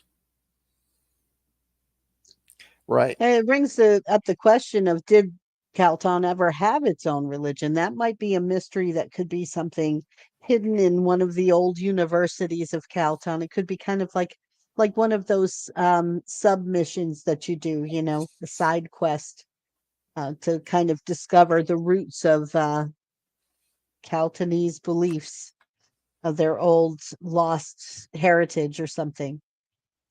Might be interesting. Hmm. Right, right. Yeah, that's a good one. Let's write that in. So, Hmm. I'm sorry if Tony in Orlando is still listening. I'm sorry I couldn't help you out. I really don't understand why YouTube, for whatever reason, YouTube is not allowing him or her. I'm assuming him based on Tony, uh, to comment. We haven't blocked anybody yet. Um, I hope it doesn't have Yeah. to come that way. We're not hasty about doing No, that either. We're not no. looking to do that. Obviously, we've got to follow guidelines that might, if anybody is doing anything that would endanger the channel and but otherwise, yeah, It, free so speech is a good thing. it may be something on his end. I just wanted to make sure it wasn't any issue and tried to facilitate his participation in the conversation. So sorry it didn't work out. The best thing I can do is recommend that we are on Twitter. If you have Twitter, maybe that would be more functional for you. And there's also Twitch, Instagram. There's all sorts of other places. Maybe it's YouTube being mean to you. I wish I could help further. I'm so sorry, but thanks for your enthusiasm anyway. Yeah, definitely. So, So the kingdom of Mord is has to balance between volcanic activity. That could be kind of like that's giving me kind of a feeling of Iceland, the not necessarily mountainous volcanoes, but the way they have those steam vents that come up. I think that's actually could be a very interesting. Just describing that sounds like a very mysterious and interesting place. Do you know what I mean? mhm. That it may have those kind of volcanic vents and what do they call that? There's a certain name for it. It's kind of like um oh gosh, why am I not able to A think with my geyser. words? You know what I'm talking, geysers, yeah. Mhm. Um, which are basically just flat volcanoes. I think that could be really, really good. Mhm. Mhm. So Uh, what kind of beings might populate an area like that? What might be attracted to that kind of steam and heat? I'm kind of almost thinking something ethereal and spooky, like ghostly, like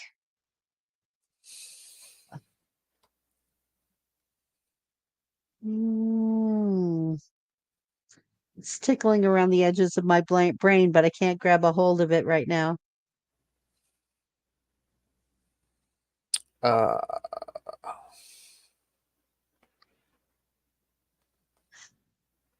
Oh, I know. That yes. could be a land of sorcery. Well, I could see, so kind of similar. I'm thinking of, if anyone's familiar with Pythia and the way the Greeks had their oracle would, in legends anyway, would have, um they would go to the caves and breathe in the steam, and from that they would get visions, and they would get, you know, tips about or clues about the future or whatever.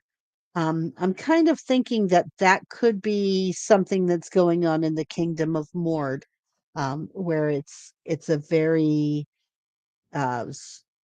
heavy spiritual magical kind of place, where they're using that energy from the steam, um, partly to power their heat their buildings and keep their people warm in the winters. They're the deep cold.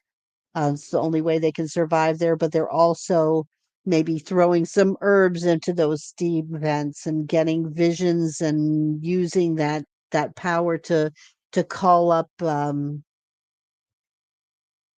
Is there any kind of monster that's made of steam that you can think of? I mean, perhaps they have to harness the power to shape that and create something out of it that can take wing on its own, like a steam dragon, maybe, or an army of warriors made entirely of steam. That could be interesting. What do you think? mhm. Mhm. Uh, like the Mahaha, there's a if I probably am pronouncing that wrong. Maha uh, is a well, it's not steam based, but it's kind of an ice monster. It I can't remember. I guess they were called Laughing Men. They had some other name, and if you remember Buffy, they were the gentlemen that had that Oh, the oh, eerie. they were creepy. Yeah, That's one they're of the creepiest monsters I have ever seen. They make my skin crawl. Like, right. just when you said them, my Yeah, I got that skin crawly feeling. yeah. Those smileys. Oh, So what these are is they're those creatures. Obviously, not they're not dressed like 1930s private eyes or anything like those guys were. They imagine taking the Icemen monsters from Game of Thrones and putting the gentlemen's smiles and heads on them. And ooh, yeah, yeah, that's what Maha is. And then, but as far as Maha. this, How I, is that I spelled? I don't know if I'm pronouncing it correctly. It's Maha, Maha which sounds right seems to me. right, Is but this who an knows what Icelandic language? legend, or where did you Well, get what's the source for this? I found it. Uh, I found it on, um, geez, I'm old. Pinterest. So who knows Huh. how accurate? But that doesn't matter. I mean, good enough. It sounds cool. Yeah. It looks great. You know. So why not? We'll just take it. I don't Okay. know. I don't know what So what are sorts that. some of the features of the Maha? I'm thinking, well, I mean, and I don't know if we want to borrow the word if we're not using them in the context of how they were, Yeah, come up with created, but something else. But yeah, but that's exactly what the picture was. He looked like the gentleman from Buffy, as far as the creepy smile and uh, the head, but it had the clothes and body of that ice monster leader from Game of Thrones. I can't remember what their name was. Anyway, let's see what our White participants Walkers. have to say. Yeah, White Walker. There you go. Yeah, Oh, looks like Steam Tony Race. might have made it here. There we go. We finally got Tony. Yeah. Oh, a steam. Okay. Oh, and I'm sorry, Right. Hanabi, I couldn't see the screen at the time, but yeah, the a steam wraith is a good name for it. Right. Like, look at that. Yeah. Dead Yeah, spirits have boiling fallen. hot steam. Yeah, man. That's great. Like, I love like, that idea. This like is good stuff. if you put your hand over a tea kettle while it's going off, but like a lot worse, it fries you, like your flesh boils and shit. Yeah, that's good. That's good. That's very exciting. So that's a good one. Um, Yeah. there's another one called a mephit, and it looks like it really looks like it's a steam based um, entity. It looks like a ghost, but it says it's made from steam, called a mephit. It's got wings. It looks like a wispy I was evil thinking of angel. something I was thinking of something winged. That kind of reminds me of the legend of like the nightmare, which I think the nightmare is a Celtic. She was actually a horse. She rode a horse and she came and brought bad dreams to people. And it was one of those things that they think now may have been caused by people's tendencies to, like, if you have sleep paralysis, people report the feeling that somebody was sitting on their chest or like coming into their room, like there was a presence in the room with you. And it's really just a function of your brain that creates that. But people would have these visions and they were always culturally based.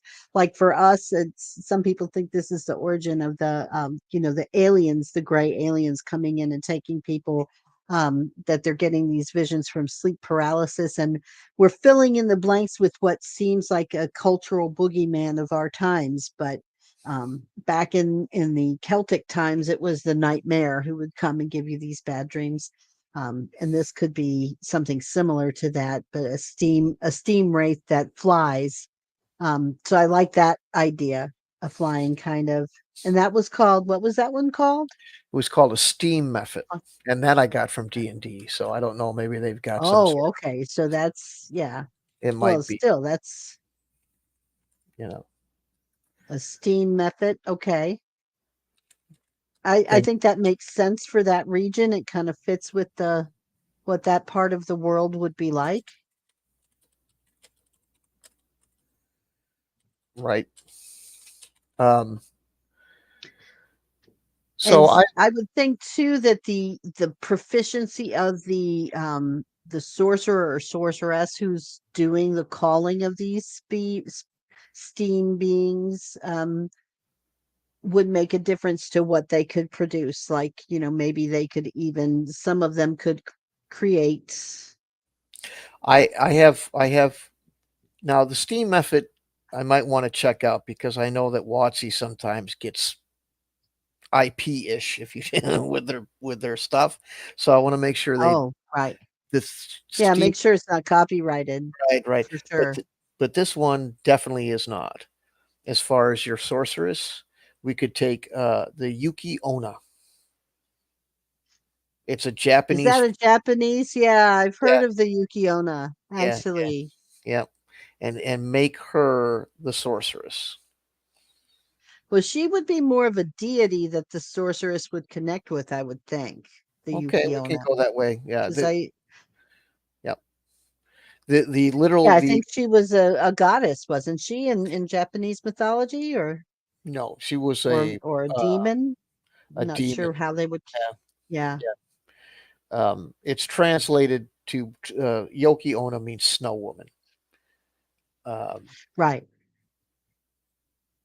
uh, but Yeah. she's one of the yokai, which I believe are like uh, spirits of the dead or demons or something like that. If I remember right, I could be wrong. It's been a while, but um, there's another one called, I don't know if I'm going to pronounce this right, Irzrak. Irzrak. Uh, it's a shape shifting young female looking or male, can be either. And it looks like Oh, a then half. I'm interested. Hanabi, are you well versed in Japanese culture?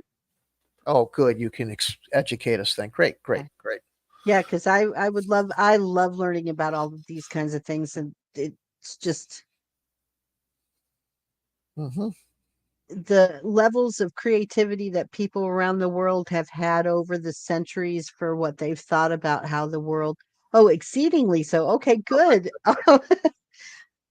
Very excited to hear more about that. Yeah. The So people let's of the see. The place people could of the be. place could abuse the steam cursed monsters to power steam-based machinery and fuel them in war. A steam engine with an actual demon of steam boiling over inside. Whoa, that's a great idea. Yeah. Kind of like so you've got this what would be considered an evil steam demon, but it's really just a victim of exploitation by the people. That's really cool. I like that because sometimes I think we're all like really quick to like in these stories, like this is clearly a monster, go kill it. And this would be a case where it's not really clear. I mean, obviously, it could be a monster on its own, and you might still have to destroy it, but it might give you a pang of guilt because it maybe it wouldn't have been a monster if it hadn't been chained to this machine to power exploited to power the steam machine that was doing all this destruction. That's fantastic. Hmm. Yep. Make sure, Storm, if you would. And Hanabi, I don't know if you want to contact us with any information or anything that you want to share as far as I want you to make sure that you're getting some credit for your input here as a collaborator on this so that we can make sure that that's sourced to you because this is really great creative stuff. Hmm. Hmm. Let's put you. Let's get that out. Oh, you're going to see this. So, yeah, I knew that. Well, if you would, we are going to have our email addresses listed in here, but I will give you the one that I have is campaigns and conquests, all one word, .magenta@gmail.com. So if you want to send any information to us directly, we definitely want to make sure that anyone contributing to this project is getting, credited for their contributions. I will also put a link to our Steam Oh, wow.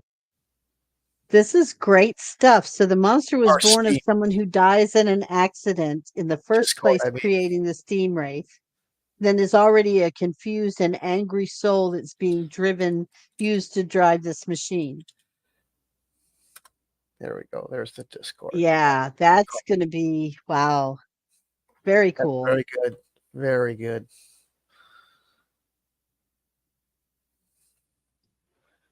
Yeah, I Yep. can see a whole storyline. Let me ask you this, Hanabi, as an expert in the mythology, is there a way in a case like that if someone uh, a wraith was born in an accident that created them and they're already confused and angry, is there a way Oh, to there we go. kind of cleanse them of that anger and that to give them a chance to move on peacefully to their move on to where they're supposed to be in their afterlife?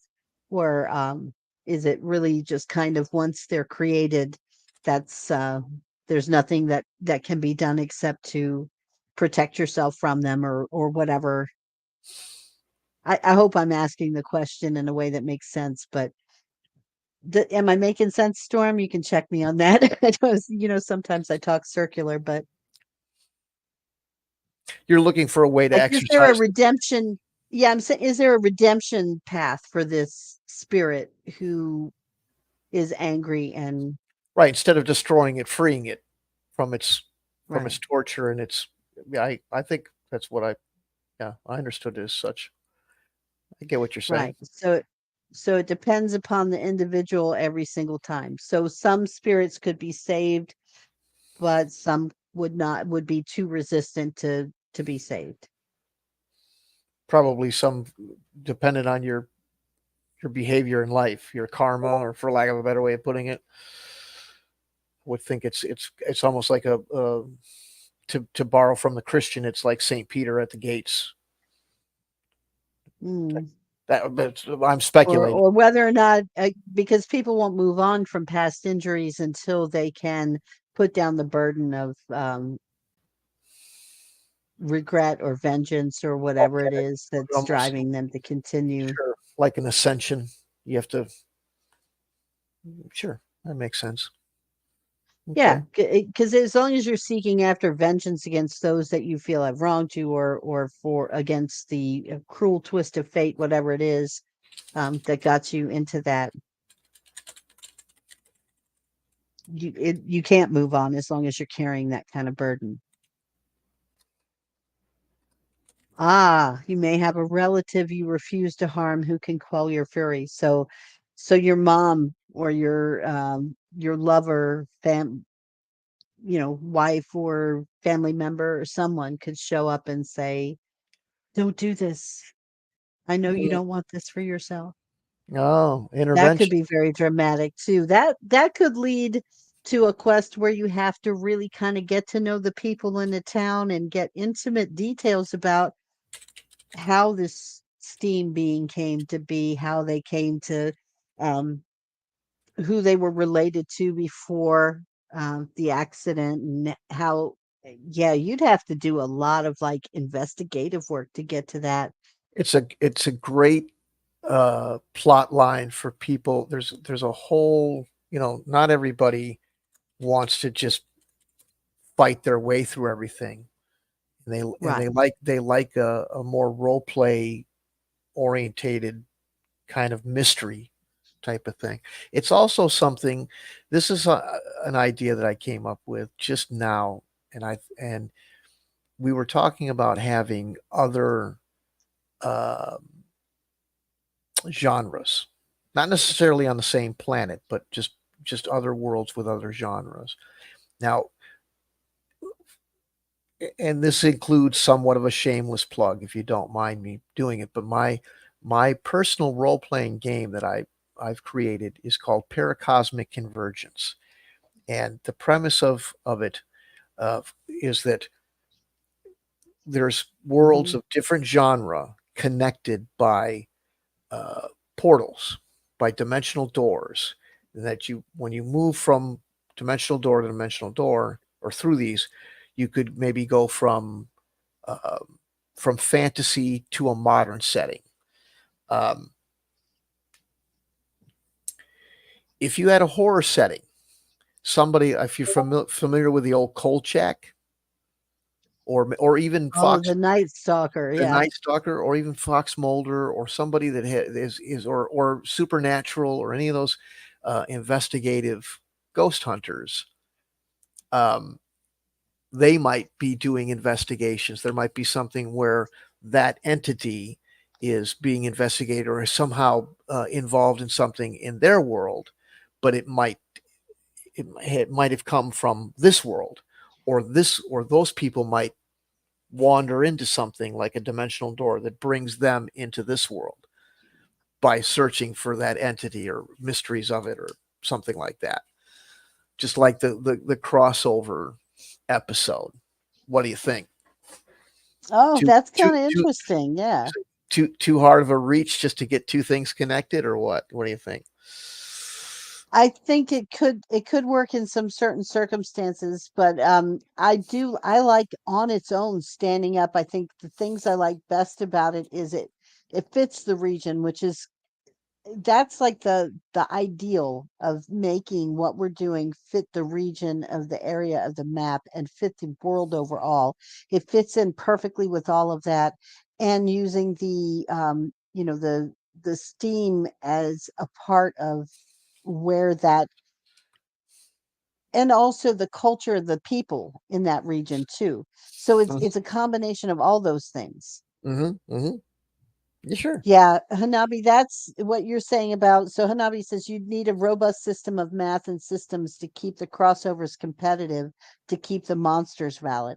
And that's the challenge for paracosmic convergence, because you would need to have that. And it's kind of like in some circumstances, the only remedy would be like swarms of like if you did have truly a lower technology, not offset by any kind of magic or other special abilities that people's had, running into someone who had laser pistols from a sci-fi kind of world, and ships in orbit and that kind of thing, there's really just not a context there or contest there. um, Other than if you were to go outside of having a battle altogether, like if those people had extreme powers of persuasion or something, and they could just go, hey, call it off, we're peaceful people, don't do this to us, which is almost kind of like you can't really, Well, you can't really have the excitement of a battle in that case in any way. well, here's the thing. This is earlier we were talking about this a little bit because we've been going for several hours, and we did bring this up, and I said one of the things that I'd like to do in subsequent episodes, because this is going to be a series, this world creation is going to be a series, but we'd like to join it together and talk about some of these other topics as it's going on. And this will be addressed because this isn't something new that I've made. I'm bringing it out after spending some time on that, and those are valid concerns and good points. And I'm bringing this system out because I believe that it can do it justice without people feeling like they're hopelessly outmatched. Um, are there, but because it's role playing and because I like to, I mean, if your choice is to be what they call have complete player agency or a sandbox system, is there a situation where you can run into something where you ain't going to win? Sure. But that can happen anywhere. And to me, this was another conversation I had about random encounters where somebody was saying, just to give you an example of one of the other topics that we have discussed, is that I forget which one, if it was Back Me or first edition AD&D or whatever it was, where you roll on a low level encounter chart and you can get a dragon, and if you're 1 to 3 levels, you you and a dragon you can't win. I mean, almost no way that 5 people that are level 2 can handle a full size dragon. So I said, well, the way to countermand that instead of having to rewrite a chart or something like that is, I mean, obviously the easiest way is to just ignore it and roll again, of course. But if you wanted to play that out without overmatching your people, make it a close encounter. Make it a situation where they're not face to face with the animal or the monster. They see it at a distance. They have the opportunity to have, oh, it's coming, and get the hell out of the way, so one way or the other, to avoid it, to walk around it, to take cover. Just think of like uh, uh, Lotro, where they're hiding under the log while the uh, shit, I'm gonna forget the name of the things, while the Nazgul are riding by, that kind of thing. So whatever. But yeah, there's ways to do it. The two things to consider too is, if you're in an encounter situation and let's say you got a wizard and he has the ability to cast spells, and you've got a pistol. It's not like a wizard trying to take on the third armored division. You're a dude with a gun. Can maybe shoot him? Sure. But maybe he gets that fireball off first or something like that, or use levitation or invisibility or something like that to hide from it. There's the idea of pitting magic against science, I think, is kind of cool. So, but I don't want to get too I far do down an like that. episode. Yeah, yeah, Yeah, I do like the idea of that. It's when you've got one technology versus a much lower technology exclusively, and yeah. there's no You know what I mean? Because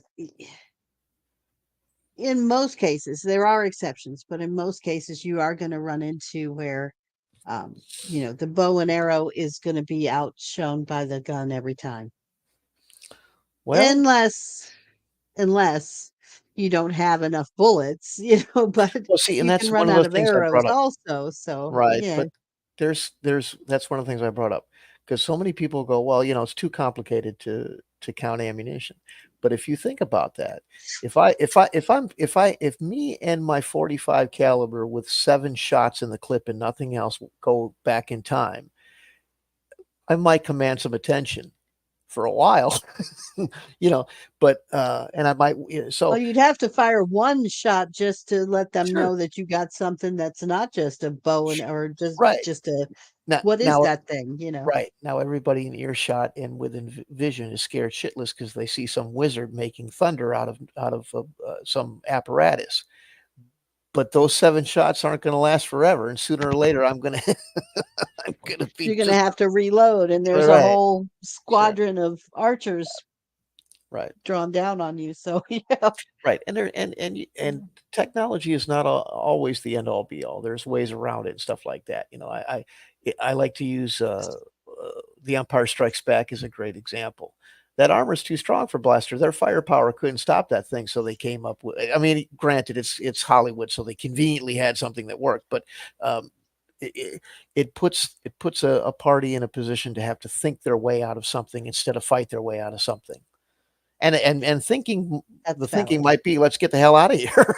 You know? So, and the other thing about one of the other balancing, techniques that I use with the portholes is that, um, they're very difficult to find, and there's always the you don't know where you're going, but you can find out before you walk through. The possibility of determining where this thing goes or what might be on the other side, even if you can't comprehend it from your cultural level, exists. So it's not something that you can just willy nilly walk through uh, real easy. And you have the ability to make at least so you go, well, I don't know what the hell this means, but it looks scary or it sounds incomprehensible. Maybe we should think twice about doing this. So what happens is the players have to make a determined and conscious decision, and they usually, unless they're completely reckless, and if you're reckless you can walk into a trap and die, but normally you're going to be like, well, let's think this through. And if they go through, it's usually because they really want to, understanding that it might get weird on the other side. So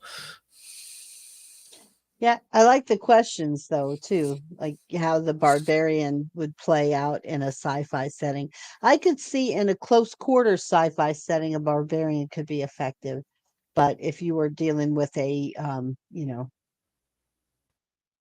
if it were like landing on a barbarian landing on a planet where in the modern planet they would have all kinds of like defenses and things automatically set up. They'd know he was there before, you know, like sure, in an instant. the first thing, Mhm. there's two things that you examine. You examine the barbarian's intelligence, and intelligence doesn't mean I have the intelligence to comprehend a laser pistol for sure, other than um, he has intelligence to realize that this thing has got some lethality based on observing its use. Even if he doesn't know what it is, he might go, "Hey, that guy can shoot pink laser or pink lightning bolts out of his palm or whatever." He might not be able to describe it accurately, but he knows it's bad. And then there's the morale check. If you're a barbarian, in a lot of systems, there's berserker or something like that. So check that. He might just go, "Well, you know, I beat everybody else's ass in life. Why don't I take this guy? He doesn't scare me. He might do something stupid. But yeah, I play the system here is a couple of other considerations with my system. I am not. It's not meant to be something where you get real attached to a character. It is meant to be lethal quickly. because I wanted something where people were going into combat was the last option, not the first option, and that even fighting something that you have That's a reasonably decent chance of defeating may have consequences for you and your party, even if you win. So you're going to mm, think real hard about doing it. But yeah, yeah. there are situations where you can just go, whoopsie. It's kind of that old school idea that death is death of character is just part of the game and isn't as significant as certainty. So it's not for everybody because there's a lot of people that find character death an extremely significant thing that should be not Which existent, is you know. But that's a which is preference. where I came up with my own kind of concept, and this is a concept I haven't fleshed out yet, so please be kind. But Mhm. the and I've heard this, like, some people have been talking about it, and I don't know where this comes from, but but yeah, diplomacy is a cool idea in a game. But I had an idea of a game where, so based on the idea, are we all in a simulation, right? I don't know if you guys have heard that yet, but I've been hearing more and more people talk about the simulation idea, that like yourself, what you consider a self, is just kind of plopped in here by choice to play out a game, like we play with our avatars on computer games and things like that. So um based on that concept, if you were to have a party that you were going and gaming with, say you've got your 5, 6 friends that you game with, and you're all a member of a group, you've rolled up a character, you've got all of the features of that character, their strength level, their intelligence, their wisdom or magical abilities, dexterity, all of this stuff. You've got your character name and everything. But you're going through and you fail in your mission. One of you gets killed. Instead of that one player who gets killed having to be re-rolled up as a new player, and everybody else continues to go on, and you get a new player coming in who has no abilities, no knowledge that carries on with them. Instead, you're all transported to a council of the gods where they review your previous performance, and then you are plopped into a new world. And each one of you gains or loses uh, characteristics, either strength or intelligence or dexterity, whatever it was. Maybe more virtues would be more appropriate. Like, if you were a warrior and you failed to protect your team, you could have sacrificed yourself to save them, but you didn't. So you lose courage points, or something like that. And then you all still play together. Everybody goes on to the next iteration, and you could land anywhere, whatever kind of world. It could be anything from sci-fi to the Wild West to whatever. Um, and you go on with the amended kind of either enhanced abilities or deductions based on whether or not you accomplish your goal, kind of like a reincarnation game. Yeah, I don't yeah. know, it's kind of off the wall, but um it's just, instead of rolling up a new character every time someone dies, you roll up a new world, and everybody moves on together and continues to play as a group. Mhm. Of course, that involves a whole lot of world creation, doesn't it? Yeah, you'd need a lot of you Yeah. have a couple of books with the random generators, which is fine. They make those. You can do it, but Yeah. remember this: that when if people find that, the first thing you have to tell people is we're not you're not going to save any time. The concept of not having to re-roll a character Good point, Hanabi. isn't about time saving. It's about saving your character because rolling up a new world is going to take a lot more time. Yeah, so Hanabi says he doesn't like the idea of losing an emotional quality because loss is often the greatest teacher, which is a good point. That moment of cowardice leads to great shame, and you'll never make that mistake again. So yeah, I could see that. Yeah. Yeah, And that point, I think that like after the mission is ended, if somebody died or if the mission was a failure or whatever, that would be kind of um, the game master would be the one really making the choice of whether or not you grew as a person out of your experience or whether you were, you lost points because of the experience or whatever. So, I think if you but yeah, I think that the problem is if you take the development of the character out of the hands of the player and put it in the DM, there'd be a lot of I don't think yeah, everybody would people, like that. oh, you made my character weaker, and I don't like that. Yeah, I get what Yeah, you're saying. they would Yeah, feel like so there's yeah, they would feel like they're being harangued or harassed and or just feel it's not fair and argue, you know. right. Yeah, that makes sense. Well, see, and this is like Hanabi says, sometimes the mistake is the greatest teacher. Right. So Well, not all that's my it. ideas are winners, eh? Well, yeah, Mhm. and I've had this, and we all right, but don't stop having them, you know, Right. because you keep now refine it, rethink it, come back at it, and then Mhm. this thing I made didn't, you know, shit forever, and who knows, it might fly, and people go pop that balloon, but I think I've done a good job of trying to counterbalance this, but again, you do have to be of the mindset that I have as far as playing the game that it's not a horrific loss to lose a character because it's a bloody game. Um, so uh, anyway, Well, this particular one with the world building, we kind of, already established this as being rules neutral. So yeah, if you have your own favorite set of rules as far as like how you roll up your characters, how your dice and that kind of thing, whatever you're going to use as far as determining an outcome of a particular battle, that's all something that can be to the choice of the DM. The hmm world itself is what's being built here, and then obviously you're going to put in like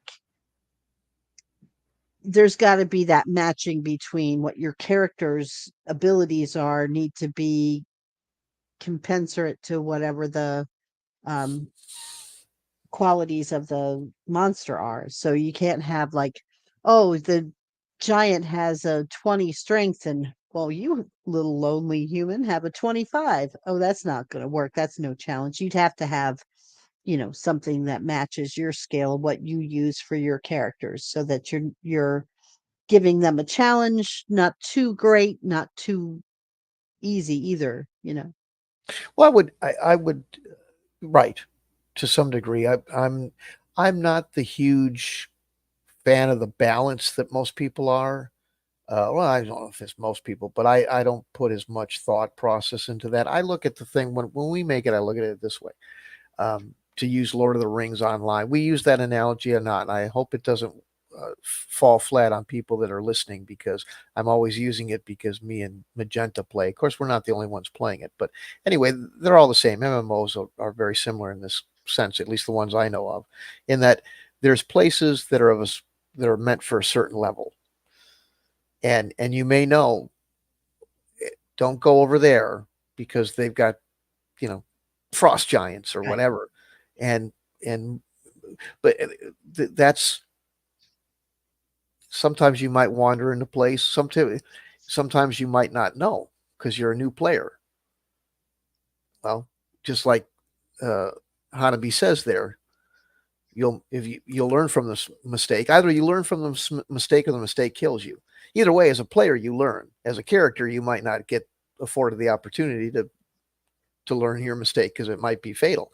But um, but I look at the world that way. There's certain sections that just have higher level characters. So I don't look at it as trying to make it more difficult or anything like that. I just it fits to have hill giants on that hill, so I put hill giants there. As far as Yeah, the no, level, and yeah, let me clarify because I don't want to give the wrong impression of what I meant. But like say for instance, you've got a game where the characters that you roll up don't really have like a +2 strength is really good for your character. But all of the monsters in this game are over 20 in strength, and there's no way you would just get Oh yeah, slaughtered no matter what. What I mean is having a case where it's kind of within the range that's reasonable, sure. When you so bought that the module, player can, yeah, where you've got a shot, right? not a guarantee, or and not everything is going to be the same levels. You're going to have your big boss characters, you're going to have Sure. your challenges that are much more, like you said, higher level, that you better be prepared if you're going to wander into the giant lair before you get there. But Yeah, apart from that, there needs to be, you right. know, When you bought modules, D&D modules back in the day, they had this module's meant for levels 1 to 3. So right, you that now you know what the difficulty is. right. And most game systems have that, sure. Now, as far as the gaming campaign place, the one that we're making, it doesn't necessarily have that. It has, this is a whole place. Now, and a DM can always modify the capabilities of the monster in order to fit the circumstance on his own.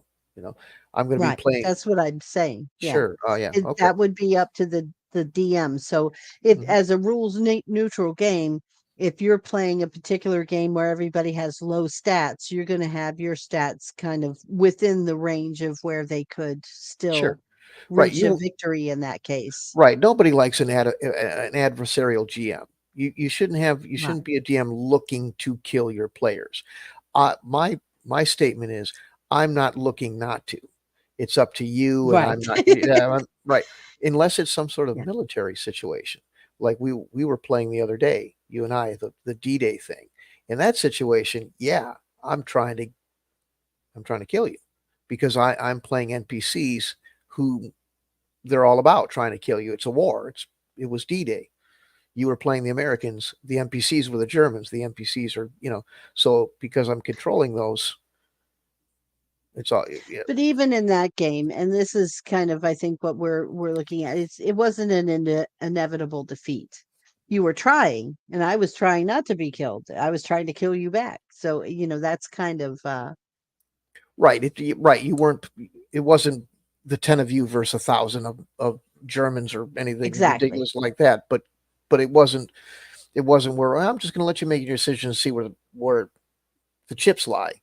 Mm. This was these guys are here, and when they see you, they want you dead but quick.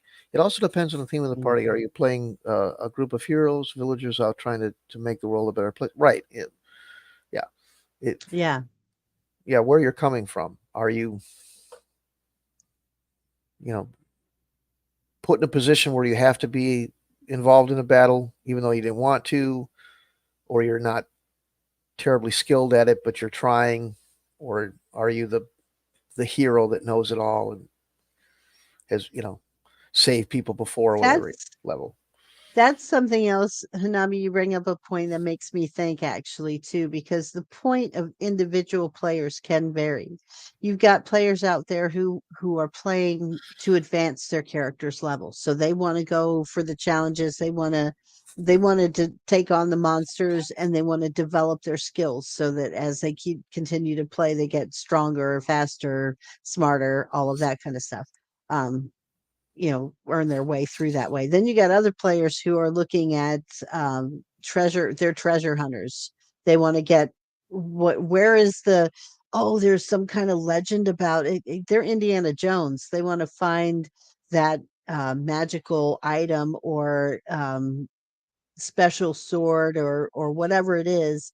That's what they're after, the booty.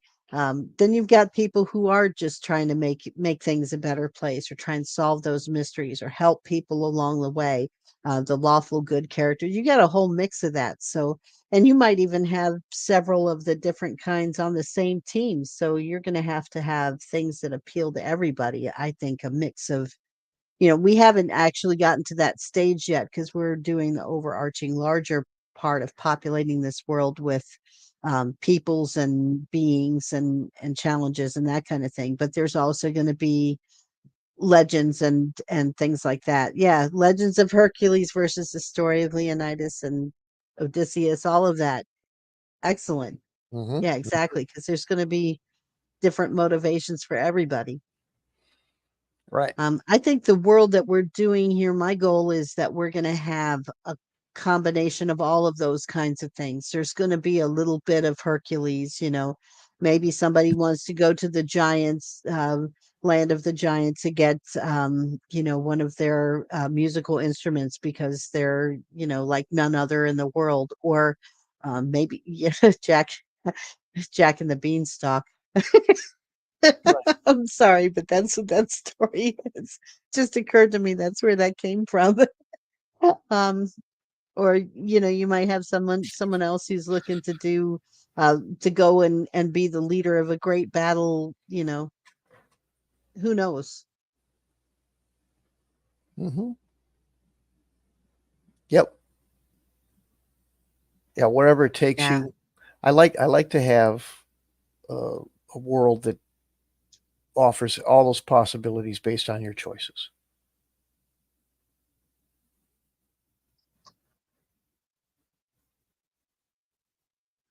Oh, okay. As far right. Oh, gotcha. Hmm. Okay. Hmm. Oh yeah, as far as statistic wise, I'm getting it now. Hmm. So the different scale of character, Herc's stats are going to be massively high, while Leonidas was just a peak trained guy. Yeah. Right. Oh, It's you can show that on the screen. Thank you for doing that. hmm hmm So right there. I talked with a fellow that makes his own games, and he says, "I want to be that hero. I want to be that tremendous. I want to be a superhero. I want to do superhuman things." Where like I was talking, well, I wasn't the only one, but I was listening to Rob. We were all talking to him, Rob Coons, and he was talking about how you're that wasn't really it with the way they were playing D&D at the time. You were just average Joe, and the whole thing was about ascending to being some sort of superhero. But there's certain games where you kind of start as such. You know, uh, this guy that I'm talking about, he plays a lot of or makes a lot of modern war games, but he doesn't or RPGs that are kind of war games like SWAT team stuff and a lot of gunplay and things like that, but not like the kind of old historical war games I played that had an attempt to be realistic or whatever. This was John Glick, uh, that kind of stuff. Tackleberry, if you remember him, that's an old reference, but excessively Hollywoodized type of gunplay, where the guys are super. They can make a shot off of a flying helicopter at 300 yards and stuff like that. I know I'm not making any. You don't. Magenta isn't a gun person, so you or that kind of thing. Are you even there? Yeah, I'm here. And what Okay. do you mean? I'm an excellent shot for the record. Well, my point is that the somebody who does superhuman uh, feats on a fairly regular basis. Oh, well, no, I wouldn't call myself superhuman, that's for sure. Yeah, like making a ridiculously long shot, or or Hawkeye on Avengers, firing four arrows knocked and hitting four different targets that are all doing 300 miles an hour and all that shit, that kind of thing. So yeah, it depends on the vibe that the game is giving off. John Wick, yeah. Um, that's the kind of thing he plays. I call him Glick? I did call him Glick, John Wick. But that's the kind of stuff he plays. Yeah, Those kind of excessive gunplay, that kind of thing. Um, right. as opposed to the more realistic. You know, anyway, but yep. So it all depends on where you want, like you say, where you want to go with it. But and I want to make one of those. I want to make a.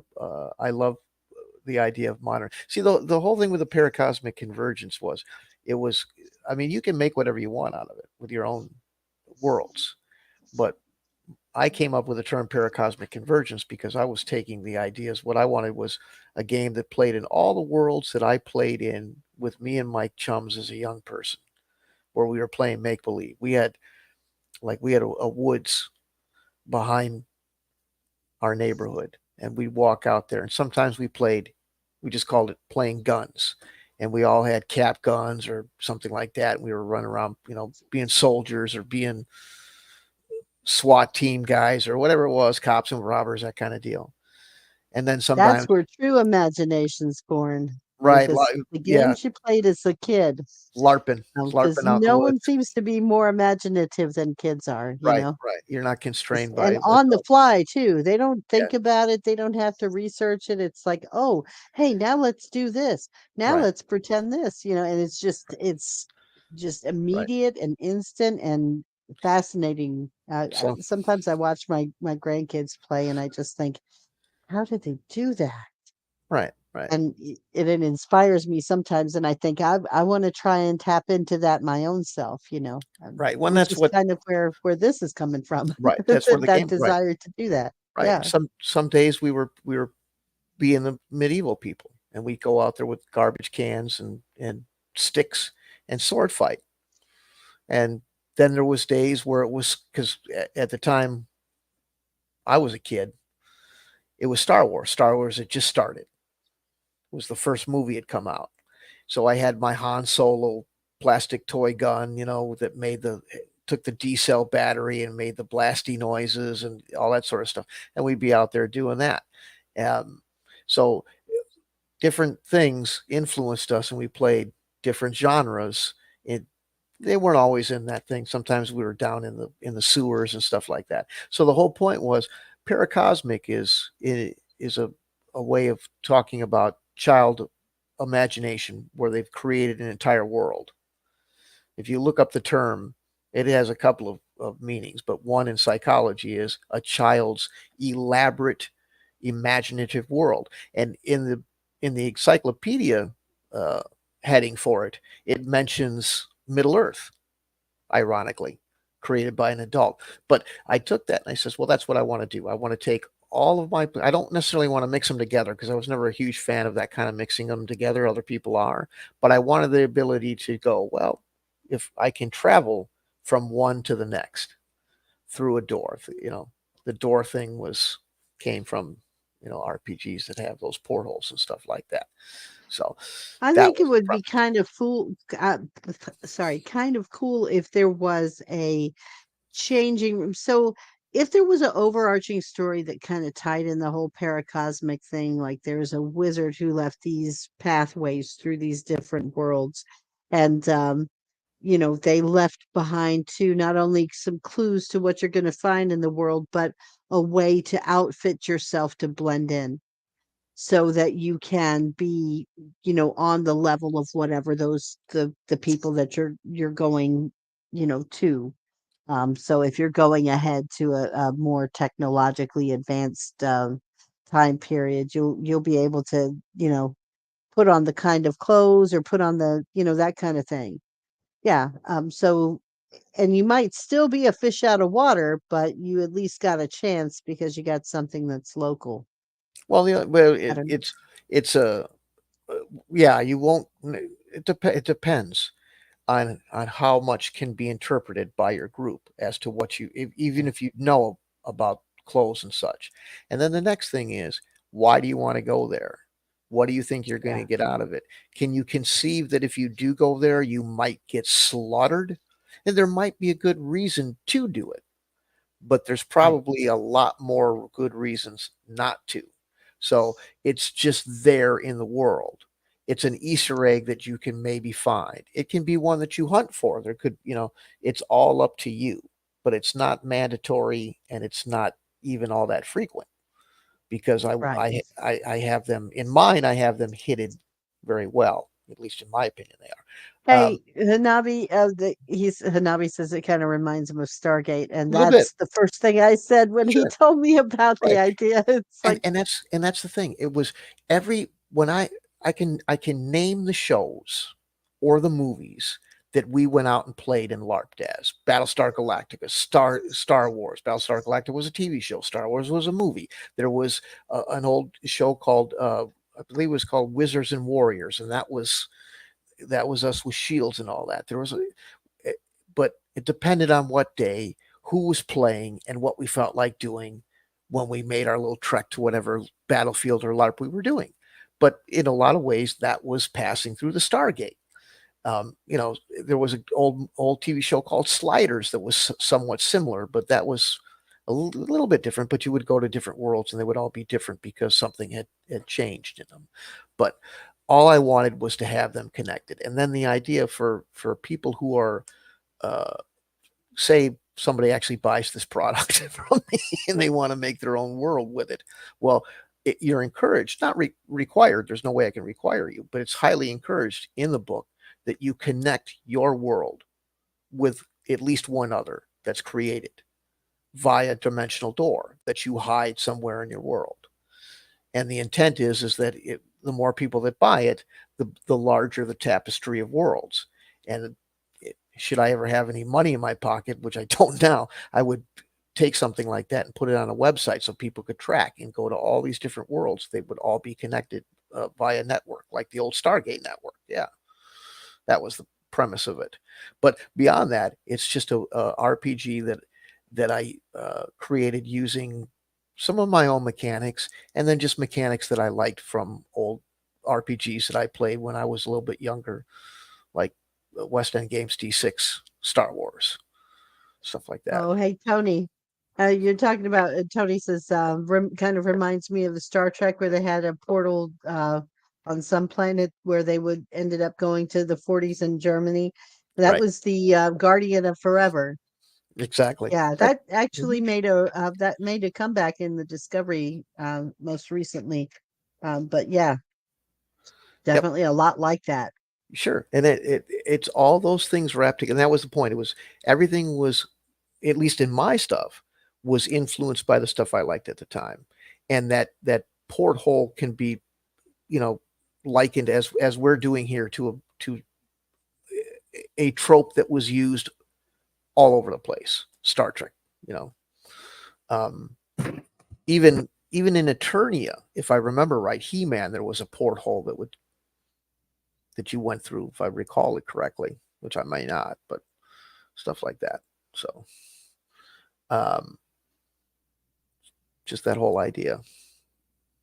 But really all it was, and the other part of it is, uh, I wanted something that could handle every genre without having to buy, oh, I want to play, sci-fi, so now I got to go get some sci-fi rules.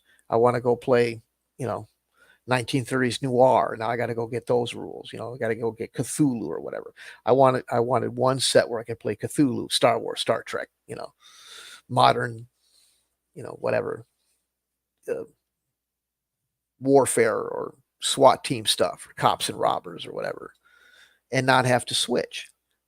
But that required, like everybody's brought up, that you have some way of accounting for a very large disparity in technology and stuff like that, which I think I've done. We'll see when I put it out. Mhm. Yeah. Yeah, I'm excited to see on that. Um, but I want to make sure we've got everything kind of solid on this. Can you put the world map up again for a Yeah. second? And I'm going to Abs- see if I can kind of keep track because well, I think I can kind of view both at the same time. But so we had kind of, I think we've got the bottom corner continent there. We're going to be doing the volcanic. Um, what is it that you call those flat volcanic lands like that? Are they there's a Geysers. name for them, like geysers, but there's Mhm. another name. There's another way that they're characterized, and I can't think of it right now. But yeah, so the steam geysers, and we've got the steam wraiths that are coming out of there and being used to power machinery. And also that being a very cold land. So I think that kind of takes care of that one. Um, what other part of the map do you think we can tackle next here? And well, I gotta ask too, what kind of culture do you think that land would have, being so cold like that? Well, uh, do we have anything that's human or alive, or is all this spirit? No, no, there's definitely humans there. Yeah. Okay, and That's where they're the sorcerers and sorceresses, that's how they use their ability as sorcerers to use this steam wraith to power the vehicles in the first place. okay. So they probably wouldn't be very expansionist. Well, they might be, but they probably wouldn't last real long if they start getting into areas that are more temperate, right? So they're kind of like Frosty the Snowman. If they go too far north, all their stuff starts to melt. Yeah, yeah, loose, right. Um, So is there some internal conflict that's causing them to create weapons of war then? There would have to be, wouldn't there? well, um, Maybe a just civil war. yeah, that could be it. Um, mhm. There might be a particular spot on the map that is like one of the few places to, or maybe one part of the world is suffering from a lack of fishing or a lack of resources, and they have to, because it's such a barren land, they have to go and steal resources from the other, or a straight up war of succession. Maybe the old king died and left two heirs instead of one clear heir. What about just a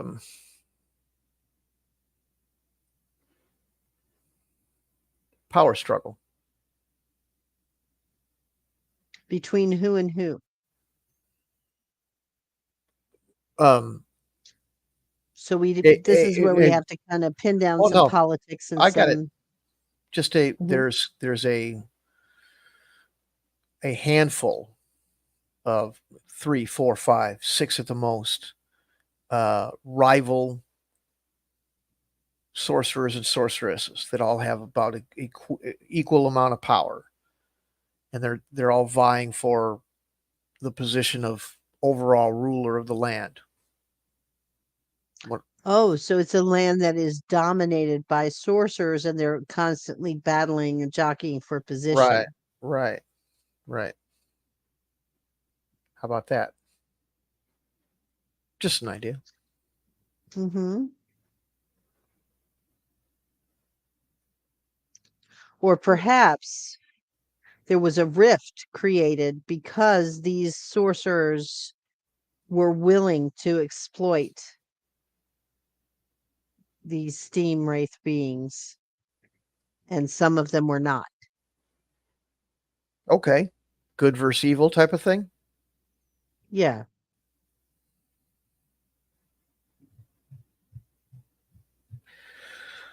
Okay, It's that. let's see. What about the Mm. exact opposite? Chameleon-like lizard people who are dependent on heat, who depend upon the steam, the fumes, and the heat to literally survive, and are trying to conquest into warmer lands, where plans often involve freezing your enemies by depriving their heat, like heat Hmm. suckers. Hmm. Huh. That could be.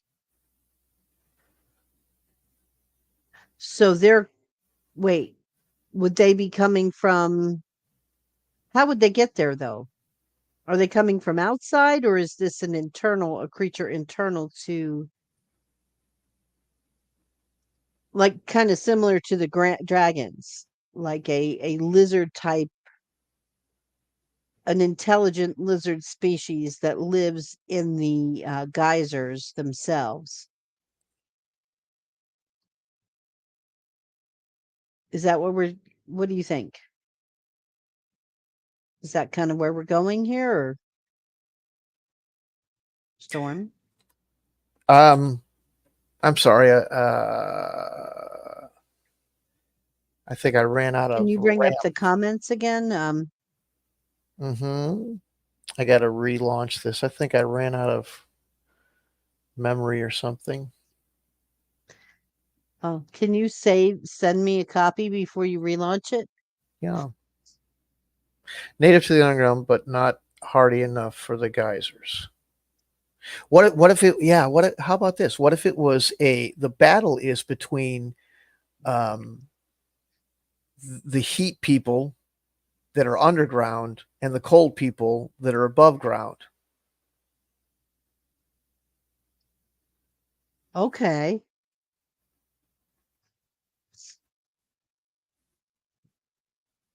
Okay, So the so I sorcerers get it. destroyed. Yeah, Yeah, that I makes get sense it. because Right. their activities. Oh, yeah, that's good. Their Yeah. activities of sorcery are destroying the land where the underground people live. So they're having to fight against them because of that. Okay, Right. that's great. Yep. And Okay. in that case, the what seems like lizards that would be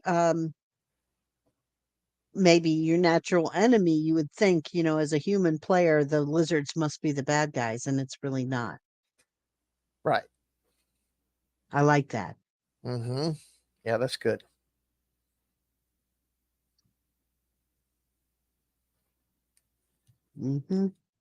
Very good.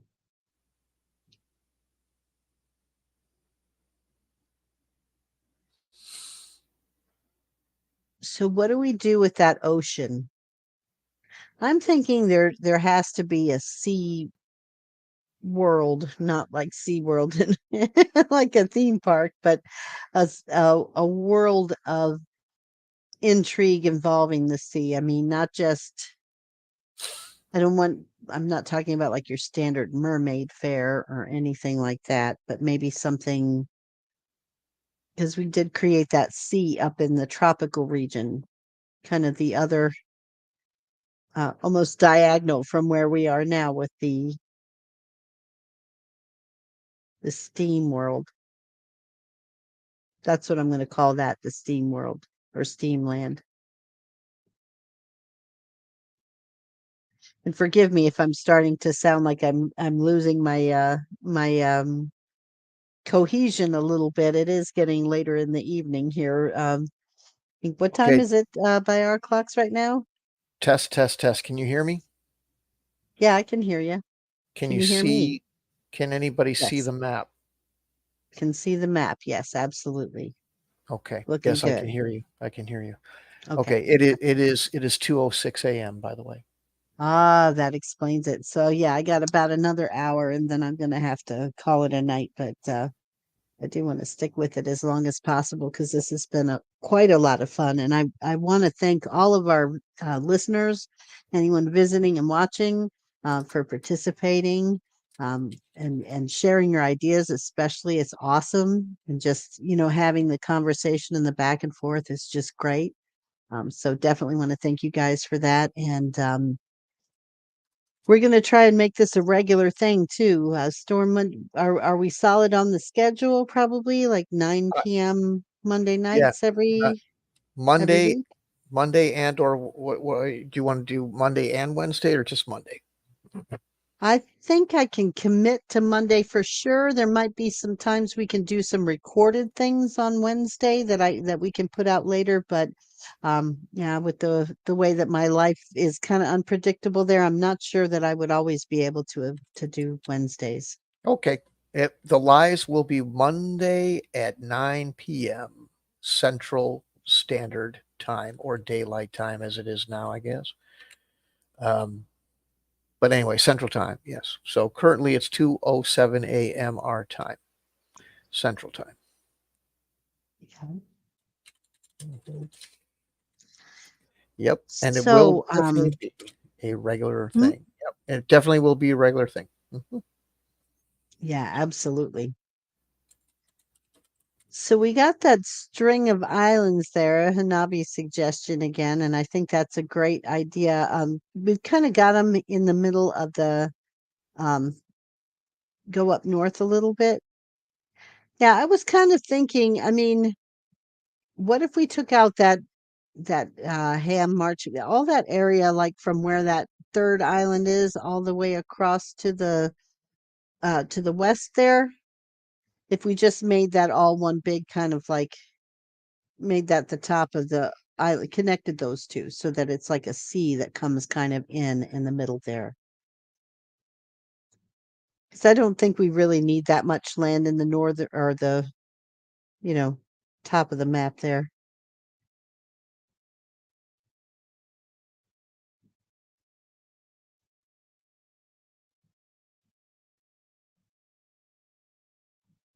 Yeah. Yeah, that's cool. Now we have a contiguous like sea that's and then an inlet sea that kind of comes in. I like that. Mm-hmm. Mm-hmm.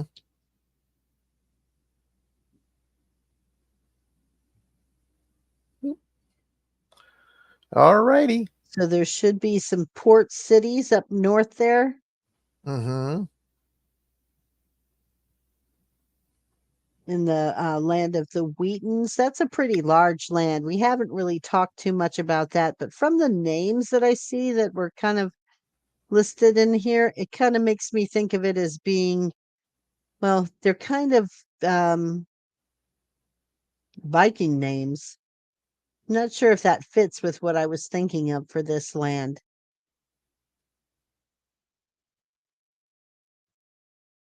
What do you think? What? You where? Up here or down?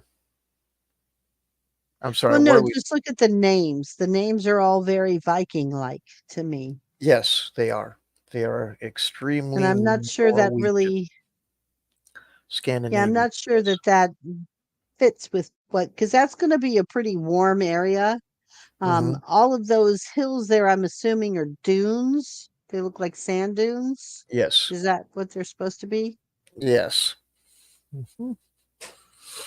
I would think you'd have more like, now that we've made that a sea there, I would think that would be more like farmland or hills or something. I mean, more fertile. Although, I mean, there's plenty of deserts that border, I don't know.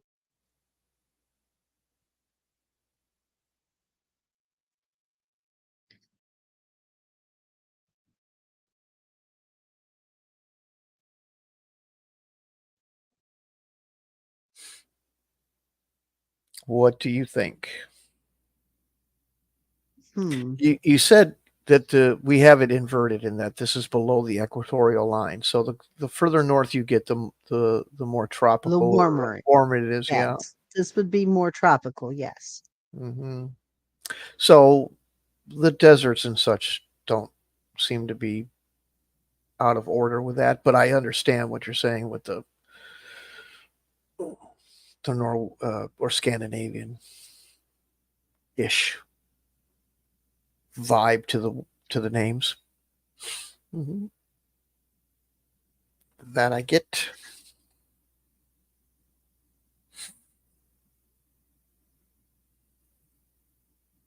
So do you think it would be that much desert there, or would we have some like tree? I mean, I kind of feel like we don't really have, I don't know, and this might just be a personal bias, but I was kind of thinking more North Carolina coastline with that, more tree cover, more inlets and little things. I don't know. She's from North Carolina. I was thinking pirates, Hmm. She's from there. If you people did whose visit, lives are, yeah, they could be sand dunes. There could be some sand dunes right well, along the that's what these are supposed to coastline. be. Yeah, that's what they're supposed to be. Yeah, yeah, yeah. But I mean, sand dunes would run just like right along the coast, and then you would have some like tree cover and some other like it would be a more fertile area, I would think, with all that water. Well, I mean, not everything that's bordered by an ocean is, there's still the Southwest, of America's got. I want some tropical kind of vibe and a little bit of, I don't know, coconut trees at least, maybe. We could do that. And maybe we could do a Caribbean kind of thing. I want a pirate theme. Okay.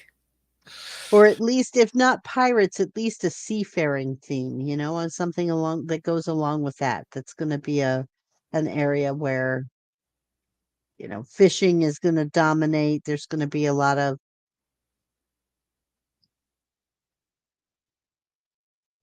Okay.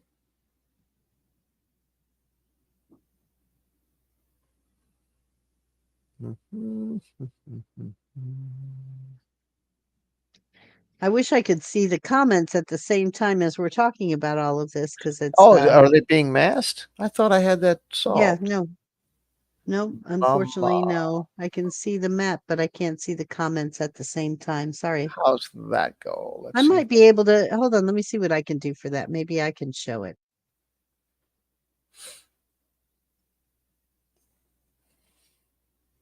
Okay, let's see. Sorry about that. Oh, hey, let's see. Hanabi's suggestion here. What about basically hyper thrifty rednecks combined with the world's craziest tinkers, all living on the surface of the water, testing out crazy and explosive. That's kind of, yeah, okay. That's Water World. It's kind of what that's giving me a feeling of, But right? that is exactly, well, not exactly, but that's pretty darn close to the. We came up with that for a novel that we were working on some years back, and Yeah. there It's was floating dock like creations that became cities. They started out with a couple of people docking uh, ships together to live because the oceans were starting to rise, and then it just kind of formed into these ad hoc kind of trailer park communities on the water. And there came a time when they they basically went into revolt, and they sort of from those positions stage a amphibious assault on Miami. And they were yeah, they, that's right. everything was kind of ad hoc weaponry, and taking like a bayliner fishing boat and putting a 50 cal on it and shit like that, just and they were very much the same way, their own improvised explosives, including their own improvised grenades that were made to look like orange because it was symbolic of the impetus of the. Anyway, I won't get into too much detail, but yeah, it's very Yeah. close. They were kind of yeah, what's the word I'm looking for them in this case? They were more like a an ad hoc refugee army Yeah, of pirates. but they kind of had that what's the Richard Dean Anderson, the what's that guy's, you know the one that Oh, he did, MacGyver. MacGyver, A Yeah. Team type of thing. A Team used to do a lot of soldering of weapons and stuff like that, or traps. Remember, if you watched the A Team back in the day, Oh, those were all. and Tony, we are going to change the name. Tony says we'll change the names. Yeah, we definitely need to do that. And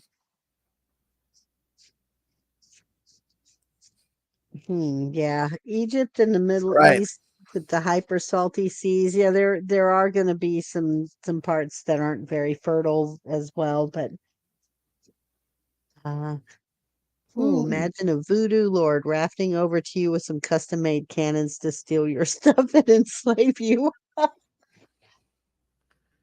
I, That could be interesting. I keep forgetting. I I keep. think that there could be there's a lot of magic associated with the sea. I think sailors and fishermen and seagoers of all kinds, they tend to be very superstitious, probably due to the nature of the sea. because the sea is just so damn mysterious. You've got to, it's kind of like, seems to me the more chance there is for things to kind of go wrong and go wonky on you, the more likely you are to cling to a superstitious solution for it, like, baseball players with their lucky socks, and seafarers with their warnings about red skies and all that kind of stuff.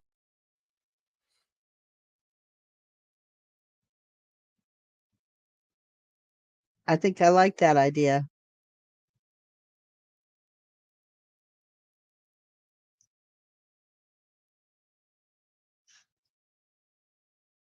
Okay. I don't really know enough about voodoo to kind of really accurately represent anything voodoo related other than the pop culture references to it. You know what I mean? Right.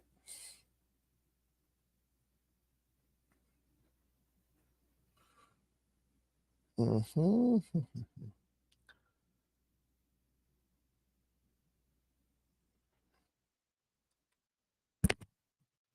Oops, sorry. Oh, hitting that mic. Sorry. So what do you think we And should call this pardon one? me, I need to step away for just a moment. So sorry, I'll be right back. I'll give her Barrier Islands reference. Wait, no, not that one though. Let's do this one some other way.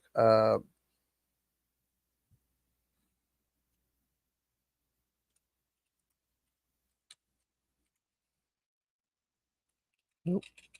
Capitalize those nouns. Okay. Da, da, da, da. This one.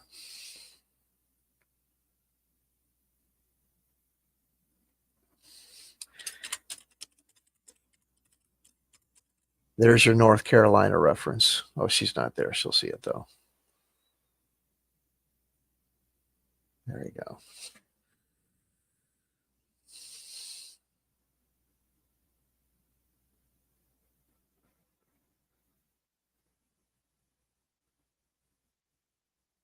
Right. Yeah, the Nile Basin. Yeah. Yep.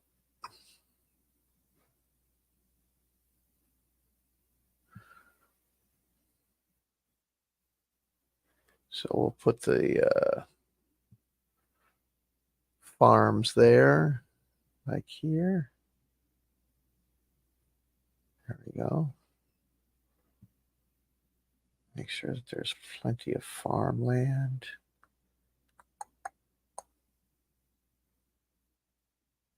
Let's get this one a little closer to the river.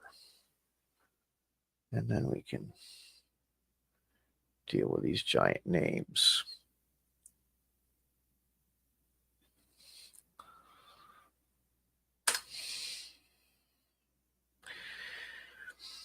Hmm.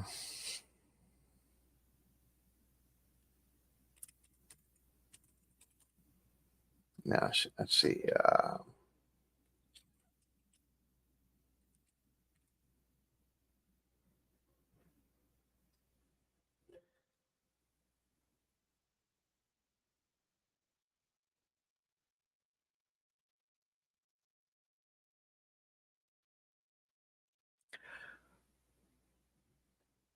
Oh, I know where I'm going to use that. That's a good one, Hanabi. I've got a special place for that. We're going to put that in Stan. That will be something they use because the people of Stan are all hiding. And they're kind of fey people like that anyway. So that reminds me of fey stuff. I can't think of the name of that TV show, but it was about the succubus, and she was hiding amongst all these fey people. Anyway, that reminded me of that. What should I call this?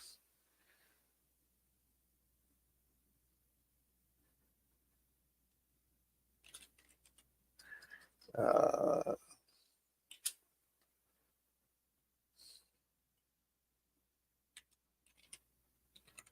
Try that.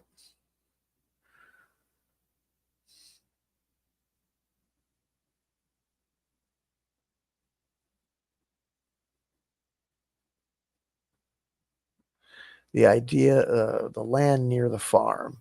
This farm on the screen here, you mean?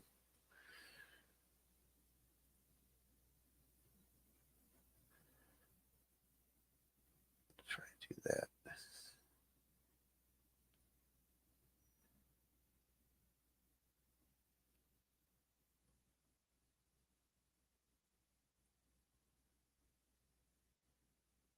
This thing is a sensitive little booger. There we go.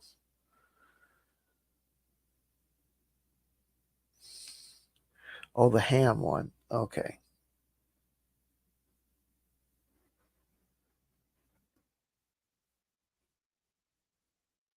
Oh, ham farm. Where's that? Let's see where they hit it. I don't know. Let's see. What's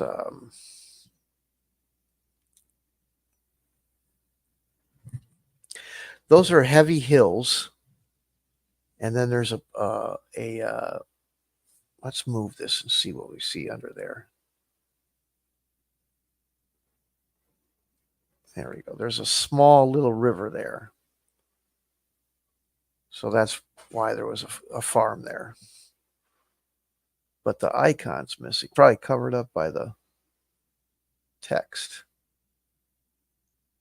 So we did a All right. little I'm farm. back. Hello. Sorry about the delay. My cat escaped. There we go. Yes. And then we'll come up with something better.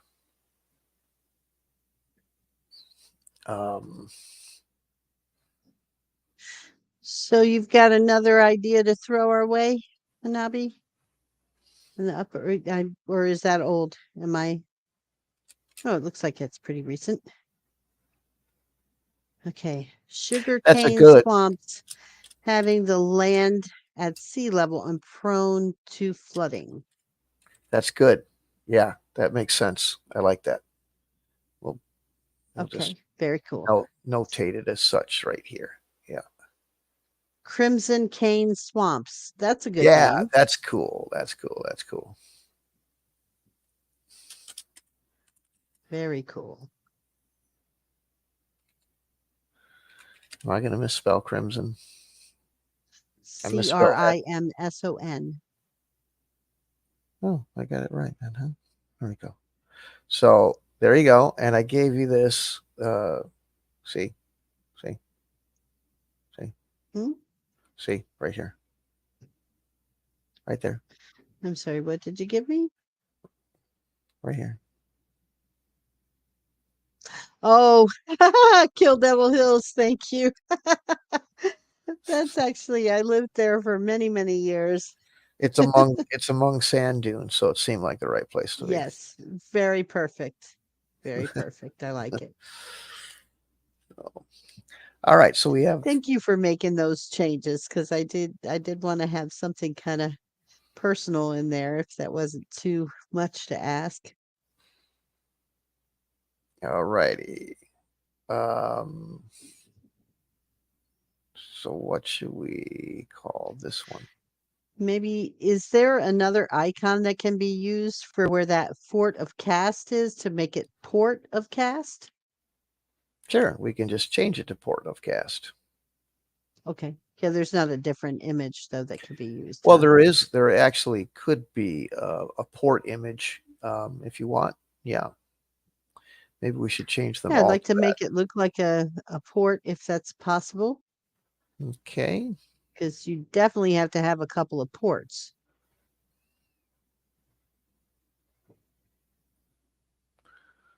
Righty.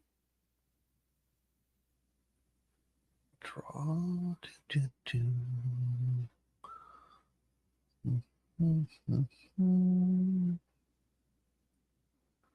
How's that? Hmm. I can make it bigger and I can make it smaller, and I can put it a little closer to the shoreline if you like. What do you Yeah, think? I think yeah, that would be good and just change the name. Yep.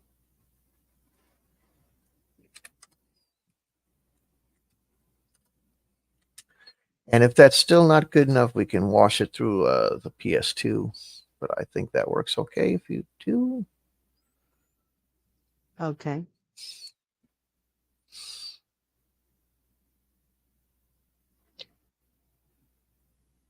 What do you think? Let me exit the full screen. Unfortunately, whenever I have the full screen up, I can't really see. You can also have a natural area that would be prone to nasty whirlpools and would probably get tons of ship debris. Hmm. Yeah, whirlpools and eddies, that could definitely be a thing.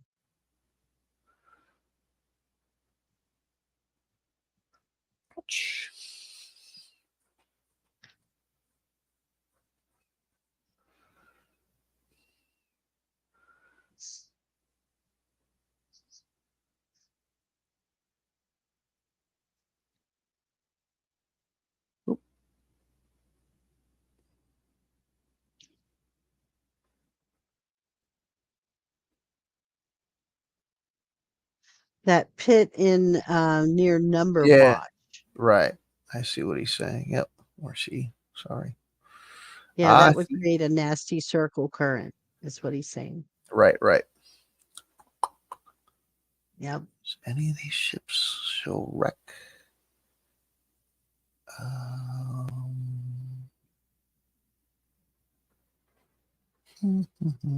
Let's do this. See if it'll let me do this. I don't know if it will work, but it might. Okay.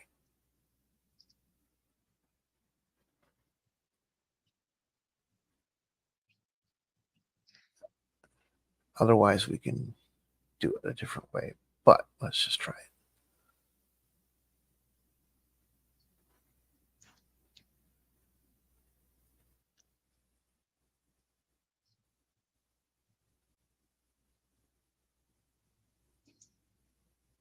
Does that look too busy?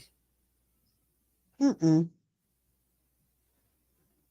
No, I Okay. like it. All right. So then let's find the smallest. Okay. Ooh, that's big. All right. Let's think of a good, what would they call something like that? Something ominous and, you know, Hmm. and piratey, the loss of ships, something like Devil's Curve or Davy Jones' locker, you Davy mean? Jones Locker. Like Yeah, the- something like that. Yeah, but something along but those not something that's so mundane as lines. Right, or the right, familiar to everyone. Yeah. right. But it would be something so, let's see.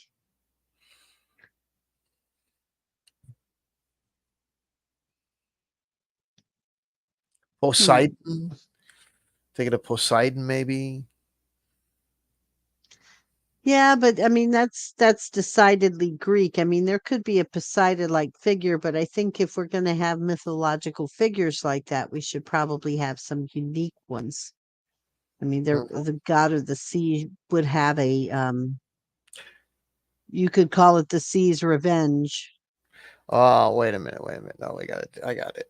Because Um, because because that area is the cat area. So, um,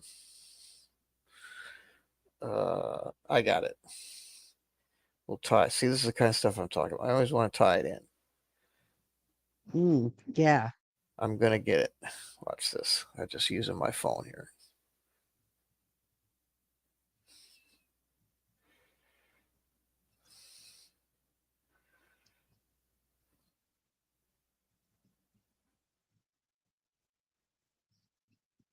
Oh, I know. Mhm. Okay. Just got to be able to.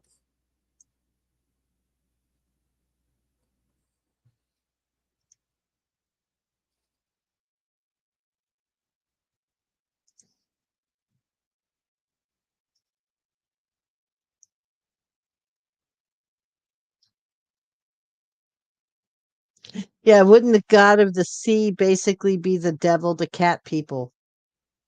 Right. I would think so, yeah. I think they'd be terrified of the sea. Oh no, though some cats I've had a couple of cats that really liked water for some reason, Yeah, but it's still, I know what you mean, but it's but the still, majority don't. Yeah, the majority are terrified of it.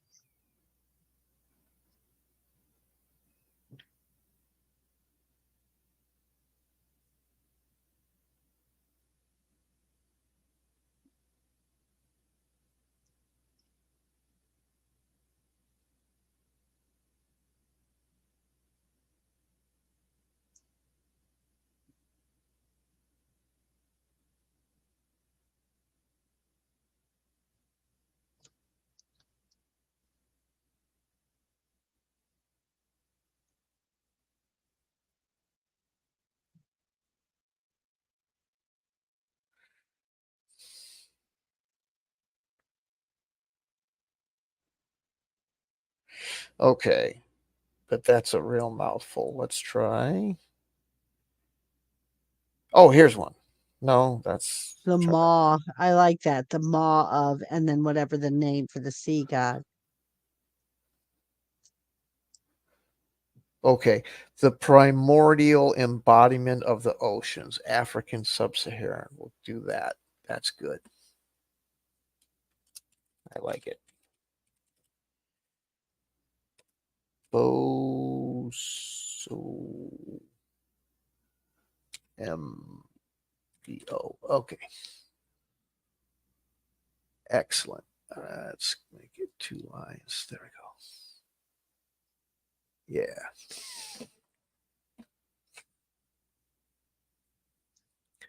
So that'll be marked on there, and then if you're traveling by ship and you wander in that area, you're gonna get chewed up.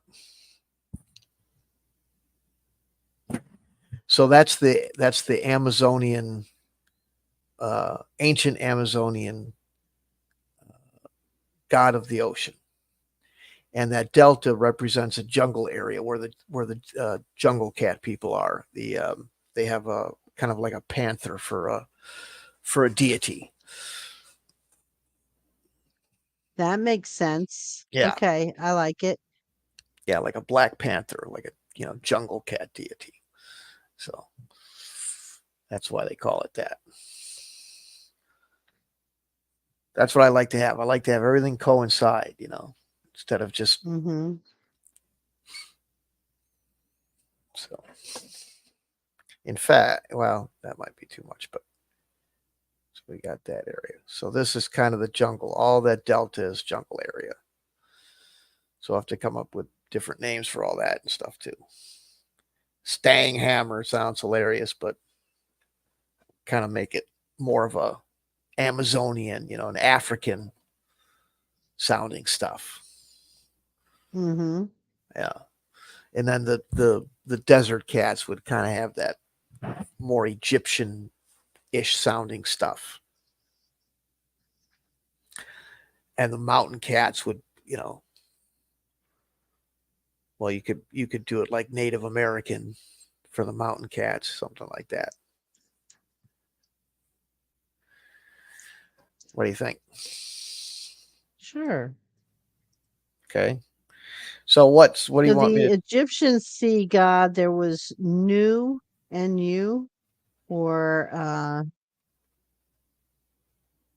let's see. The other one was Wedgewur. Kind of almost sounds like where we get our word for water, doesn't it? Mm-hmm. It's Mm-hmm. like Wajwer, Wadjwer. Hmm. Hmm. Yeah, Interesting.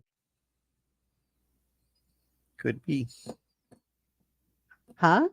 Could be with the etymology of water. Yeah, it kind of almost sounds like it would Mm-hmm. fit Mm-hmm. that. So okay, so what was the name you decided on? Oh, the Ma of Bazumpo. That's the Bazompo. I Yeah. like it. Oh, he says it's pronounced Wajir. Wajir. Okay. Okay, cool, cool. Hmm. But Wajir. That's a different kind of pronunciation than I was thinking. or she, I don't. Sorry if I misgendered. I don't know. I keep wanting to default to he because I'm. No, it was a god, not a goddess. All right. So Well, I mentioned it only because you were saying that this other land over here would have a different an Egyptian name for a god. I'm saying that Is here's that what I what you're want. thinking? No, what I was well, Huh? I'm the cat, the Ferber. I wanted it. Faber, yeah, Yeah, I was gonna divide it up into so you have the Delta area is right. jungle, and Hmm. then the sand dune area is desert, Gotcha. and then the little part that has I gotta get the thing to be able to get it on there right. Hit the right button. Okay, so and then the mountain area would be mountain, but it'd have mountain um, stuff in it, and then uh, down in here you'd have a couple, maybe like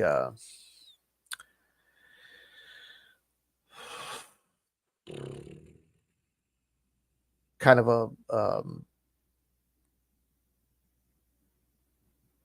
let's see, like not jungle Africa, but kind of like Serengeti or whatever, like the steppes Africa, the flat land grass like a tiger, normal tiger. Whereas the jungle place, they're like pumas, and yeah, you get what I'm saying?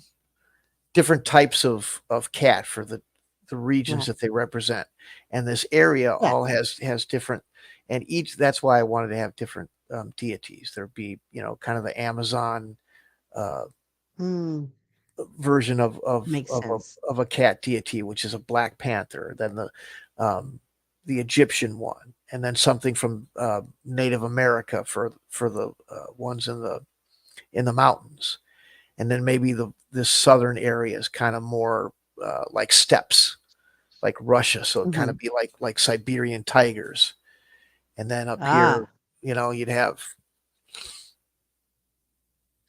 more like maybe like the where the lions would lion yeah, territory, big, kind yeah, of that in the right kind in of the middle there. Serengeti, yeah, grassland type of thing where it be right, right, Yeah, and each one, exactly. so they're little subsections. They're all cat people, but they all have these little divisions, and each tribe has their own deity, which coincides with the area they represent.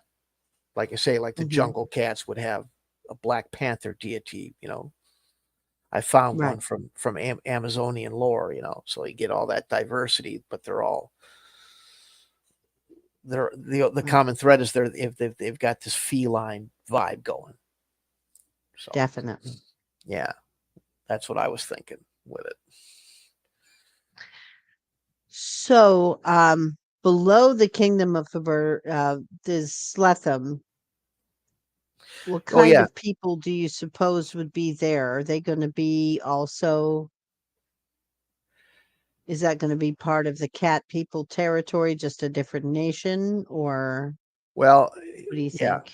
He's I got he had another great idea. It- Is Which naming is, name the rivers. I keep doing that with the mouse wheel, thinking I'm moving it. I don't know why I'm so daft with that. Okay, naming the different rivers after blessings from their deities in the cat that's a region. good idea. Right, Uh-huh. right. So let me get that in there. Um, and then the country next to them.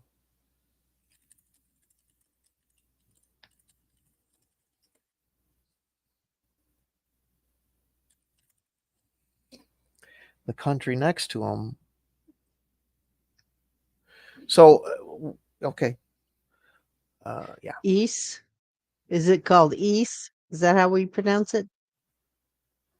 I don't know. I wouldn't know how to pronounce that. I'd go with East. better than ass. Okay. I don't know. The Well, E is silent. No, I don't it's know. it's in the East. It seems a bit apropos, but Sure, that makes sense. We can change it to East.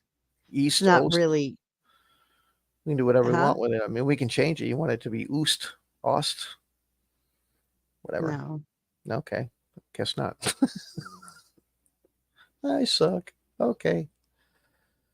So anyway, so what are you looking for? Some of you will have to go back and fill out more of some of these. Some of them don't have enough culture or population or government. We need to do all that for them too, though. But if Right. you, yeah, Well, this is kind of how you start with, for my process at least, whenever, and this goes back to like the early days when I had a teacher who kind of taught this. And I think it really helped me in any kind of like writing or creative processes. Basically, you start with the chunks you can do, the large chunks, and then you start your outline from that. And you basically underneath that's when you start putting in those details, and then so you have a list of different villages within a country, then you can start giving each one of them a special character, but you do the larger overall things first so you can go in with those details later. hmm um, Although if you get something creative that's detail level, you don't throw it out, you just write it in underneath as a. yeah. Like the first one we did, we went all the way through the whole thing first.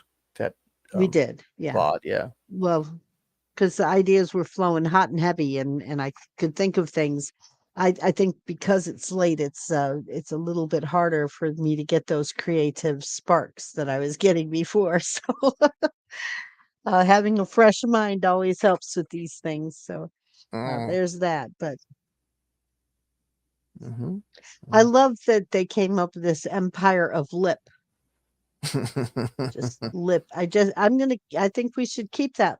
It seems weird, but lip is kind of the name of the empire. hmm Okay. Maybe should it be pronounced leap? I don't know. hmm hmm Okay.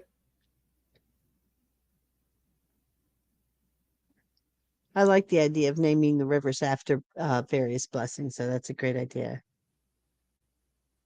So as far as this You one, should, you got some names in here. Did you see? Are you able to see the comments while you're working with the map? So I should probably read them out for you if you can't. Yeah. Basuba, Shabab, Kwa. Okay, Arabic. Okay. I probably pronounced all of those wrong. Pronunciation not being my strong suit, but yes, very cool.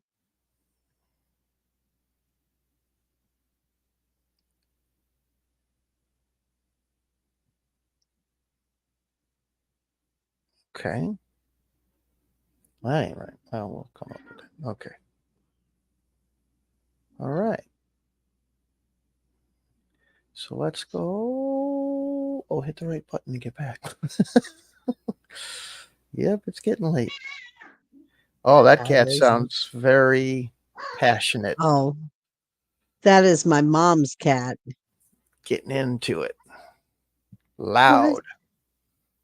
Honey, what's up with you, huh? She is loud. Most talkative cat in the world, too. What's going on, honey? Okay.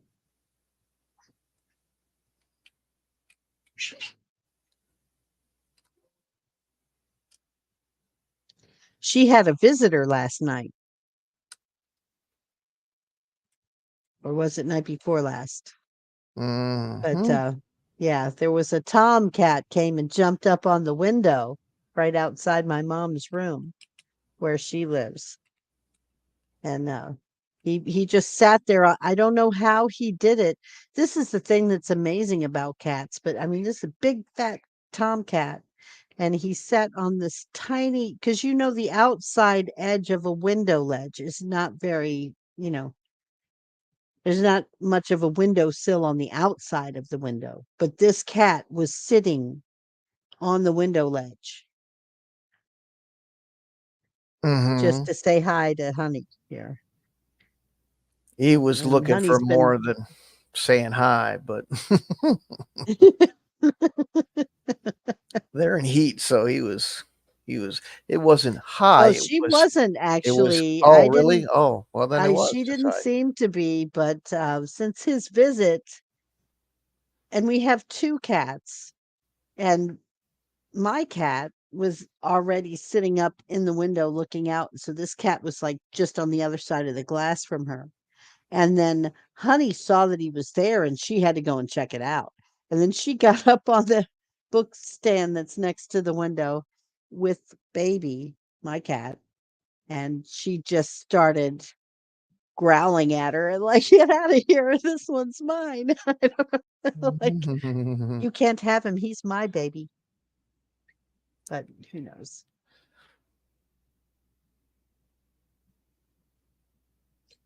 But I think she might have put on enough weight now that we can go and get her fixed, which is what we need to do. The last time my mom took her to the vet said that she was too skinny. They have to be a minimum weight before they'll do the surgery. So she was too thin and couldn't get her to put on any weight until I discovered freeze dried cat food, the freeze dried chicken flavor. Man, she loves it. So she's put on some weight now. So Hmm. we'll have to take her back. Well, that's good. She wasn't. I was thinking maybe there was some issue, like she was sick or something. No, So no, she she just was a just picky eater. right, right. She Yeah, she didn't like the regular cat food, so we had to get the expensive stuff, the freeze dried stuff. But it does have apparently um things that are cooked out of regular cat food that they need for their healthy development. So I'm glad we got it. Hmm. That's cool. Hmm. Better fixed. So bear with me, I'm Mr. Speedy. So I'm just making these adjustments. Boo, boo, boo, boo, bum, bum, bum, bum, bum. It's ironic we have a village of herd in the lands of the cats.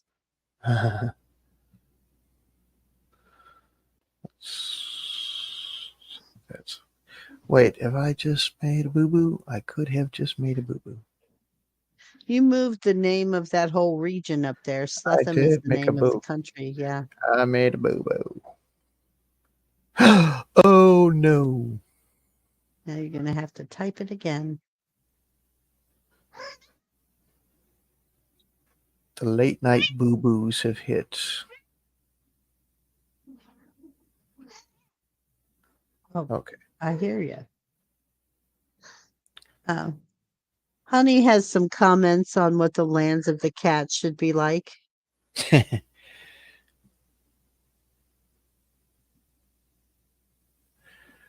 Do do do do Tell do. us, honey, should there be lots of chicken in your lands? What do you think? Oops! I Should there be just lots of keep chicken? messing up. Yeah, she agrees. Definitely. She's down with lots of chicken. What about There we go. hmm, what else you want? She doesn't know. As long as there is chicken, she says. She's happy with that.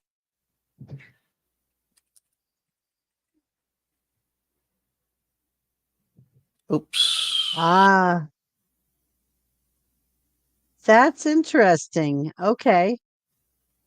The lizard people wouldn't have very much lips, so they wouldn't have words or names with sounds like B, M, P, or F because they couldn't pronounce them. That's very interesting. I like that kind of attention to detail. It's excellent. I gotta ask you, Hanabi, are you kind of are you an author or do you create your own worlds and things like that as well?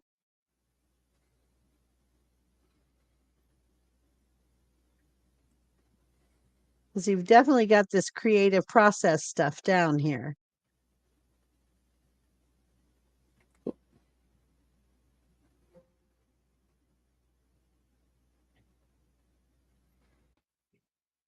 Oops.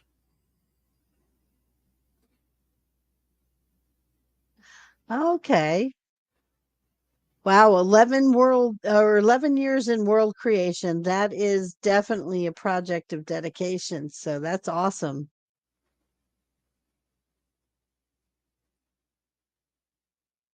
Right. That is really cool. Spend that much time, it must really be well, honed. Must be Yeah, big. definitely. Must be big too, huh? Right. Well, if you want to put in a plug for your world, okay, so you don't have map makers or a lot of tools, but it's a creative exercise that began with just a story me and my older sister shared. Yeah. That's very cool. Yeah, if you have something, if you want to plug it or mention the name, if you've written it up. Oh, okay, nothing published. Well, that might be your next thing to do because that's I think you've got a creative spirit, and I love to see new creative things out there in the world.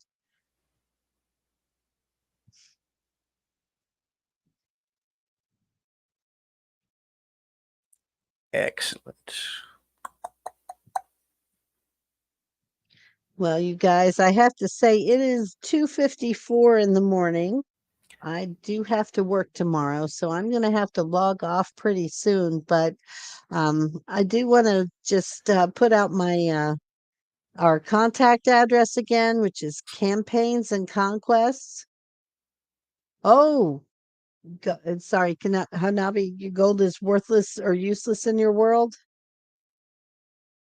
That's Hmm. actually technically true in every world. Well, no, it does have some applications electronically because of Conductivity, its yeah. material conductivity and that. But yeah, but otherwise, for the it's not as useful as its relative worth in our world would indicate that it is. Hmm. Anyway, but I do want to get that email address out there. Anybody who has ideas they want to share or wants to contribute comments or give feedback, positive or negative, we're open to everything.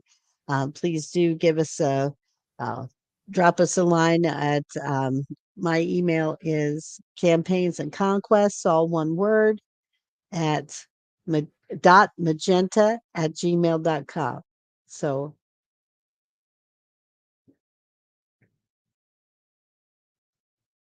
okay. So it's got inflation. Ah, well, hey, rarity is what generally creates the price spikes, so kind of makes sense. So anyway, you guys, I have really enjoyed the last 5.5 hours, but I have reached my limit, so I'm going to have to say goodnight to everybody. But I am looking forward to doing this again Well, Monday tomorrow, nights, 9 p.m. And right?